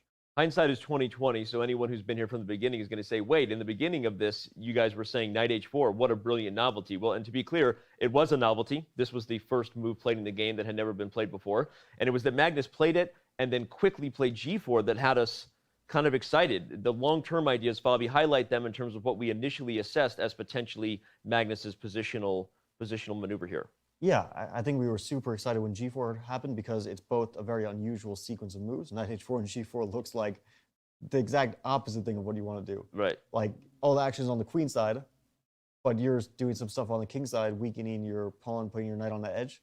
Yep. But it was obviously a deep idea he had. The issue is that Ian also seemed to know what to do. Unfortunately for all of us, it quickly turned into a position where white didn't really have many chances. And I think tell everybody what the deep idea is for white, even though it didn't work out. Yeah, so the knight is rerouting. It looks like a great knight on f3, but it's not really doing much. So the knight is rerouting itself to e3 potentially, or to f4, where it attacks black's only weakness in the position, which is the d5 pawn, which is a very serious weakness. The problem for white is that he has his own weaknesses. c3, as we saw, was a very bad weakness. And black is saved by this passed a pawn. The position we got in the game, as Robert mentioned before, this passed a pawn is black's saving grace here. Well, rook to c8 was played, and it was so we were jumping out of our seat a little bit, knight h4 and g4, and then when Jan played not just knight d7 but rook c8 quickly, you noticed something. What you both did. You noticed. I'll start with you, Robert. That okay, he must also still be okay because this is a big moment. Which rook should you put on c8, A or F? Should you move the knight to f6 first, right? So playing a move like this quickly was kind of revealing, right? It certainly was, because the way this position becomes, the dynamic is different. It is level by objective evaluation, but it's not symmetrical and it's not exactly balanced. Black has this outside pass pawn, the a pawn. White has this pawn on d4 that eventually started pushing up the board. So there are things to think about for both sides because you're playing on different areas. Although both sides with the pass pawn, they can march them a little bit, but not all the way, and they were able to maintain the balance. And obviously after rook c8, bishop f4, we didn't have much else to look at. And in hindsight, again, being 20/20, we were already calculating lines that probably were the best variations for both players to go for. Yeah, the problem from white's point of view is that he's really forcing black's moves here. If black doesn't take on f4 and take on c3, he risks losing. Yep. So Jan's decisions were not too difficult. And I think we quickly noticed that this line would rook takes c3, knight d5, rook d3 is black's best bet. Maybe rook to b3 is also a decent move. And it looked like Magnus was a bit surprised by rook to d3, so maybe he was more ready for rook to b3. But it didn't seem like he could cause Jan any problems in this position. We were already struggling to find ideas for white here. Yep. In hindsight, is there something to rook b3, Robert? You pointed out something really crucial about the rook coming here, which isn't just hitting the b pawn. It's that if this pawn does make it to a2, there's rook to b1 in a lot of positions, protected by the pawn. Your thoughts on whether this could have amounted to anything? I think it could also land black in some trouble as well, because the pawn on b5 can't be captured, because there's always this fork on c7. So the rook on b3, it attacks the less relevant pawn that white has. The d pawn is what white's trying to push up the board. So there are some circumstances where you give up b5 and just keep pushing your pawn forward. And with a knight on f6, a rook on e7, like we saw in the game, this could be really dangerous for black, because it's not about pawn quantity, it's about quality. Black may be getting a little bit greedy, but white's pawn is just storming up the board, and that could spell some serious disaster for black.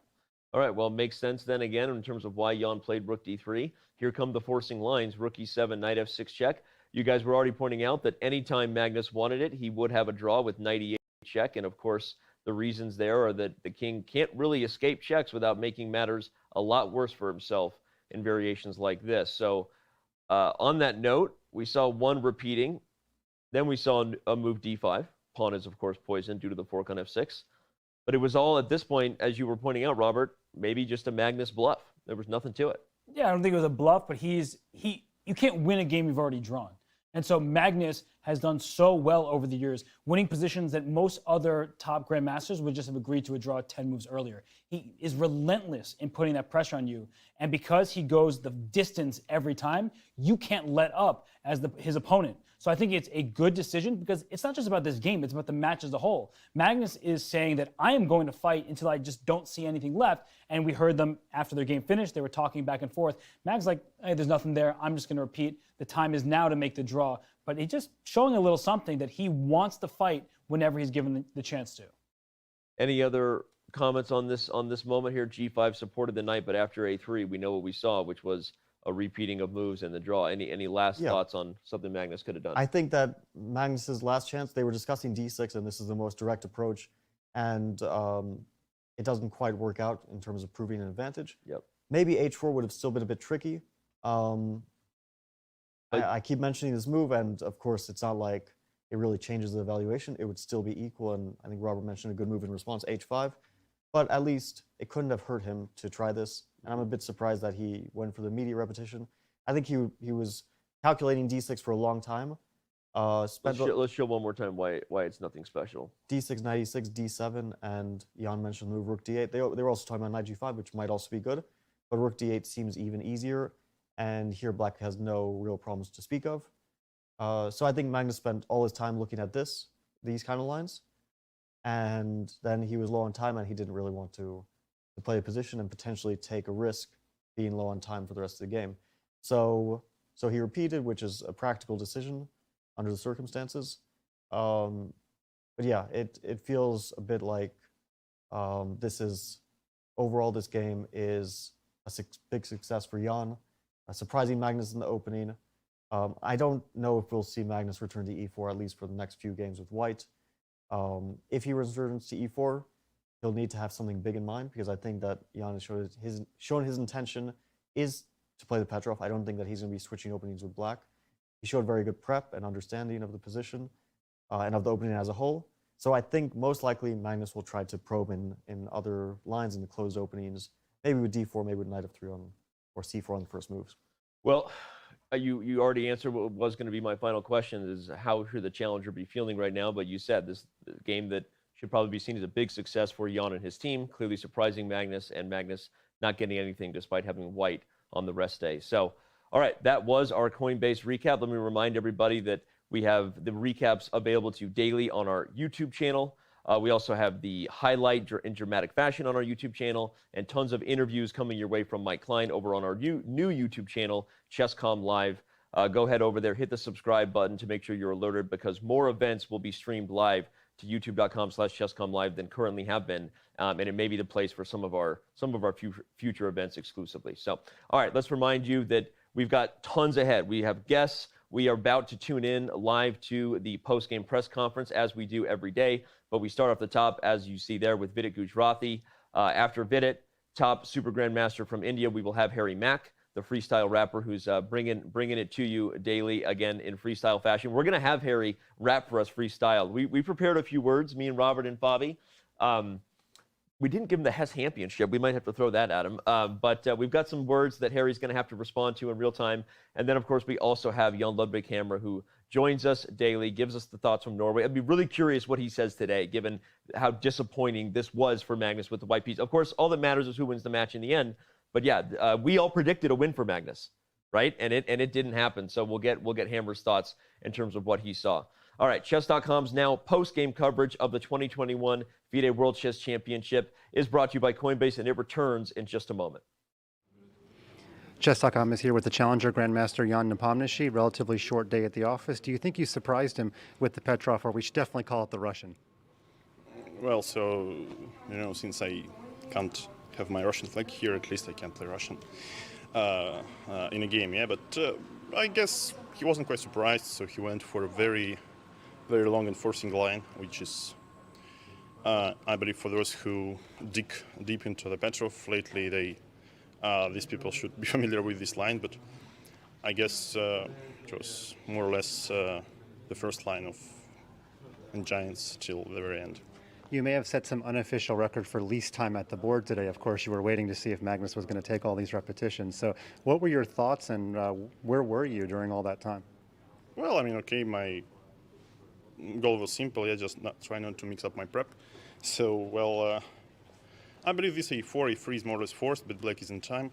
I actually expected something like rook a1, a2, rook f7, king f7, rook c7, brilliance, yeah, to make a perpetual check like this. But yeah, knight e8 is also, of course, the way. But I was sitting in my room, yeah, because I mean there was not so much on the board today. Yeah, even with draws, there can be beautiful ways to make the repetition. And lastly, although it would be highly unorthodox, it is Magnus's birthday, and you are friends with him. Is there any chance at all you'll have a drink with him tonight? I doubt he would invite me, and I doubt it's the correct moment to drink. But of course, my warmest congratulations to him. Fair enough. Thanks for your time. Thank you. Yeah, check it out, come on. I said I'm coming off the top and I'm spitting it too fly. Peace to all the people who be repping in Dubai. Tell me how you really think it's going down. Place your bets, man, who you think's getting the crown? Keep it locked here, you ain't got no option. Come on, y'all, you know what you're watching. We gon' keep carrying on. FIDE Chess Championship on Chess.com. Peace.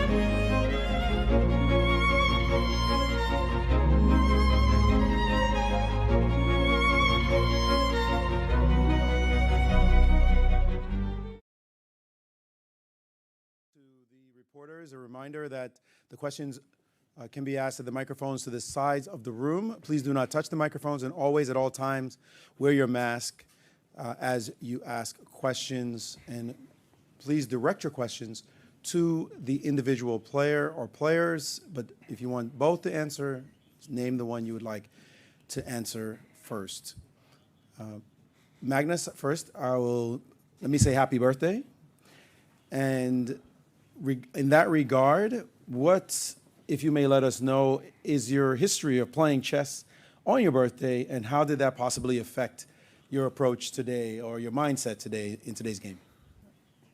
I would have, of course, loved to have a rest day on the eve of my birthday, so that I could have at least a token celebration. Apart from that, I would say it's pretty good. I think I won at least one game in the World Cup against Almanatov, I believe, in 2005. And obviously, the match in 2016 was decided on my birthday in the tiebreak. So it's going to take a lot for me to have bad recollections of me playing on my birthday, even though I lost to So last year. Jan, did this matter to you at all that it was Magnus's birthday? As chess players have superstitions. Your experience on your birthday and how that might have affected today. Yeah, absolutely. My big goal was not to forget to congratulate Magnus. Yeah. I mean, at least after the game. Yeah. So once again, congratulations.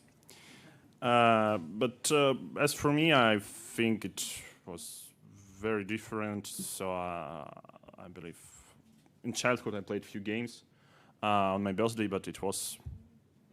I mean, it never was easy or something. Yes. So in general, I think trying to recall this in the memory, it was like some another game, and yeah, normally it only affects of that you are basically having no party because yeah, you know, you're going to play the next day or something. Yeah.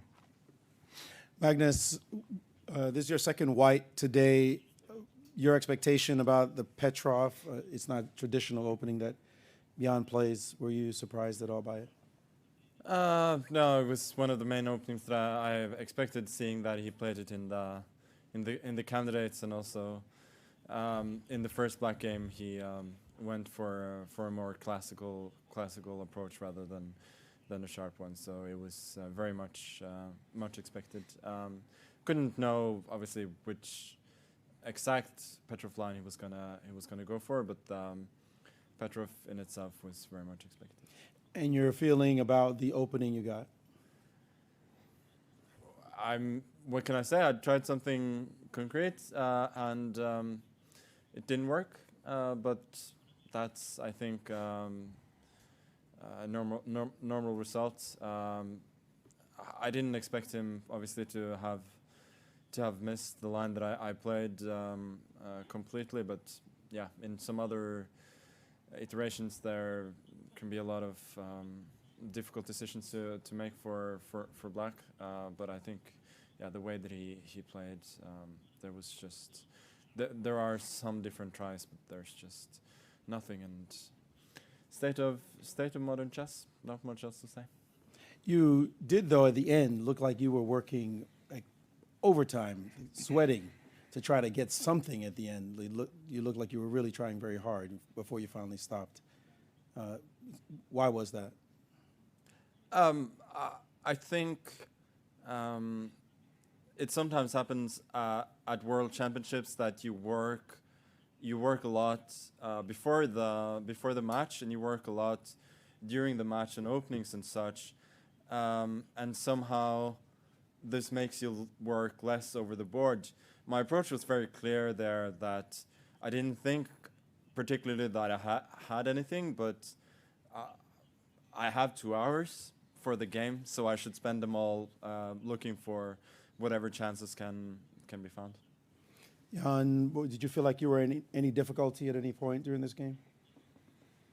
Well, actually the line which happened is, I guess, should be known by many who play Petrov. Yeah, so it's one of the lines which are quite principled. Despite this, I believe knight h4 is a very interesting try, but Perhaps I even wanted to play this as white one day. Yeah? But in general, yeah, the task was more or less about not to mix up things here and not to, I don't know, not to do something stupid because, as far as I know, this line is more or less, to say so, safe for black. So, of course, I was checking twice everything and also calculating a lot. But in general, yeah, I think this is quite safe. Draw for this game, satisfying result? Well, since I played Petrov, indeed. And for you, Magnus, second white, took a shot, but again a draw. Is this at all frustrating or still early in the match? No, it's okay. I've started with a lot more draws than this earlier, and when you play a forest line as today, you don't expect to hit very often, but the idea is to hit once in a while, take your opponent by surprise, and the other times you're usually going to be very safe. Yeah, I obviously I would have loved to win. Would have loved to find more chances than I did, but I think overall, yeah, it's a normal result against a well-prepared opponent. We'll take our first question from reporters in the room, please. Well, I'm Rune from the Chess24 Global broadcast, and of course the entire Chess24 team wishes you a happy birthday, Magnus. My question is for you. I'm sure that chess fans all over the world hopes for you, that you can go out and celebrate and have a very nice birthday. Will this be possible for you, or do you have to just work in order to prepare for tomorrow? Yeah, I'm playing tomorrow. I feel like general idea of a World Championship match is that you celebrate after you've hopefully won. That makes a lot of sense. Thank you. Yeah, Sagar Shah from Chesswiz India. My question is to Magnus. First of all, happy birthday. You played the move knight h4, which was a first new move. There were games until a5, and then Nepo's moves were pretty like straightforward, g6 and so on. So what were you hoping for with in which situation would you have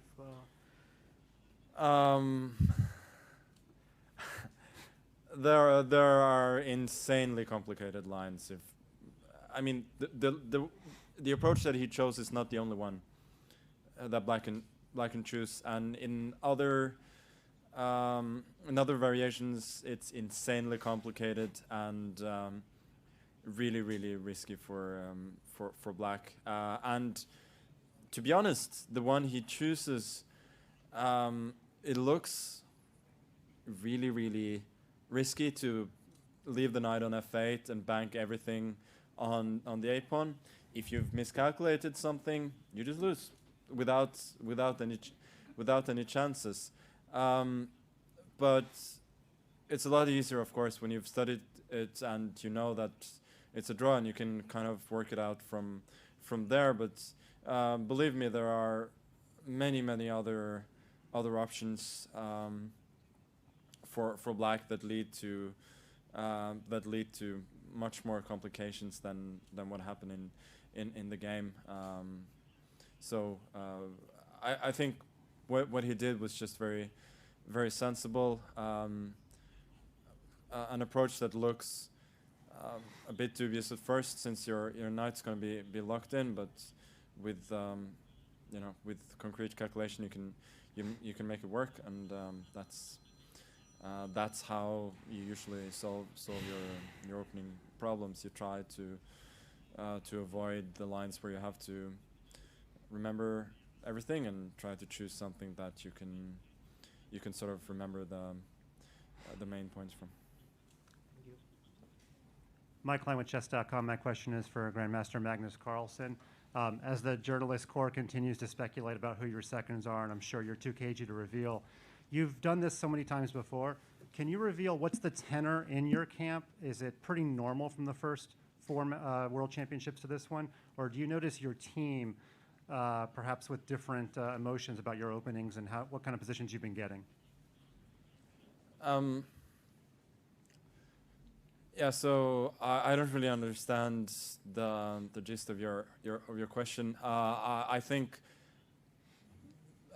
people have emotions of their own. Those who work with me for me, but I'm the one who has to play after all. So their emotions are, if not unimportant, they're not really a relevant factor. To me, I would say, so far, there's very, very little to report. In any case. Hello, Rakesh from Chess.com. Magnus, firstly, a very happy birthday. We've seen 4 draws, but how did it go on the rest day in the soccer or basketball? Yeah, so I was on the winning team the whole time in football. Don't know if they threw intentionally. If they did, I don't really care. But it definitely raised my spirits. So that's good. Ole Kristianström, VG Norway. Happy birthday to Magnus. A question for both. Is this the best way of deciding a world champion, or could it be other ways of doing it, like, for example, the FIFA World Cup way, or as an ordinary chess tournament, or whatever? Yeah. Well, it's hard to say because I believe the importance of traditions in chess is really big, and I guess whatever works, you shouldn't like try to make it work better. Yeah, I mean, not in order not to break it. So I believe this system with matches is more or less fair. But I mean, of course, it has some obvious drawbacks because it's like not being played yearly and so on. Yeah, but I mean, well, it's, you know, we can discuss it like the whole night. Magnus? There's a saying that if you don't have anything nice to say, you shouldn't say anything at all. So I'm going to invoke that particular saying right here. Hi, Saravanan from ChessBase. My question to Ian. When you played A5 and Magnus played knight h4 pretty fast, you showed a look of surprise on the board.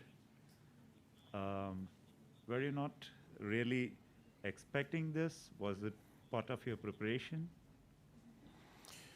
Well, only thing I knew that this is, I mean, even without, let's say, analyzing his position, it's obvious, yeah, that playing knight h4 and letting the pawn leave on a5, yeah, as a passed pawn, which is protected well by pawn on b6, is quite risky. So that's what you can figure out without preparation. But yeah, fortunately, I knew the idea, and more or less, I could remember what to do. So I mean, of course, I was kind of surprised, but because I mean, this is one of the, to say so, sidelines, but it's very principled at the same time, yeah, and it's better to it's of course better to remember your moves instead of finding them out of the board. If I can follow that up, you played rook f c8 after a minute thought or so. Till that point, also, did you go by your memory, or did you come up with on the board? Well, I guess I wasn't quite sure what was the correct move after knight e8 check. Immediately king h8, king h6, or king g8. But I remember that king g8 is also just fine. And then, okay, I believe more or less until the last move, it's... I'm not quite sure, but I think I have seen something like this. Thank you. Alexander Евстигнеев, TV channel Russia One. My question is for Jan. Ну, по традиции можно по-русски, если удобно. Традиционный, опять же, вопрос. 4-я ничья. Как оцениваете? И складывается, может сложиться впечатление, что поскольку цена ошибки настолько высока, что вы немножко оба, довольно активно играя, немножко искусственно сдерживаете себя и осторожничаете. Вот что по этому поводу можете сказать? Ну, как 4-я ничья, но сегодня фактически ничья получилась сразу же с дебюта, да, то есть тут такая линия, что, в общем, белые спрашивают если черные все помнят, то получается ничья. Это довольно частая история вот в современных шахматах, на самом деле, такая так называемая проверка. Вот, ну и в целом, мне кажется, каждый играет вот настолько, насколько позволяет соперник. То есть, ну, очень сложно в дебюте завязать борьбу. То есть, да, ну вот сегодняшняя партия, например, ну, может быть, не самая яркая, но все же тому подтверждение, да, что, в принципе, там новая интересная идея за белых, но, в общем, она уже тоже как бы оказалась новой, ну, не для всех. Спасибо. Grandmaster Hans Ziemann with Chessable. My question to Jan is, over the past sort of few years, you know, we've seen you make big strides and big improvements, and I've noticed sort of a change in your opening style, and I think you've been known to be sort of like a very sharp player, maybe utilizing some less classical opening choices, but recently with the Petrov and other choices, I'm trying to understand, is this change in opening style, do you think this has been critical to your recent success? Well, basically, it doesn't matter what do you play if you know what you're doing. Yes, so well, in that case, I mean, you could name basically one of like 3 or 4 very solid openings with black, and if you, let's say, study them by heart, you can be, I believe, more or less successful. But I mean, speaking about my more or less recent results, it's more about the general approach, other like picking some particular openings. Yeah. And if I may continue what Magnus said about the football he played yesterday, you know, as one of your opponents, do you think that anyone was afraid to go too hard on you if they were to injure you? Because I certainly did not want to be the guy who injured you before the next day. Yeah, it's an interesting question. I think a lot of people would indeed have that mentality that they would not want to injure, you know, somebody like important to a lot of people.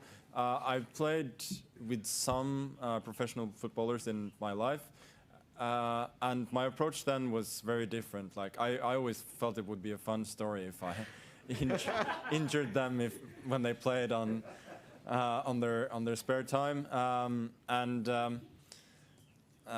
yeah, that's so I always went like extra hard against them, and it gave me an edge because it forced them to shy away instead. So a little tip there. Yeah, I'll try to give you more of a challenge next time, but thank you. Thank you. Anastasia Karlovich is base. Hello, everyone. Magnus, happy birthday. And my question is actually about your birthday, because I don't know if you know that Winston Churchill was born the same day as you. And do you think you have something common with a former Prime Minister of Great Britain? The first question, or maybe you remember some of his quotes or expressions.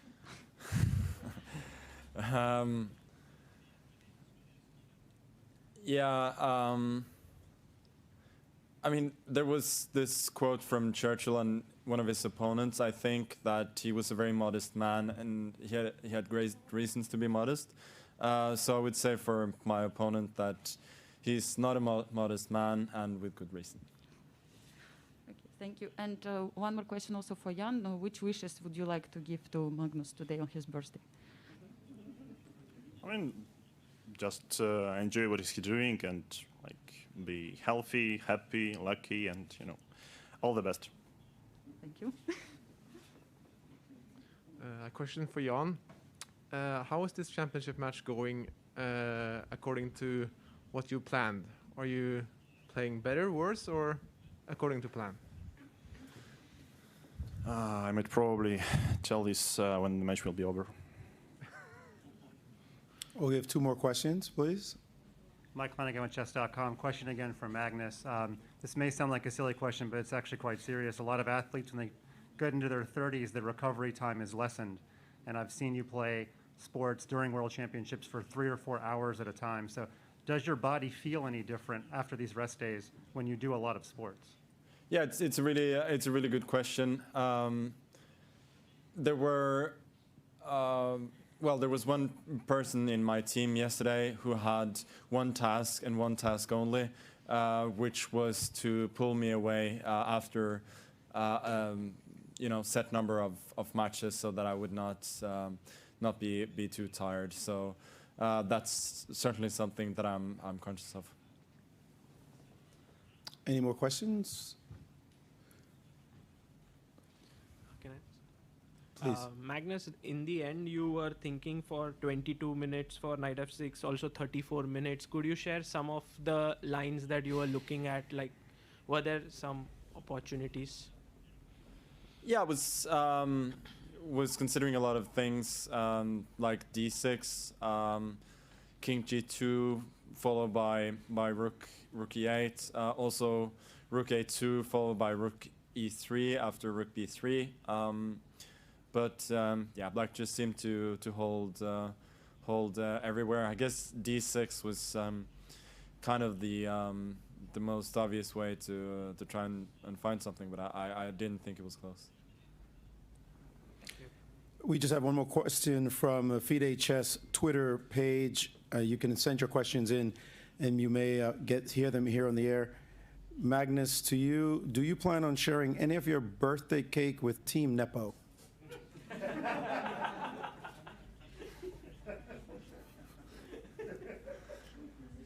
Yeah, that's a weird question. First of all, I don't know if I'll have any. Maybe a little bit tomorrow.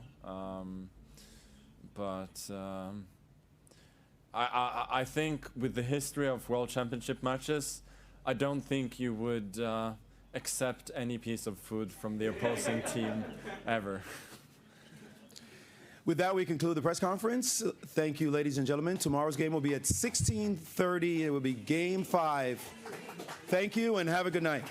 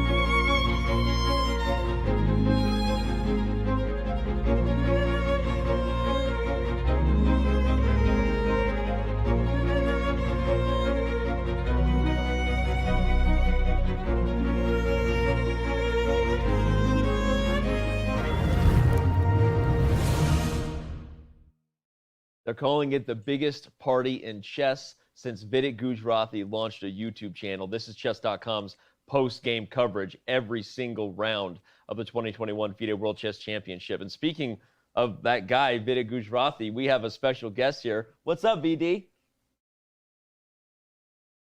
Hey, man. Welcome to How's the it going? sofa with me. I see you guys been tweeting about the sofa boys. Are you happy to be a sofa boy here? I think this is the closest I can get to, being on the sofa. So I'm happy. I'll take, what I can get. We'll take what we can get too. We're super pumped to have you, man, and love the poster behind you. I wish I was coached by VD. Anyway, man.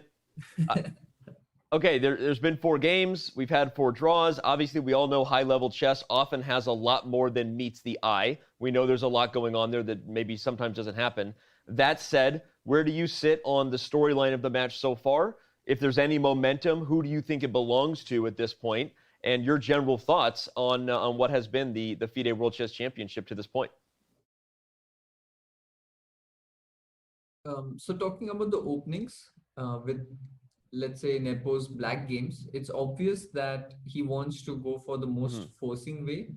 For example, Petrov is, it's a solid opening, but it's very, very concrete. The lines, as Fabi can tell you, go very deep, and there are very long variations, and you have to be precise on many occasions.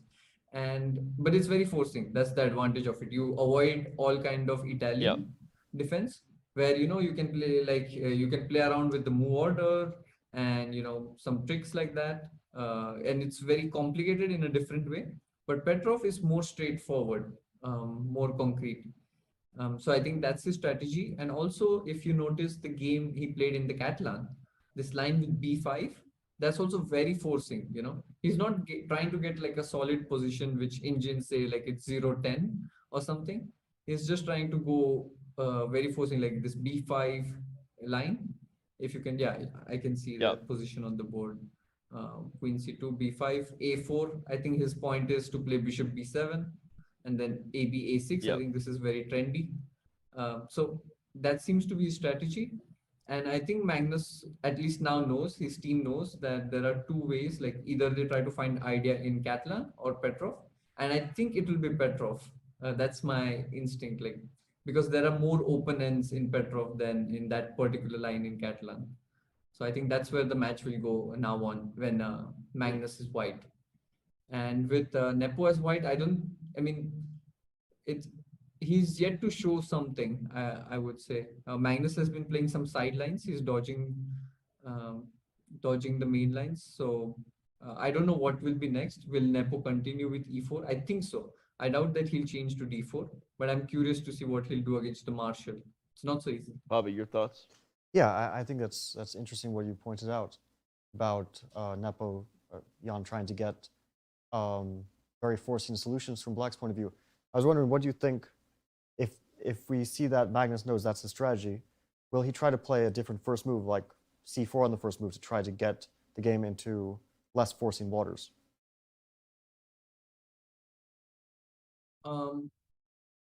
It makes sense to try c4, but my instinct is that in Petrov, there are so many ideas that can be possibly tried, many one-game ideas. Maybe he'll not go for this bishop d3 line, which he played today, but he can play the traditional main line, which is to take on e5, d6, knight f3, knight e4, knight c3. And here, maybe he can try to ask some questions. As you know, you have played so many games here. There are countless ideas possible and very tricky move orders and stuff like that. So I feel maybe knight c3 is one area which he can try. The problem with c4 is with Nepo's game in Catalan, I feel he will have something very forcing against it as well, like c4. Maybe he'll try to play knight f6. And then if knight f3, e6, and then d5, try to still get into Catalan, g3, d5.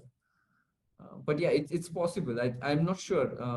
It's definitely a possibility. I've not really thought about it much.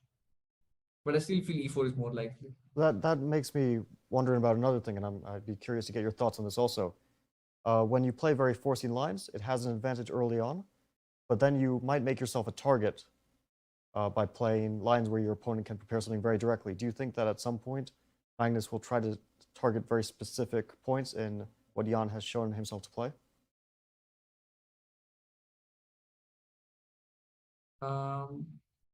I don't think Magnus is generally that type of player to, I feel to go for a particular line and, be like improve on it again. He's more of, I feel, you know him better, of course, but he's the type of player who like to jump, test in some different lines, and he doesn't generally repeat, is what I feel. So the next game, whenever it happens, I feel it would be more in a different direction altogether. Interesting. But we've obviously talked a lot about the opening here, and at the highest levels of chess, the opening is often where you focus because the players have the skills, if they get even the smallest advantage, to properly convert it.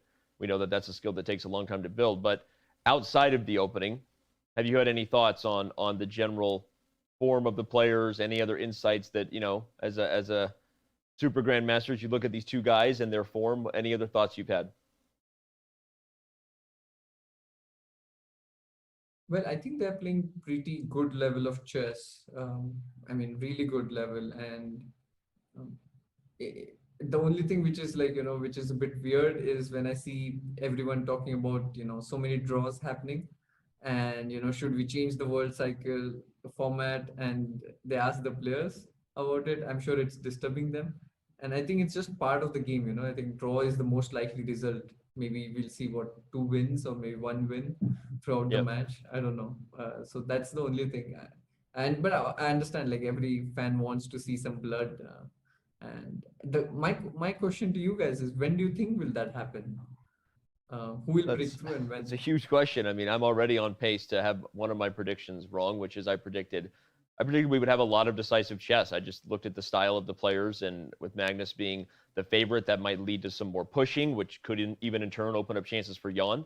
But I've been wrong, right? And I think you brought some great insight just pointing out how forcing Jan's approach has been as black, that he really wants to not give Magnus a chance there. So I'm gonna answer that question by not answering it and defer to Fabi. When do you think we'll see the first win? Well, I think that it's clear Jan has a strategy, and the strategy is to frustrate Magnus. Yeah. He probably feels that is the best way to get chances long term, because we saw that when things aren't entirely going his way, especially when he's not able to make inroads, he can get frustrated, and sometimes he can even go on tilt. So I think that's Jan's hope. It's probably also a very good strategy. So he's not really taking Magnus in an open fight. Yeah. But in terms of like the players' play so far outside of the opening, there's not much we can talk about. There's only really the second game that had much content. The first, third, and fourth games were all relatively theoretical fairs where they led to a more or less equal position. And in the first game, Magnus had some slight chances, but more or less we only had that second game as an indicator of how the players are actually playing outside of the opening. I'll say this, Vidit. I will be shocked if we do not have a decisive result in classical chess. I'll be on record to say I don't think that's going to happen. And what are your thoughts on that? Yeah, I agree. Definitely, at some point the pressure will build up. They will get tired, so mistakes will happen. As Fabi pointed out, not much has happened out of the opening because the positions which were like very forcing. For example, today Nepo just had to push the A pawn, like he didn't have much choice. And in the second game, I feel Nepo missed a chance, right? It was quite a big chance when you look back at it. And this C3 move in that game completely puzzled me. I was hoping to see Queen E7, and I was speaking to my father, and I said, no, Nepo is going to win. That's way too ambitious. But I honestly felt that this is not the type of position Magnus would really feel comfortable. Second game, World Championship, you're materially down and you could be in serious trouble here. But I feel this was a big chance missed because C3, I mean, he could have put pressure somehow, like the game could have, maybe it would have ended in draw, but he could have put more pressure. But after C3, tables kind of turned and he was on the defensive. So I felt that Nepo has had more of the chances in the match just looking at this game. Yeah, interesting, and definitely agree that of all the maybe missed opportunities, this has to be at the top of the list so far. And we saw Nepo's response after that in the post-game press conference that he was nervous, right, revealing some nerves. So, well, but last most important question is, this is also the first day of the World Chess Championship. How do you feel about Robert Hess's performance so far as the main commentator for many of Chess.com shows? I don't know if you can see my shirt, but the Hess Championship, I don't know that Robert has really performed up to the task so far, but your thoughts on Robert's performance? Well, he's a friend, so I have to be nice. I can definitely say that he has upgraded his wardrobe, because whenever I did commentary with him, it used to be on usually FIDE Chess Championship, and he would just put on the first shirt he could find, first t-shirt. And I see now him in jacket, well groomed. So I can say that definitely his presentation skills are much better. He was always a good commentator, but yeah, he has found the scope for improvement. Good answer. I agree, and it's nice to see Robert put in a little bit of effort to his wardrobe. Agreed. So anyway, man, if you want, I can get you one of these shirts, or maybe even a mug for the World Chess Championship. So we'll talk about that later. But your webcam's looking great, by the way. I want to remind everybody they can follow you not just on Twitter, but also your YouTube channel. You're still streaming from time to time. And where else can people find you? Yeah. I think YouTube is the best way if they want to see me do something which I'll regret later on. And if they want to reach me, then it's I don't really look into DMs. So, but yeah, Twitter and Instagram with chess, it's everywhere. But yeah, I actually last stream was, I think I played the title Tuesday, and I might do it tonight. All right, man. Well, it's great to see you, and maybe we'll get to catch up with you again later on in the World Chess Championship. But thanks for bringing your thoughts, and we'll wish you a good evening, and maybe see you again in a later round. All right, bye, buddy. Thank you, guys. All right, that was the one and only FIDE Gujarati. Again, you can check him out on YouTube, follow him on Twitter, and he's definitely an entertaining and worthy follow. If you're looking to add another top grandmaster with a big personality that you can follow on social media, definitely do so. All right, we're gonna take a break here. I can't wait to well, you know what? Actually, one second before we take a break, because this might be the last time we have you right here. Your thoughts on what he said there about that was a really interesting point about Jan's forcing approaches black. I want to get your insight on that before we let you go. Yeah, I think that Jan has changed his approach in many ways. And it started with the candidates, that it was clear we could see there that he was trying to take a more measured approach, a bit more solid, taking his time more, not doing, let's say, irresponsible things over the board. And here we see that he has basically completely changed how he's approaching the match. He's playing new openings, super solid and forcing lines. As Vidit mentioned, the Petrov it's a very illuminating choice, because now we kind of felt in the second game that he's trying to force the issue a bit in the opening, but the Petrov is really showing that, and I think it's going to be a very uncomfortable choice for Magnus. He has to find ideas. I'm sure that he and his team will, but it won't be easy. And the interesting thing is, of course, Jan has to not only neutralize Magnus, but he also has to take his chances. In the second game, he wasn't able to do that. And I don't know if maybe he wasn't ready so early on in the match to have such a big chance, but he was objectively either winning or very close to it. So I don't know if he really looks back on that game as a missed chance or with some regret, because his two games after that were both pretty stable and confident. But objectively, he did miss a big chance. And next chance that comes, he needs to be ready to take it. It's interesting. How will he handle his next chance? And of course, it also adds to the storyline of if Jan is okay with just a bunch of draws and frustrating Magnus, maybe he is looking forward to the rapid tiebreaker in a way that maybe some of Magnus's previous opponents weren't. So interesting stuff for us to continue to unpack as both players are revealing their strategies.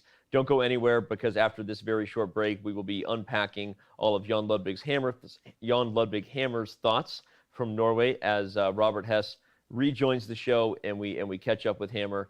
Chess.com's coverage, post-game coverage of the 2021 FIDE World Chess Championship presented by Coinbase returns in a few minutes. Today, more than ever, when the world comes together to create a better tomorrow. It's going to be magic. Oh, La magie. Magic. magic with music. With architecture. With colors. Magic with celebration. With your safety. From here. There. And everywhere. For 6 whole months, day and night. Join the making of a new world, starting October 1st.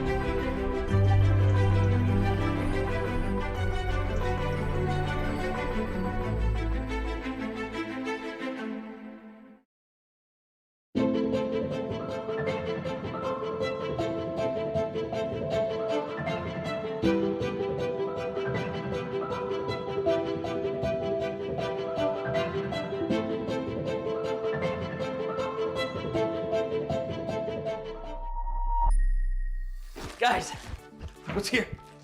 Robert, it's here. No way. It's here, dude. Hold on. Hold on. And boom. We did it. Yeah, baby. It is the World Chess Championship. Woo! That's what I'm talking about. This one has the copyright C. What is that, Danny? But you get it. No, look at it. Look at it. You'll see. You'll see. Here, there's a few others. The design, Oh, the that full was nice. thing. That one. Nice. Here, I want that one. You see it? Bobby, you get it now? You see it? No, I had no idea what. No, his face, there's missing C's. I don't get it, Danny. Robert, you want to explain it? You know my name. The game you play, it's called chess. Right. And there's no word championship. It's championship. So there's a C, you know. Yeah. Yeah? No. I mean, I think it's hilarious. And don't you think people would buy this? No, I don't think anyone's gonna buy that. Danny, that's the stupidest I've ever seen in my life.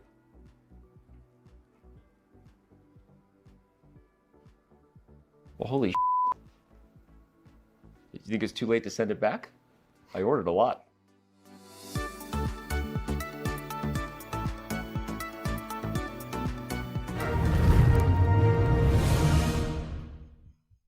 If anyone's wondering, it actually is too late to send it back. But we should throw it to Hammer right now. First time he's seen the video. Have you ever seen Fabiano Caruana curse like that? Your thoughts? Well, Fabi's reaction just made the whole thing, didn't it? That was so good. Who knew that Fabiano Caruana,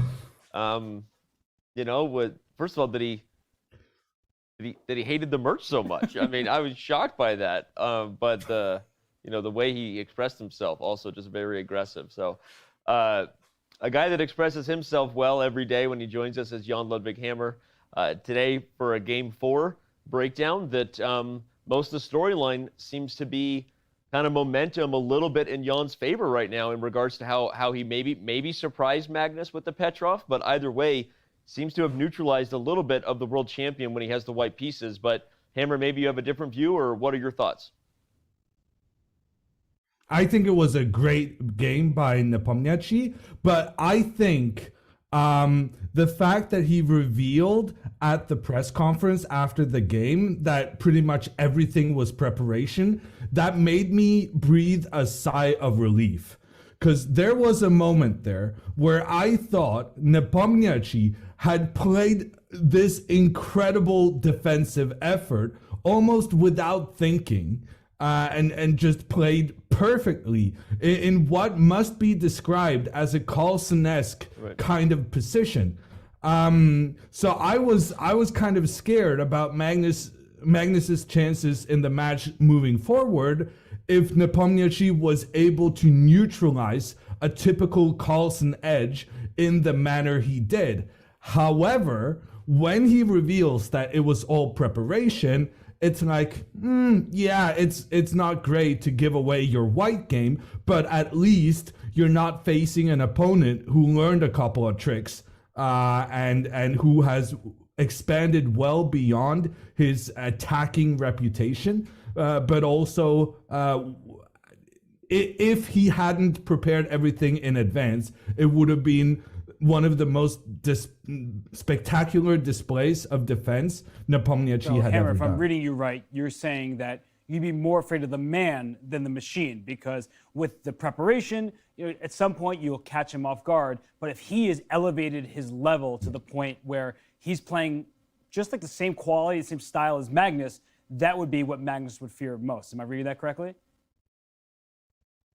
Yeah, I think that's a good summary of my stumbling words. Yes. No, but Thank you. It is a great point, Hammer, because obviously that's what we have to do at this point is try to read into what the players have done in the preceding months before this match, right? And we don't know until we're here, and then we see what openings they've prepared. But I want to go back to one of the first things you dropped in your response, which was the fact that Jan has revealed something, not just in terms of the fact that it was all preparation, but has revealed that the Petrov is something he prepared very hard on, right? So let's talk a little bit about that.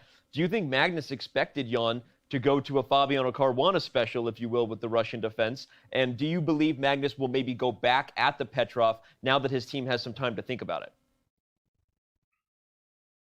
I think Magnus is a very honest guy. So when he says at the press conference, Petrov is one of the things they kind of thought were the most likely, then I believe Magnus in that. I think Nepomniachtchi was just brilliantly prepared today, and he handled Magnus's choice of opening line very, very well. So credit to him. I think for Magnus, this game was just about, well, it wasn't just about it, but part of Magnus's ambition going into this was figuring out what Nepomniachtchi had planned against the king's pawn opening after Magnus had checked the queen pawn opening in the first white game. And now that Magnus knows what he can expect, if for the next time Magnus has the white pieces, he will choose the one where he thinks he has the most chance to make Nepomniachtchi crack. I think it's going to be the Catalan, because I think Magnus has poor memories of trying to take down the Petrov in his match against Fabiano Caruana back in 2018. So I think the fighting ground will be in the Catalan. And I think Magnus got some answers today about where the match is going to take us in the next 10 think games. It's really interesting to hear your thoughts on that, because in the 2018 World Chess Championship, when Fabiano Caruana was playing against Magnus Carlsen, when Magnus was black, we had the same opening every time, but the variations differed. But when Magnus was white, we saw Magnus try his hand at different openings. Now, there's a difference between this match and that match in that Ian Nepomniachtchi already ventured into new territory in Game 3 when he had the white pieces versus how he played in Game 1. So I guess my question is now from the mindset of the challenger. In your belief, do you think that Jan should keep going back to the same first move? Because he did play C4 in the candidates, speaking of different openings played there. So what do you think Jan should do as he gets the white pieces tomorrow? That's a tricky one, because Magnus with black so far has been very comfortable. And Jan hasn't really been able to challenge Magnus there. So I don't really know. I'm glad I don't have to make that decision, because it's a tricky one. I think he needs to move off what he has been doing. I think these strategic Spanish Ruy Lopez positions are just very well suited for Magnus, because if he gets out of the opening, there's so many pieces remaining on the board that Magnus can easily outplay even a strong opponent with the black pieces. So I feel like I've been very surprised with how Nepomniachtchi hasn't been going for the forcing variations, that he wants to play chess and that he wants to take on Magnus in a strategic duel. And I mean, it's been working for him so far, but I can't help but think that he should go for something a bit more direct. And I have said before the match started, and I still feel this, that the Jobava Italian opening should be a territory that is explored by Nepomniachtchi. But if that's my first guess, you can be so sure that Team Carlsen has been checking that opening as well. So there's a balance between being direct and counteracting with trying to be unpredictable. At one point today in the post-game press conference, Magnus answered a question with, if you don't have anything nice to say, you shouldn't say anything at all, because he didn't want to respond to what is now probably to him feels like 3 World Championship matches, really, with a lot of draws about the format. I'm asking you, Hammer, because you know Magnus well, and obviously I don't want to dive into the formatting question, which, go ahead. Well, I think what Magnus said is very easily misinterpreted, because I think he was directing his comment at the journalist, not at the format, because they got the very same question on Sunday, And so I think what happened is that Magnus didn't have anything nice to say, because if he were to say something, it would have been that they shouldn't be asking the same questions every single day. So I'm not sure that was directed at the format itself. It is well known that Magnus has been speaking about a different format than the one we know today. But I think it was too cryptic what he said to be certain that was Well, it's the funny because, to intention be of his clear, answer. I was going to agree with you and actually say that Magnus's frustrations are probably more with the fact that he's been hearing these questions so much than anything to do with the format, right? And so I was going to ask you, does that weigh more on Magnus, you think, than Jan? Because this is Jan's first rodeo, right? And obviously he doesn't have any problem in some ways with the longest World Championship match possible and a chance to beat Magnus, even if it takes to rapid. But do you feel like Magnus is going to be frustrated if he continues to have to deal with these questions that, from his point of view, are kind of rightly ridiculous, right? He's like, look, I win the World Championship with the formats that's presented, kind of lay off me, right? So what are your thoughts on, as the match goes on, if he keeps getting questions like that from journalists and how that might rattle him or not? I think Magnus is way too experienced to be rattled. He's been facing dumb questions from Norwegian reporters for more than 10 years. He's very well prepared to deal with that. Fair. Yeah. Well, I have another question for you, Hammer, because what we've seen so far, it's been a bit of a back and forth affair with both sides showing good opening preparation, particularly with the black pieces. What do you think it takes for one of these sides to get past the other? Because right now, it seems like they're both brick walls with black. So Jan gets the white pieces in game 5. That's supposed to be an advantage. I sort of, as you said, called your bluff 2 days ago when I said, hey, sometimes playing with white is a disadvantage, so I'm going to put you on the spot. Do you think the first decisive game in classical chess, if we see one, is the player winning with the black pieces?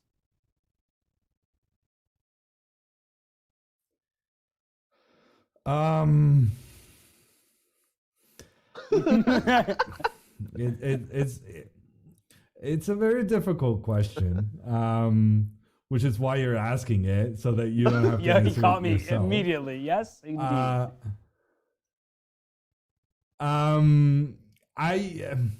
I think it's been very random that we have so many draws in a row in the World Championship matches. I think the match between Magnus and Fabiano in 2018 was one of the most exciting there's ever been. And yet every single game ended in a draw, but it's about how it ends in a draw, right? As a big fan of chess myself, I thought that match was thrilling. I thought the game 1 and game 2 in this match was very, very exciting.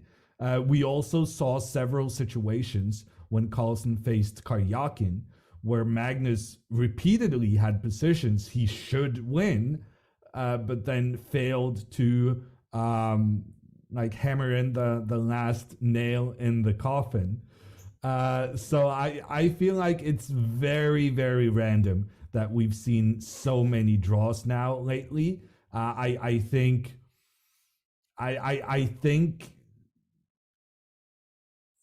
judge the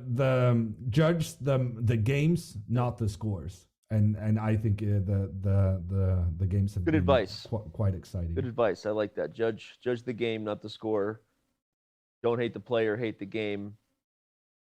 Tupac lives, or something like that. Okay, that was great. Hammer, even if it's been random that we haven't had decisive results, it was not that random that today was the launching of the World Chess Championship. So your thoughts on Robert Hess's performance in general as a commentator? He is currently the only reigning and ever World Chess Champion.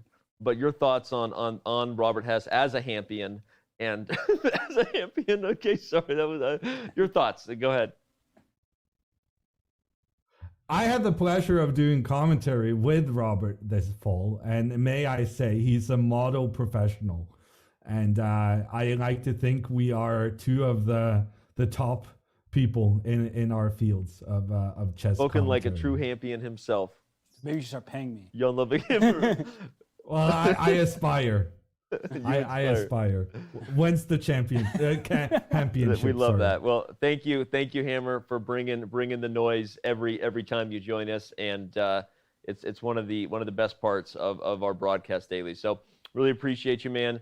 Again, we'll let you go. We will see you tomorrow after a game 5, and who knows what we'll be talking about, but we'll know then, and we'll expect you to bring it. Bye. Yeah, see you around.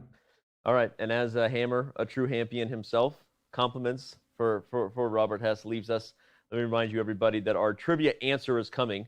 Whoever played along and quote tweeted the answer to our question won themselves a 1-year diamond membership, and you can do so daily. Just stay on the edge of your seat. Look for it to be revealed. Jonathan Korbla brings it to us every single day. Remember that Jonathan Korbla is the voice of Chess.com's new documentary, Chess, A Reflection of Us. We will be debuting episode 3 in today's broadcast. So we'll talk about that after the break and on the other side. But stay tuned for both a repeat of the question if you missed it and the answer on the other side of the break.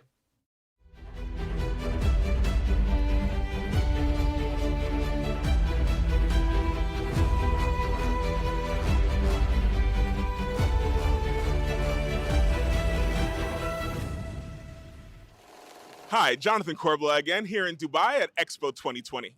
Dubai has a rich chess history, first hosting an Olympiad in 1986. However, never previously hosting a World Chess Championship. Which city has the record for hosting the most World Chess Championships?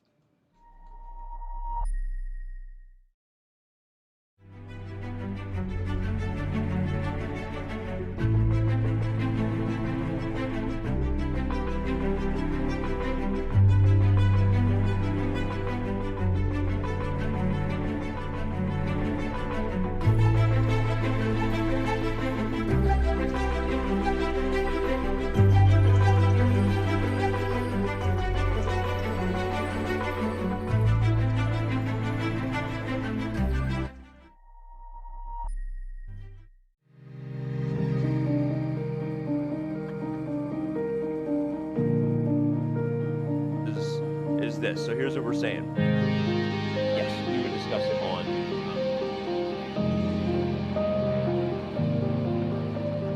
first game of the 2021 FIDE World Championship. And what better meeting?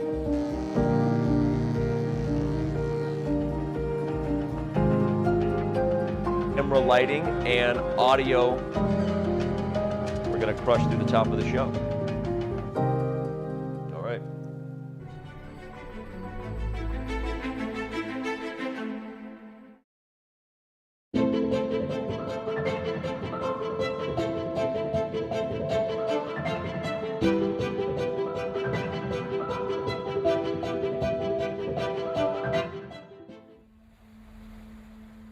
Am I supposed to feel ready? Yeah, but I guess when you prepare for such a major event, you always feel like you could do more.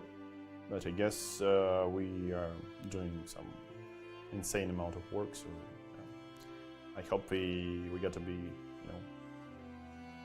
ready enough.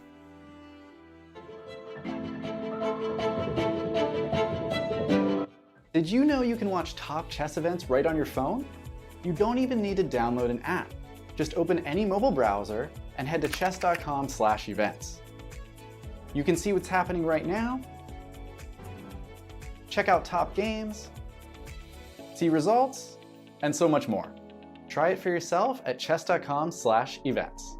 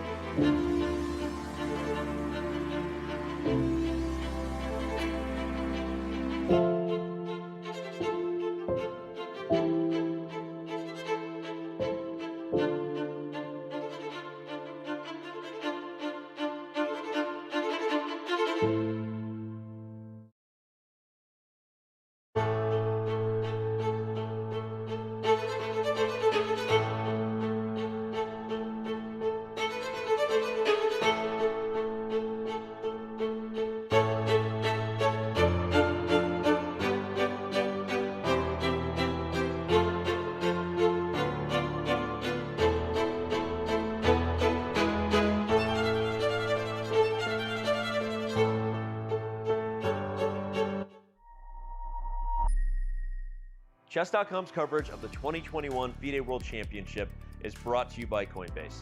Whether you're an experienced trader or just looking to make your first crypto purchase, Coinbase has you covered. Visit coinbase.com/chess to get $5 in free Bitcoin just for verifying your account today.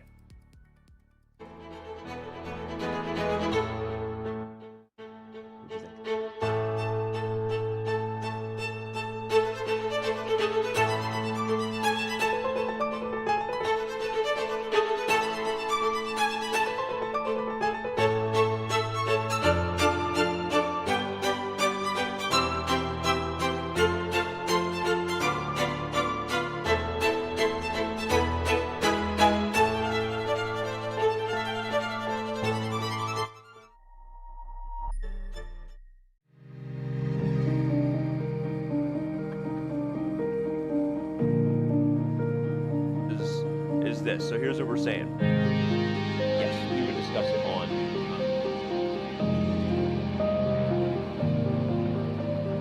first game of the 2021 FIDE World Championship. And what better be?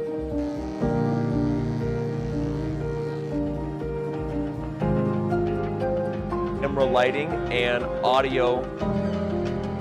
We're gonna crush through the top of the show. All right.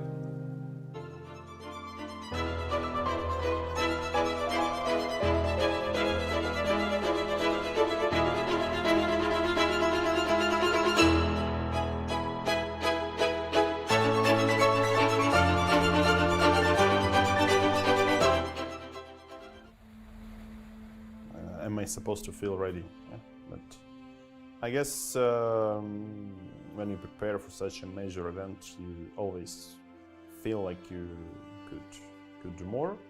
But I guess we are doing some insane amount of work, so I hope we got to be ready enough.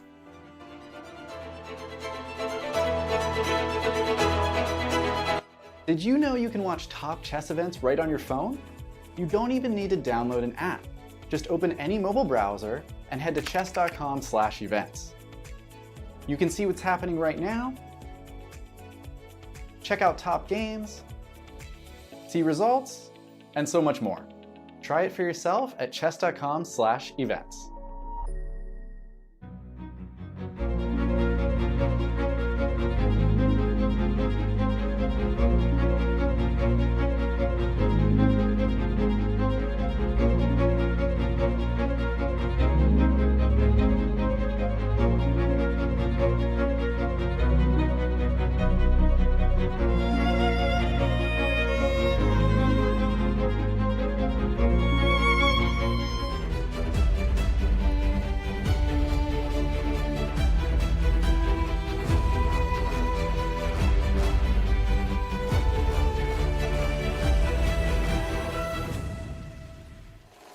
Hi, it's Jonathan Corbett here, back with the answer to our trivia question. Which city has hosted the most World Chess Championship matches? Well, that would be Moscow, with 6. And here we are in front of the Russia Pavilion at Expo 2020. Yeah, check it out, come on. I said I'm coming off the top and I'm spitting it too fly. Peace to all the people who be repping in Dubai. Tell me how you really think it's going down. Place your bets, man, who you think's getting the crown? Keep it locked here, you ain't got no option. Come on, y'all, you know what you're watching. We gon' keep carrying on. FIDE Chess Championship on Chess.com. Peace.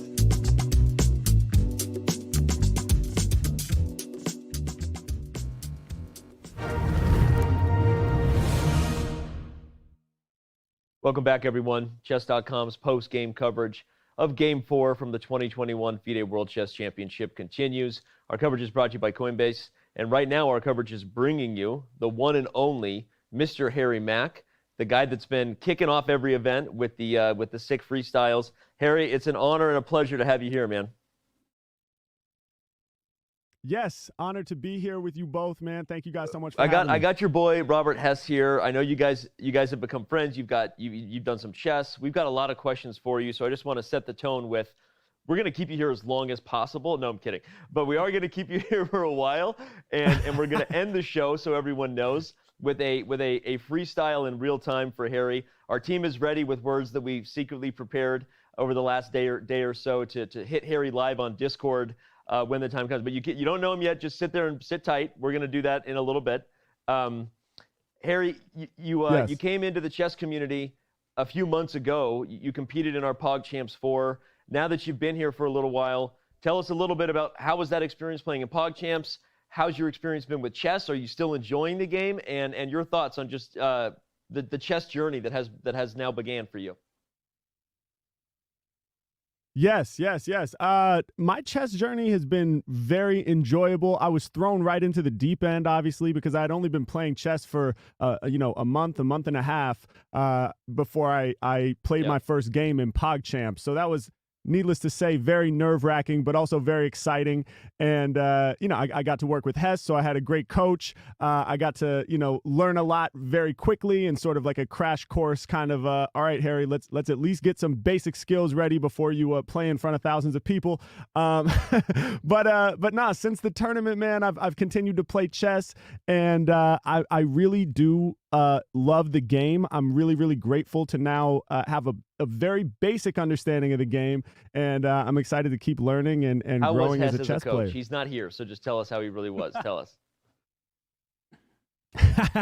Well, I can see that he's there next to you, unfortunately, but amazing coach, man. Shout out to Hess. Thank you so much, bro. I'm excited to hopefully I got to get back in for some more lessons, man. I'm ready to level up. Harry, the first time we did a lesson, I remember you knew how the pieces move, and that's about it. But we had a really interesting conversation, and I asked you, how does your rap background help or hurt your chess learning? You want to share with everybody what your initial thoughts were about how your thinking about rap impacts your thinking about chess? Yeah, absolutely. So in the beginning, I kind of felt like my freestyle technique didn't really align with what I was needing as a chess player. So I almost felt like it hurt me a little bit in the beginning. Because what I mentioned to you is that the way I put a freestyle together is very linear, right? It's like A leads to B, B leads to C, C leads to D, and so on and so forth. So a freestyle can either be a short and sweet 8 bars and I'll end there, or it can go for 10 hours continuously. But wherever I'm at, I'm not thinking about where I'm going to be in 5 minutes or 15 minutes or an hour later, right? I'm kind of like right in the moment, right where I'm at. And I felt like with chess, it was important for me to also have a big picture view, and not just be completely in the moment, where you end up, like we talked about, tunneling or focusing too much on just one thing that you feel is happening right in the moment, but actually assessing the game at sort of a big picture level, thinking multiple moves ahead and sort of creating a plan and a strategy. So in the beginning, I felt like my freestyling kind of hurt, but actually now that I've been playing more and more, there are some concepts and some things that are sort of dawning on me now where I kind of see how they relate to freestyling. Freestyling is all about this setup punchline concept, and often in chess you're kind of setting yourself up to make a capture maybe 1 or 2 moves later. So I don't know. Now my tune is changing a little bit. I think the freestyling might actually help me as a chess player. You're gonna actually be worse as a freestyler? That's what I'm worried about here. Nah, man, I hope not. Obviously, the RZA is a chess avid chess player. All the Wu-Tang members are avid chess players. Logic is an avid chess player. I'm sure if all of those incredible top tier MCs were also learning chess throughout their lives, I think I'll be all right. Speaking of Bobby, speaking of Logic, Harry, he had high praise for you when he was in studio a couple days ago, and we asked him, he did a little bit of a mini freestyle, but we asked him, how do you guys do what you do? What are some of the things that go into being a freestyle rapper? I mean, are you reading, the dictionary and the thesaurus like all day, or what else are you doing to kind of improve your rap game?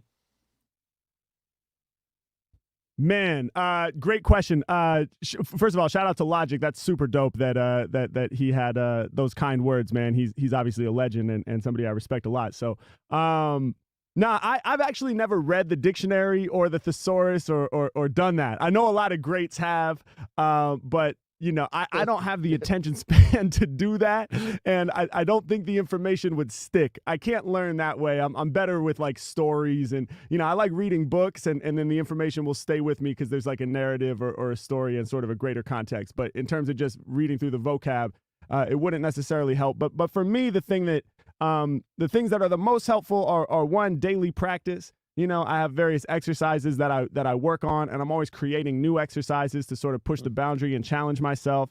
And I've been sort of obsessively practicing freestyling since I was, 11 or 12 years old. I'm 31 now. So for about 20 years, I've been obsessed with practicing.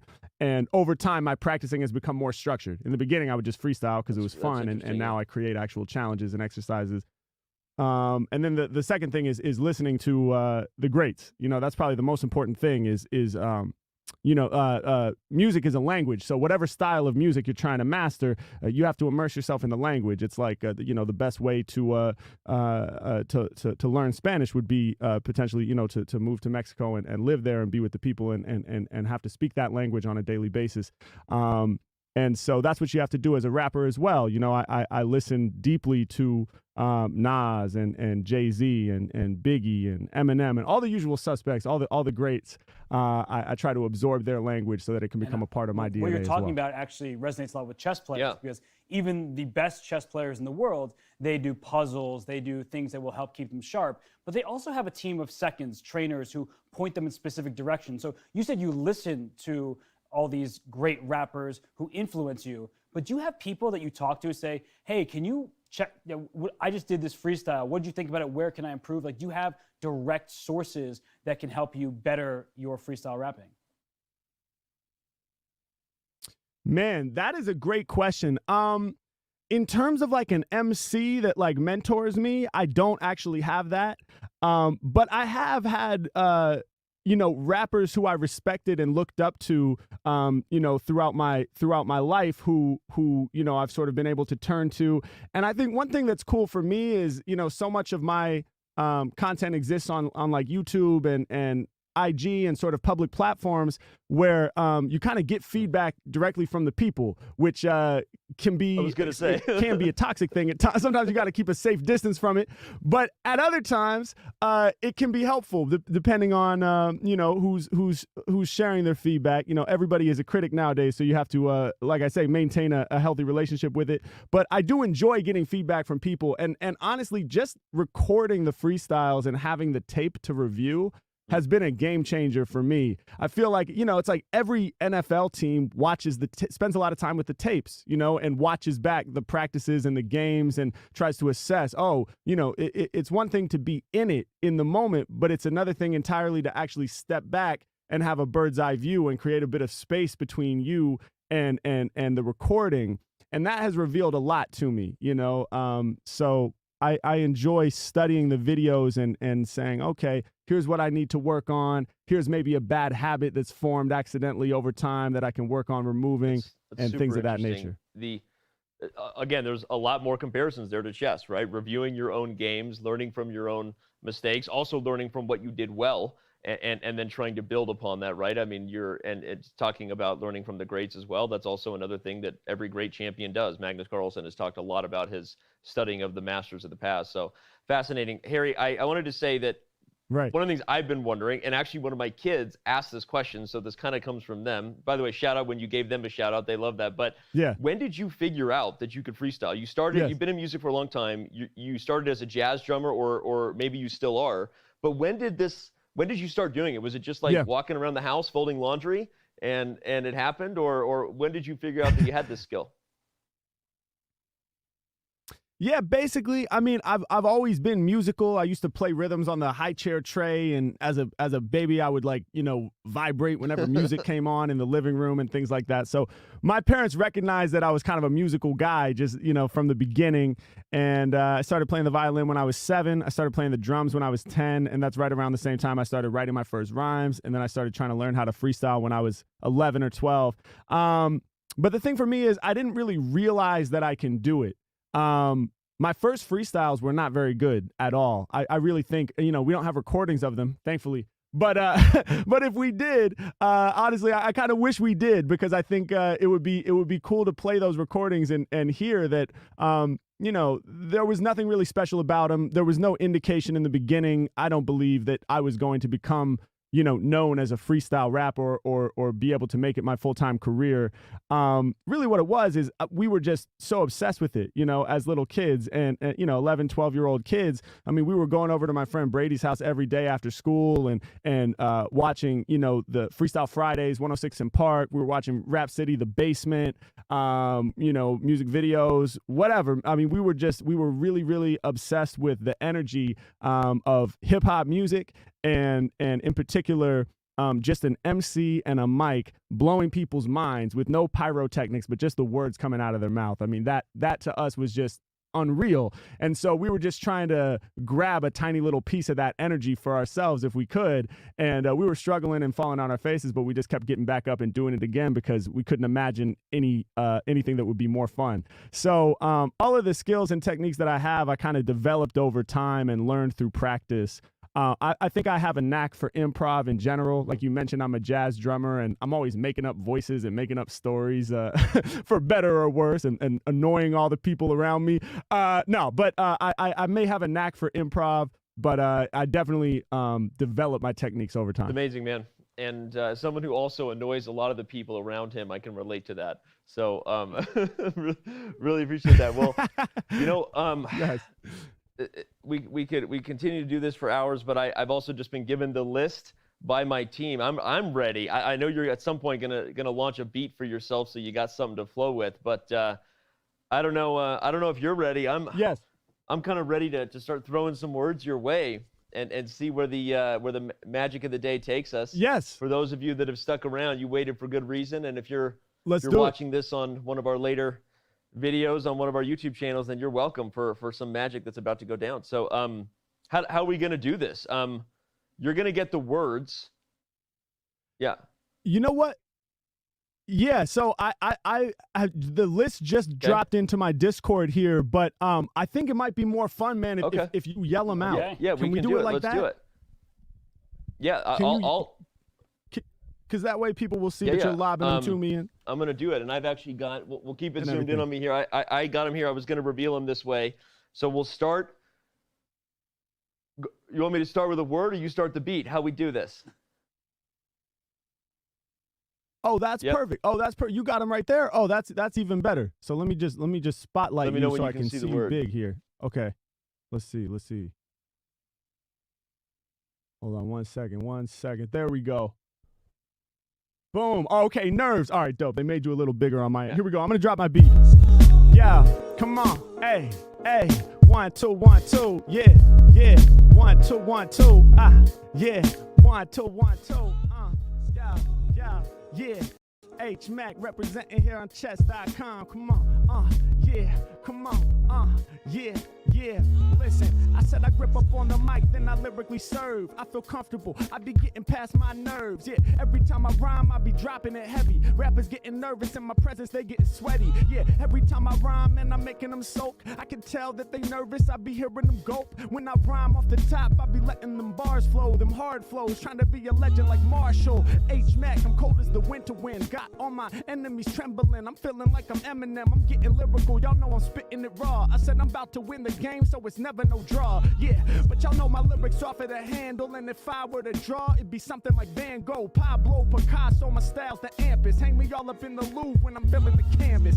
Any competition, y'all know Mac about to win. I'm making heads spin every time they spittin', it's cringe. H-Mac, yo, I'm all up on the mic, so sick that I vomit. They be writing cringe in some of my comments. I'm like, chill. Y'all know I got the freestyle skills, and lyrics I deliver, they be one in the mill. I got bars they couldn't measure, and I'm lasting forever. Y'all know I even respond well when I'm under pressure. I'm never slipping. Y'all know I'm about to make them all want it so bad. While I'm reading all the words live out the notepad. When they talk about the grace, they about to mention us. And when I use my mind, I'm so adventurous. I take you to a whole new sphere. I'm making it clear. H-Mac, I kill it when I appear. I drop it major. My mind is precise as a laser. And I be winning even in spite of my haters. Yeah, y'all know that I be rising above. No no haters. I open up my heart and spread love. Yeah, my name's Mac, so my flow is immaculate. I'm never slipping, cause when I'm ripping, my bars are accurate. Yeah, I'm precise, I spit it nice, I don't need no advice. I got all the lyrics sure to entice. Yeah, and I do it for the rapping fans. I hope I'm saying this one right. Yo, it's Catalan. It's H-Mac pulling up in the classic Cadillac, winning with the battle raps, and you know that that's a fact.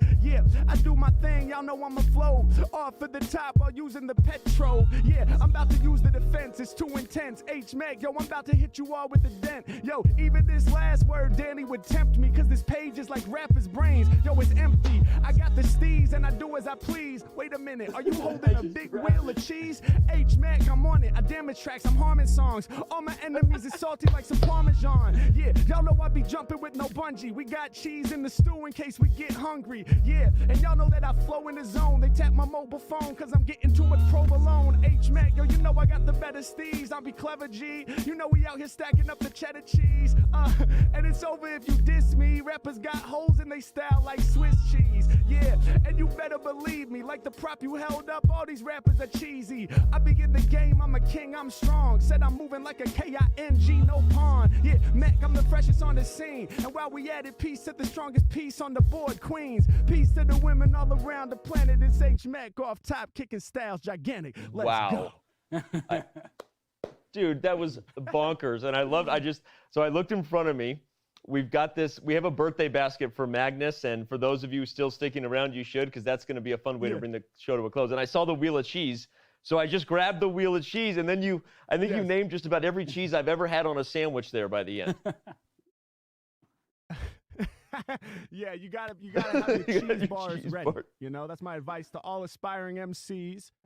Make sure you know your cheese types, all varieties. No, I'm just kidding. That was so much fun. Dude, that was absolutely bonkers, and I don't even know what to say besides thank you so much, man. This has been so awesome to have you involved with the World Chess Championship. Every day starts out, even if we come in here at 3 a.m. and we've got low energy, we watch your crazy raps, and I'm going to end with that question then. Was that fun for you to do freestyle raps on these two great chess players in the World Chess Championship? Oh, absolutely. Absolutely, man. Like I said, I am now a fan of chess, and I am still, very much a beginner. And so I still have a lot to learn. And so it's really dope to have this opportunity to learn about some of these great players and learn about these really pivotal events, within the field of chess, just to gain more knowledge and context for myself. I love learning in general, and being able to freestyle about something that I've recently become passionate about is really, really dope. So appreciate you guys for involving me. This has been super awesome, man. And I've recently become passionate about all the freestyle stuff you do. And I know that you have a lot of fans that you've won over here in our community. And I just want to thank you so much for your time and for bringing the rhymes. Oh my God, is it rhyme time? Oh, no, just kidding. I'm not going to do it. Please don't. It's inspiring me. No. Yeah, but practice first, right? Right? Okay. Like Harry, he practiced before podcast a little bit, and then got into the flow. Okay. All right, fair enough. Harry, thank you so much, man. We'll talk soon, Harry. My pleasure. Man. Thanks, guys. That was ridiculous, dude. Like, I want to just. We're gonna be able to because it's recorded. I want to go back to what he did when I grabbed the giant wheel of cheese. Aren't you so glad I introduced you to Harry, man? I'm so glad, so glad. Yeah, for those who don't know the history, Robert and Harry became friends, completely separate on their own. And at one point, we're putting together PogChamps 4, and Robert texts me and he's like, "Hey, man, like Harry Mack might, maybe he'd want to play some chess." And at the time, I'll admit, like a lot of people, I said, "Who is Harry Mack?" I didn't know. Well, I mean, the backstory is simple. He streams on Twitch, and I was streaming, and I'd already listened to his raps, and I was just taken away by how awesome his Omegle bars are, where random people on the internet give him 3 words. And so I just watched, and then one time I rated him another time, and I just reached out. I was like, "Hey, Harry, I've rated you a couple times. I'm a chess grandmaster. Would just love to talk to you and pick your brain." And he was awesome. We spent a half hour just kind of just exchanging notes on how we do what we do. And then next thing you know, he's playing chess. Next thing you know, I'm coaching him. He is improving at chess a bit. He loves the game, as he said. And I mean, obviously his rapping is just phenomenal. It's absolutely mind-blowing. All right. Well, thank you again to Harry for doing that. Thank you for everything that he's done to help our shows have another element and another angle. And again, those raps for Jan and Magnus. And if you maybe watch those, sometimes people tune in and they don't know that they were freestyled in real time. Again, they were, and it's just makes it even cooler as if they aren't already mind-blowing. Speaking of cool things, I think our Chess is a Reflection of Us documentary is pretty cool. Hope you're enjoying it. We're about to premiere episode 4. This one continues to cover the life and times of the first world champion, Emanuel Lasker, and his second world champion. I'm sorry, of course, Wilhelm Steinitz, and I lost my thought there for a minute. But Lasker's dominance was real for a very long time, and there was a lot going on in the chess world as he reigned over it for 27 years. That's what episode 4 is all about. We hope you appreciate it. Stay tuned, because on the other side, we have a very special birthday gift for Magnus Carlsen, who turned 31 today, as Fabiano Caruana rejoins us and Chess.com's post-game coverage comes to a close. We'll see you in a few minutes.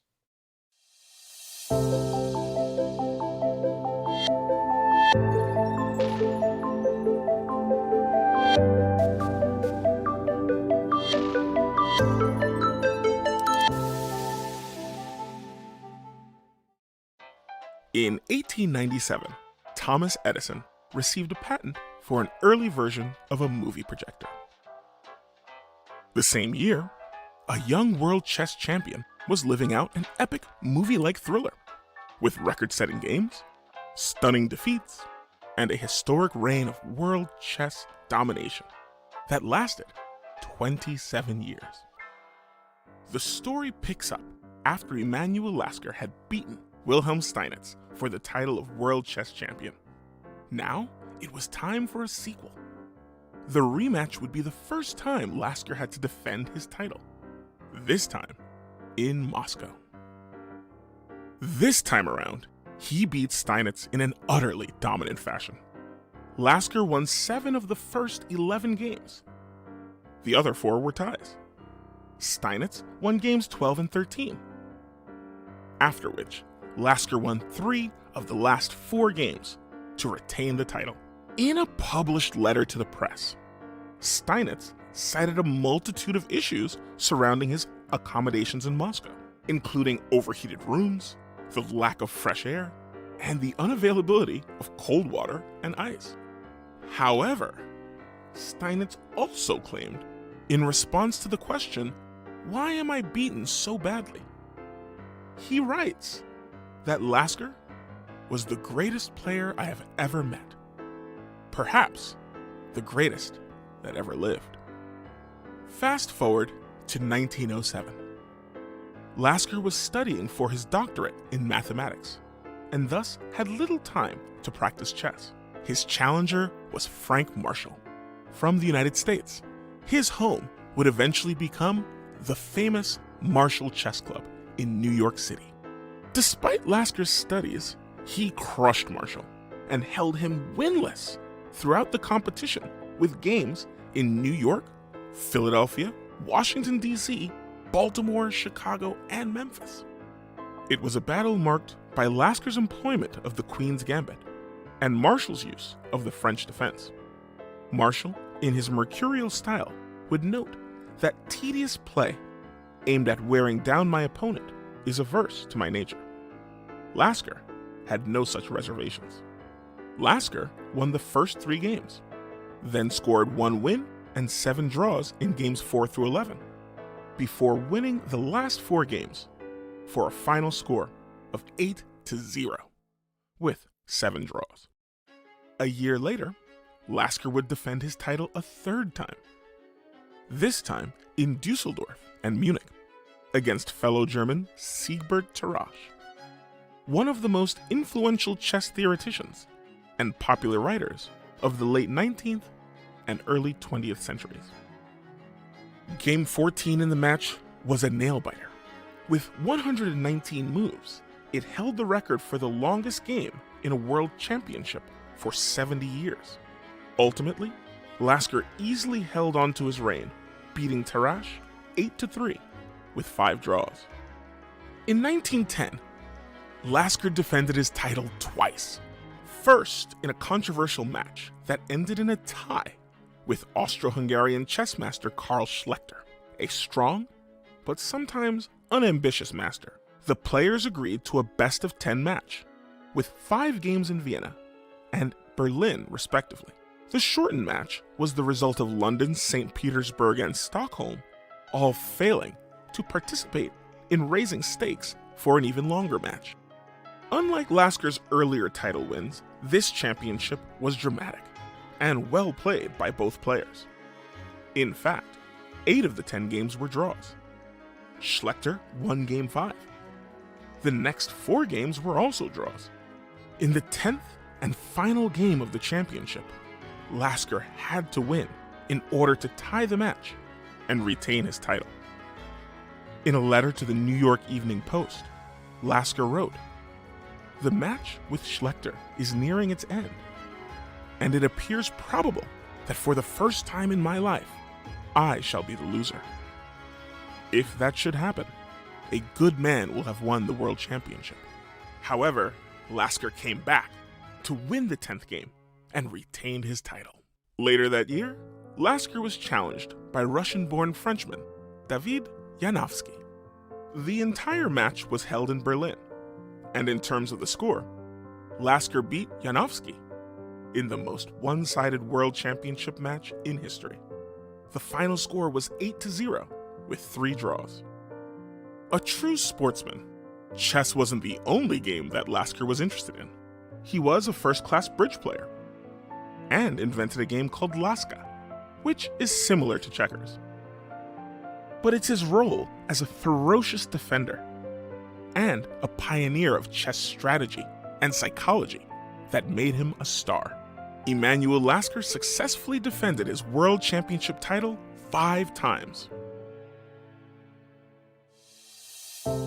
In our next segment, find out why there would be no World Chess Championship for the next 11 years, when Lasker would play his last World Championship match.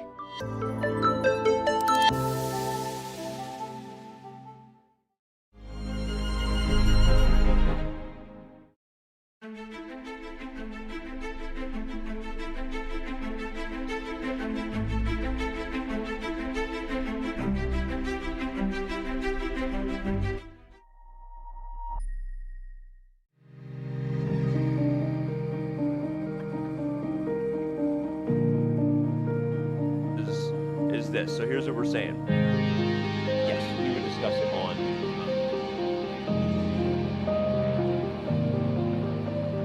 first game of the 2021 FIDE World Championship. But what better means?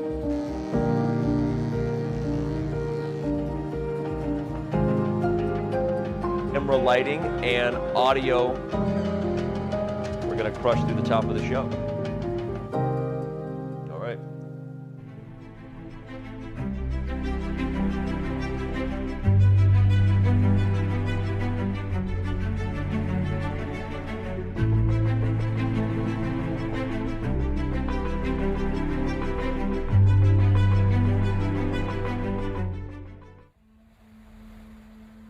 Am I supposed to feel ready? Yeah, but I guess when you prepare for such a major event, you always feel like you could do more.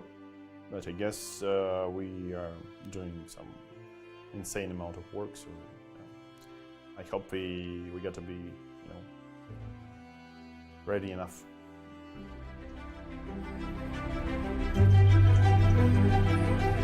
Did you know you can watch top chess events right on your phone? You don't even need to download an app. Just open any mobile browser and head to Chess.com/events. You can see what's happening right now, check out top games, see results, and so much more. Try it for yourself at Chess.com/events.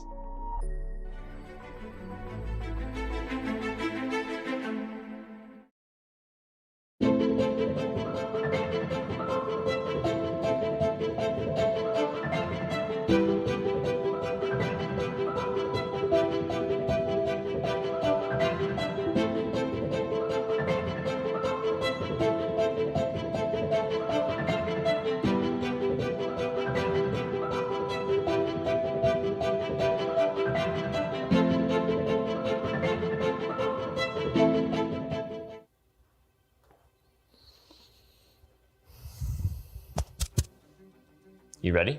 Yeah. Your knight's on f7. Where can it go? F7, D6, E8, G7, H5, G3, E2, C1, B3, A5. Stop. White king on A3, white pawn on B3, black king on E7. Who wins? It's a draw. Black's king gets to A8 before white's king gets to B7. Name the fastest checkmate for white. E4, E5, Queen H5, King E7, Queen takes E5. Recount your opening versus Alexeyenko from the first half of the 2020 Candidates Tournament. D4, Knight of 6, C4, E6, Knight C3, Bishop E4, F3, D5, A3, Bishop E7, E4, D4, FE4. Stop. Tell us about a chess game that made an impression on you. Karpov-Kasparov from the World Championship match 1985. Kasparov's Octopus Knight on D3 controlled 8 squares in the enemy camp and allowed him to become the world champion. There's a knight on E5. What squares does it attack? F7, D7, C6, C4, D3, F3, G4, G6. Stop. How do you do this? Visualization in chess isn't difficult for me. It just comes naturally. Where does crypto come from? Honestly, I don't know. Can you tell me?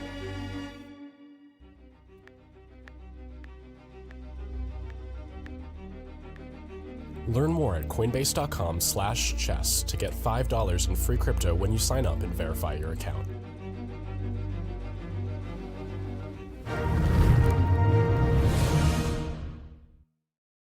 And we're back here with our final moments of today's Game 4 coverage of the 2021 FIDE World Chess Championship.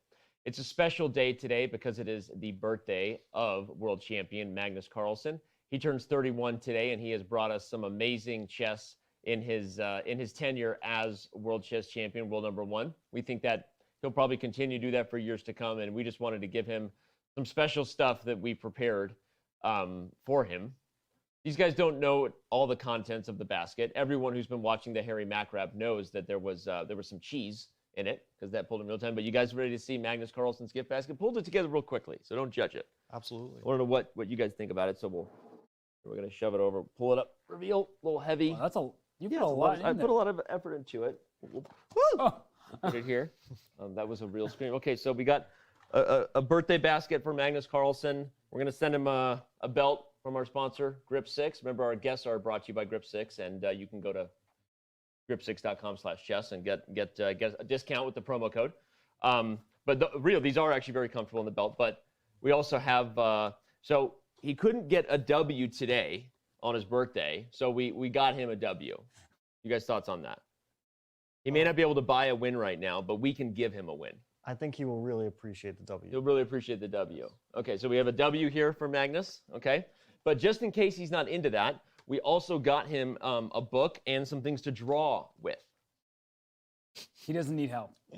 He doesn't need help drawing? No, he's done plenty of that in World Chess. How do you think Magnus is as an artist in general, drawing?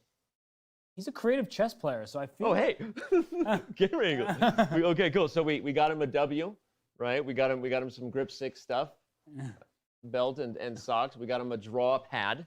I think chess players are generally great artists. I'm the worst artist in the world, hands down. No drawing for you. No drawing? I don't draw in chess. Cannot draw in terms of art. Can't do it. When I was young, I learned how to draw a bird. I learned how to draw different birds. I'm actually good at drawing birds. That's the only thing I can. You've never made one for me. I'll make you a bird. So for your give Magnus all this, and he's not even here, and you haven't even. You're the next birthday. You know, you're a Sagittarius like Magnus, so you didn't think I knew that. I didn't even know that. We're also going to give him. We got send a bunch of official merchandise from FIDE. Maybe too many mugs, so we'll offload one of them to Magnus. I'm going to cover some of the words of this, but we saw his reaction yesterday when he was unhappy about the drug test. So we also got him his own drug test. So now you have an at-home drug test that you can do, Magnus. That way you come prepared with a negative test, and you can tell FIDE, that you're not interested next time, and just show them the proof. So there you go. We got your own drug test. There you go. As you saw, no birthday basket is complete without an unnecessarily large amount of cheese and a nice rose hibiscus. Wow. There you go. So there you go. Nice rose hibiscus. It kind of looks like tea in a bottle. I was like, what? Looks like tea in a bottle. That's not for Jan. We can give it to Jan. That looks like some very high quality wine right there. We're probably going to open it up as soon as this is over. Just crack it, right? And then, okay, there we go. We also had an extra mug around here for a logo that we designed that is kind of littered in the background of our templates and stuff. And Magnus will get an extra cup there. And then, of course, we're going to send him more than just what you see here. We, of course, will send him not only the T-shirt of the World Chess Championship, but we'll also send him a hoodie and a mug as well. Of course, you can pick up your own at go.chess.com/merch and get the Hess stuff before it all flies off the shelf. I've heard that people are trying to pay more than retail price for the Hess merch at this point. That's how much they love it. Danny, do you think that Magnus will show up to the World Chess Championship, World Chess Championship shirt? If I didn't think of that. If I had gotten, that would have been genius. Oh man, that is such a genius idea, Fabi. Okay, well, we missed that one, but we do, in all seriousness, wish the 16th World Chess Champion a very happy 31st birthday. Seriously, he is a true ambassador for the game, the greatest of all time, as far as I'm concerned. Magnus Carlsen, happy birthday, buddy. And no jokes aside, we are going to send him all of this stuff. So, but not the basket. It's pretty nice. The basket I'll keep. I mean, I've been looking for like a nice little hand towel basket for my bathroom. So you think it's a Target special right here? You think Magnus is gonna get a shirt before Fabi does? Well, we'll see about that. Fabi, you know, I'm feeling bad about how this all turned out for me. I'm feeling left out. You guys have shirts. Magnus now has a shirt. Yeah, I'm the only one. Okay, you know what?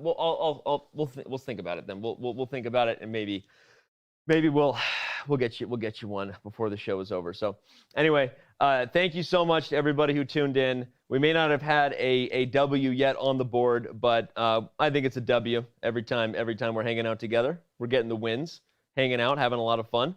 And at some point here, we're gonna, you know, don't miss it. At some point, it's gonna happen. I believe we are gonna have magic on the 64 squares. So, all right, for my amazing co-host yet again, Robert Hess. You can't spell Hess without him. Seriously, pick up your World Chess Championship gear. The man Fabiano Caruana bringing us the insights that only he can. It's truly a pleasure sitting next to these two guys.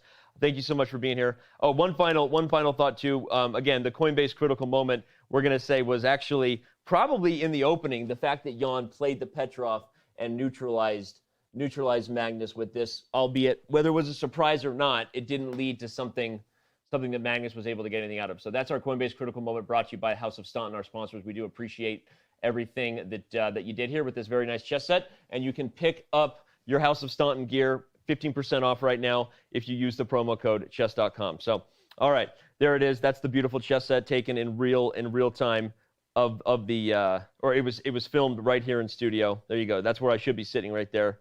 I'm not sitting there in that video. I am sitting here now. That's magic. When you film stuff, you make things seem magical. Make sure you tune in tomorrow, everybody, for Game 5, the FIDE World Chess Championship, coverage by Chess.com, sponsored by Coinbase, continues, and we will see you then. So whether it's a good night for you right now, you're having a good day, this is goodbye, Dubai. Today, more than ever, when the world comes together to create a better tomorrow. It's going to be magic. Oh, La magie. Magic. Magic with music.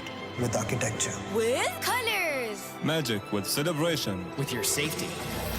From here. There. And everywhere. For 6 whole months, day and night. Join the making of a new world, starting October 1st.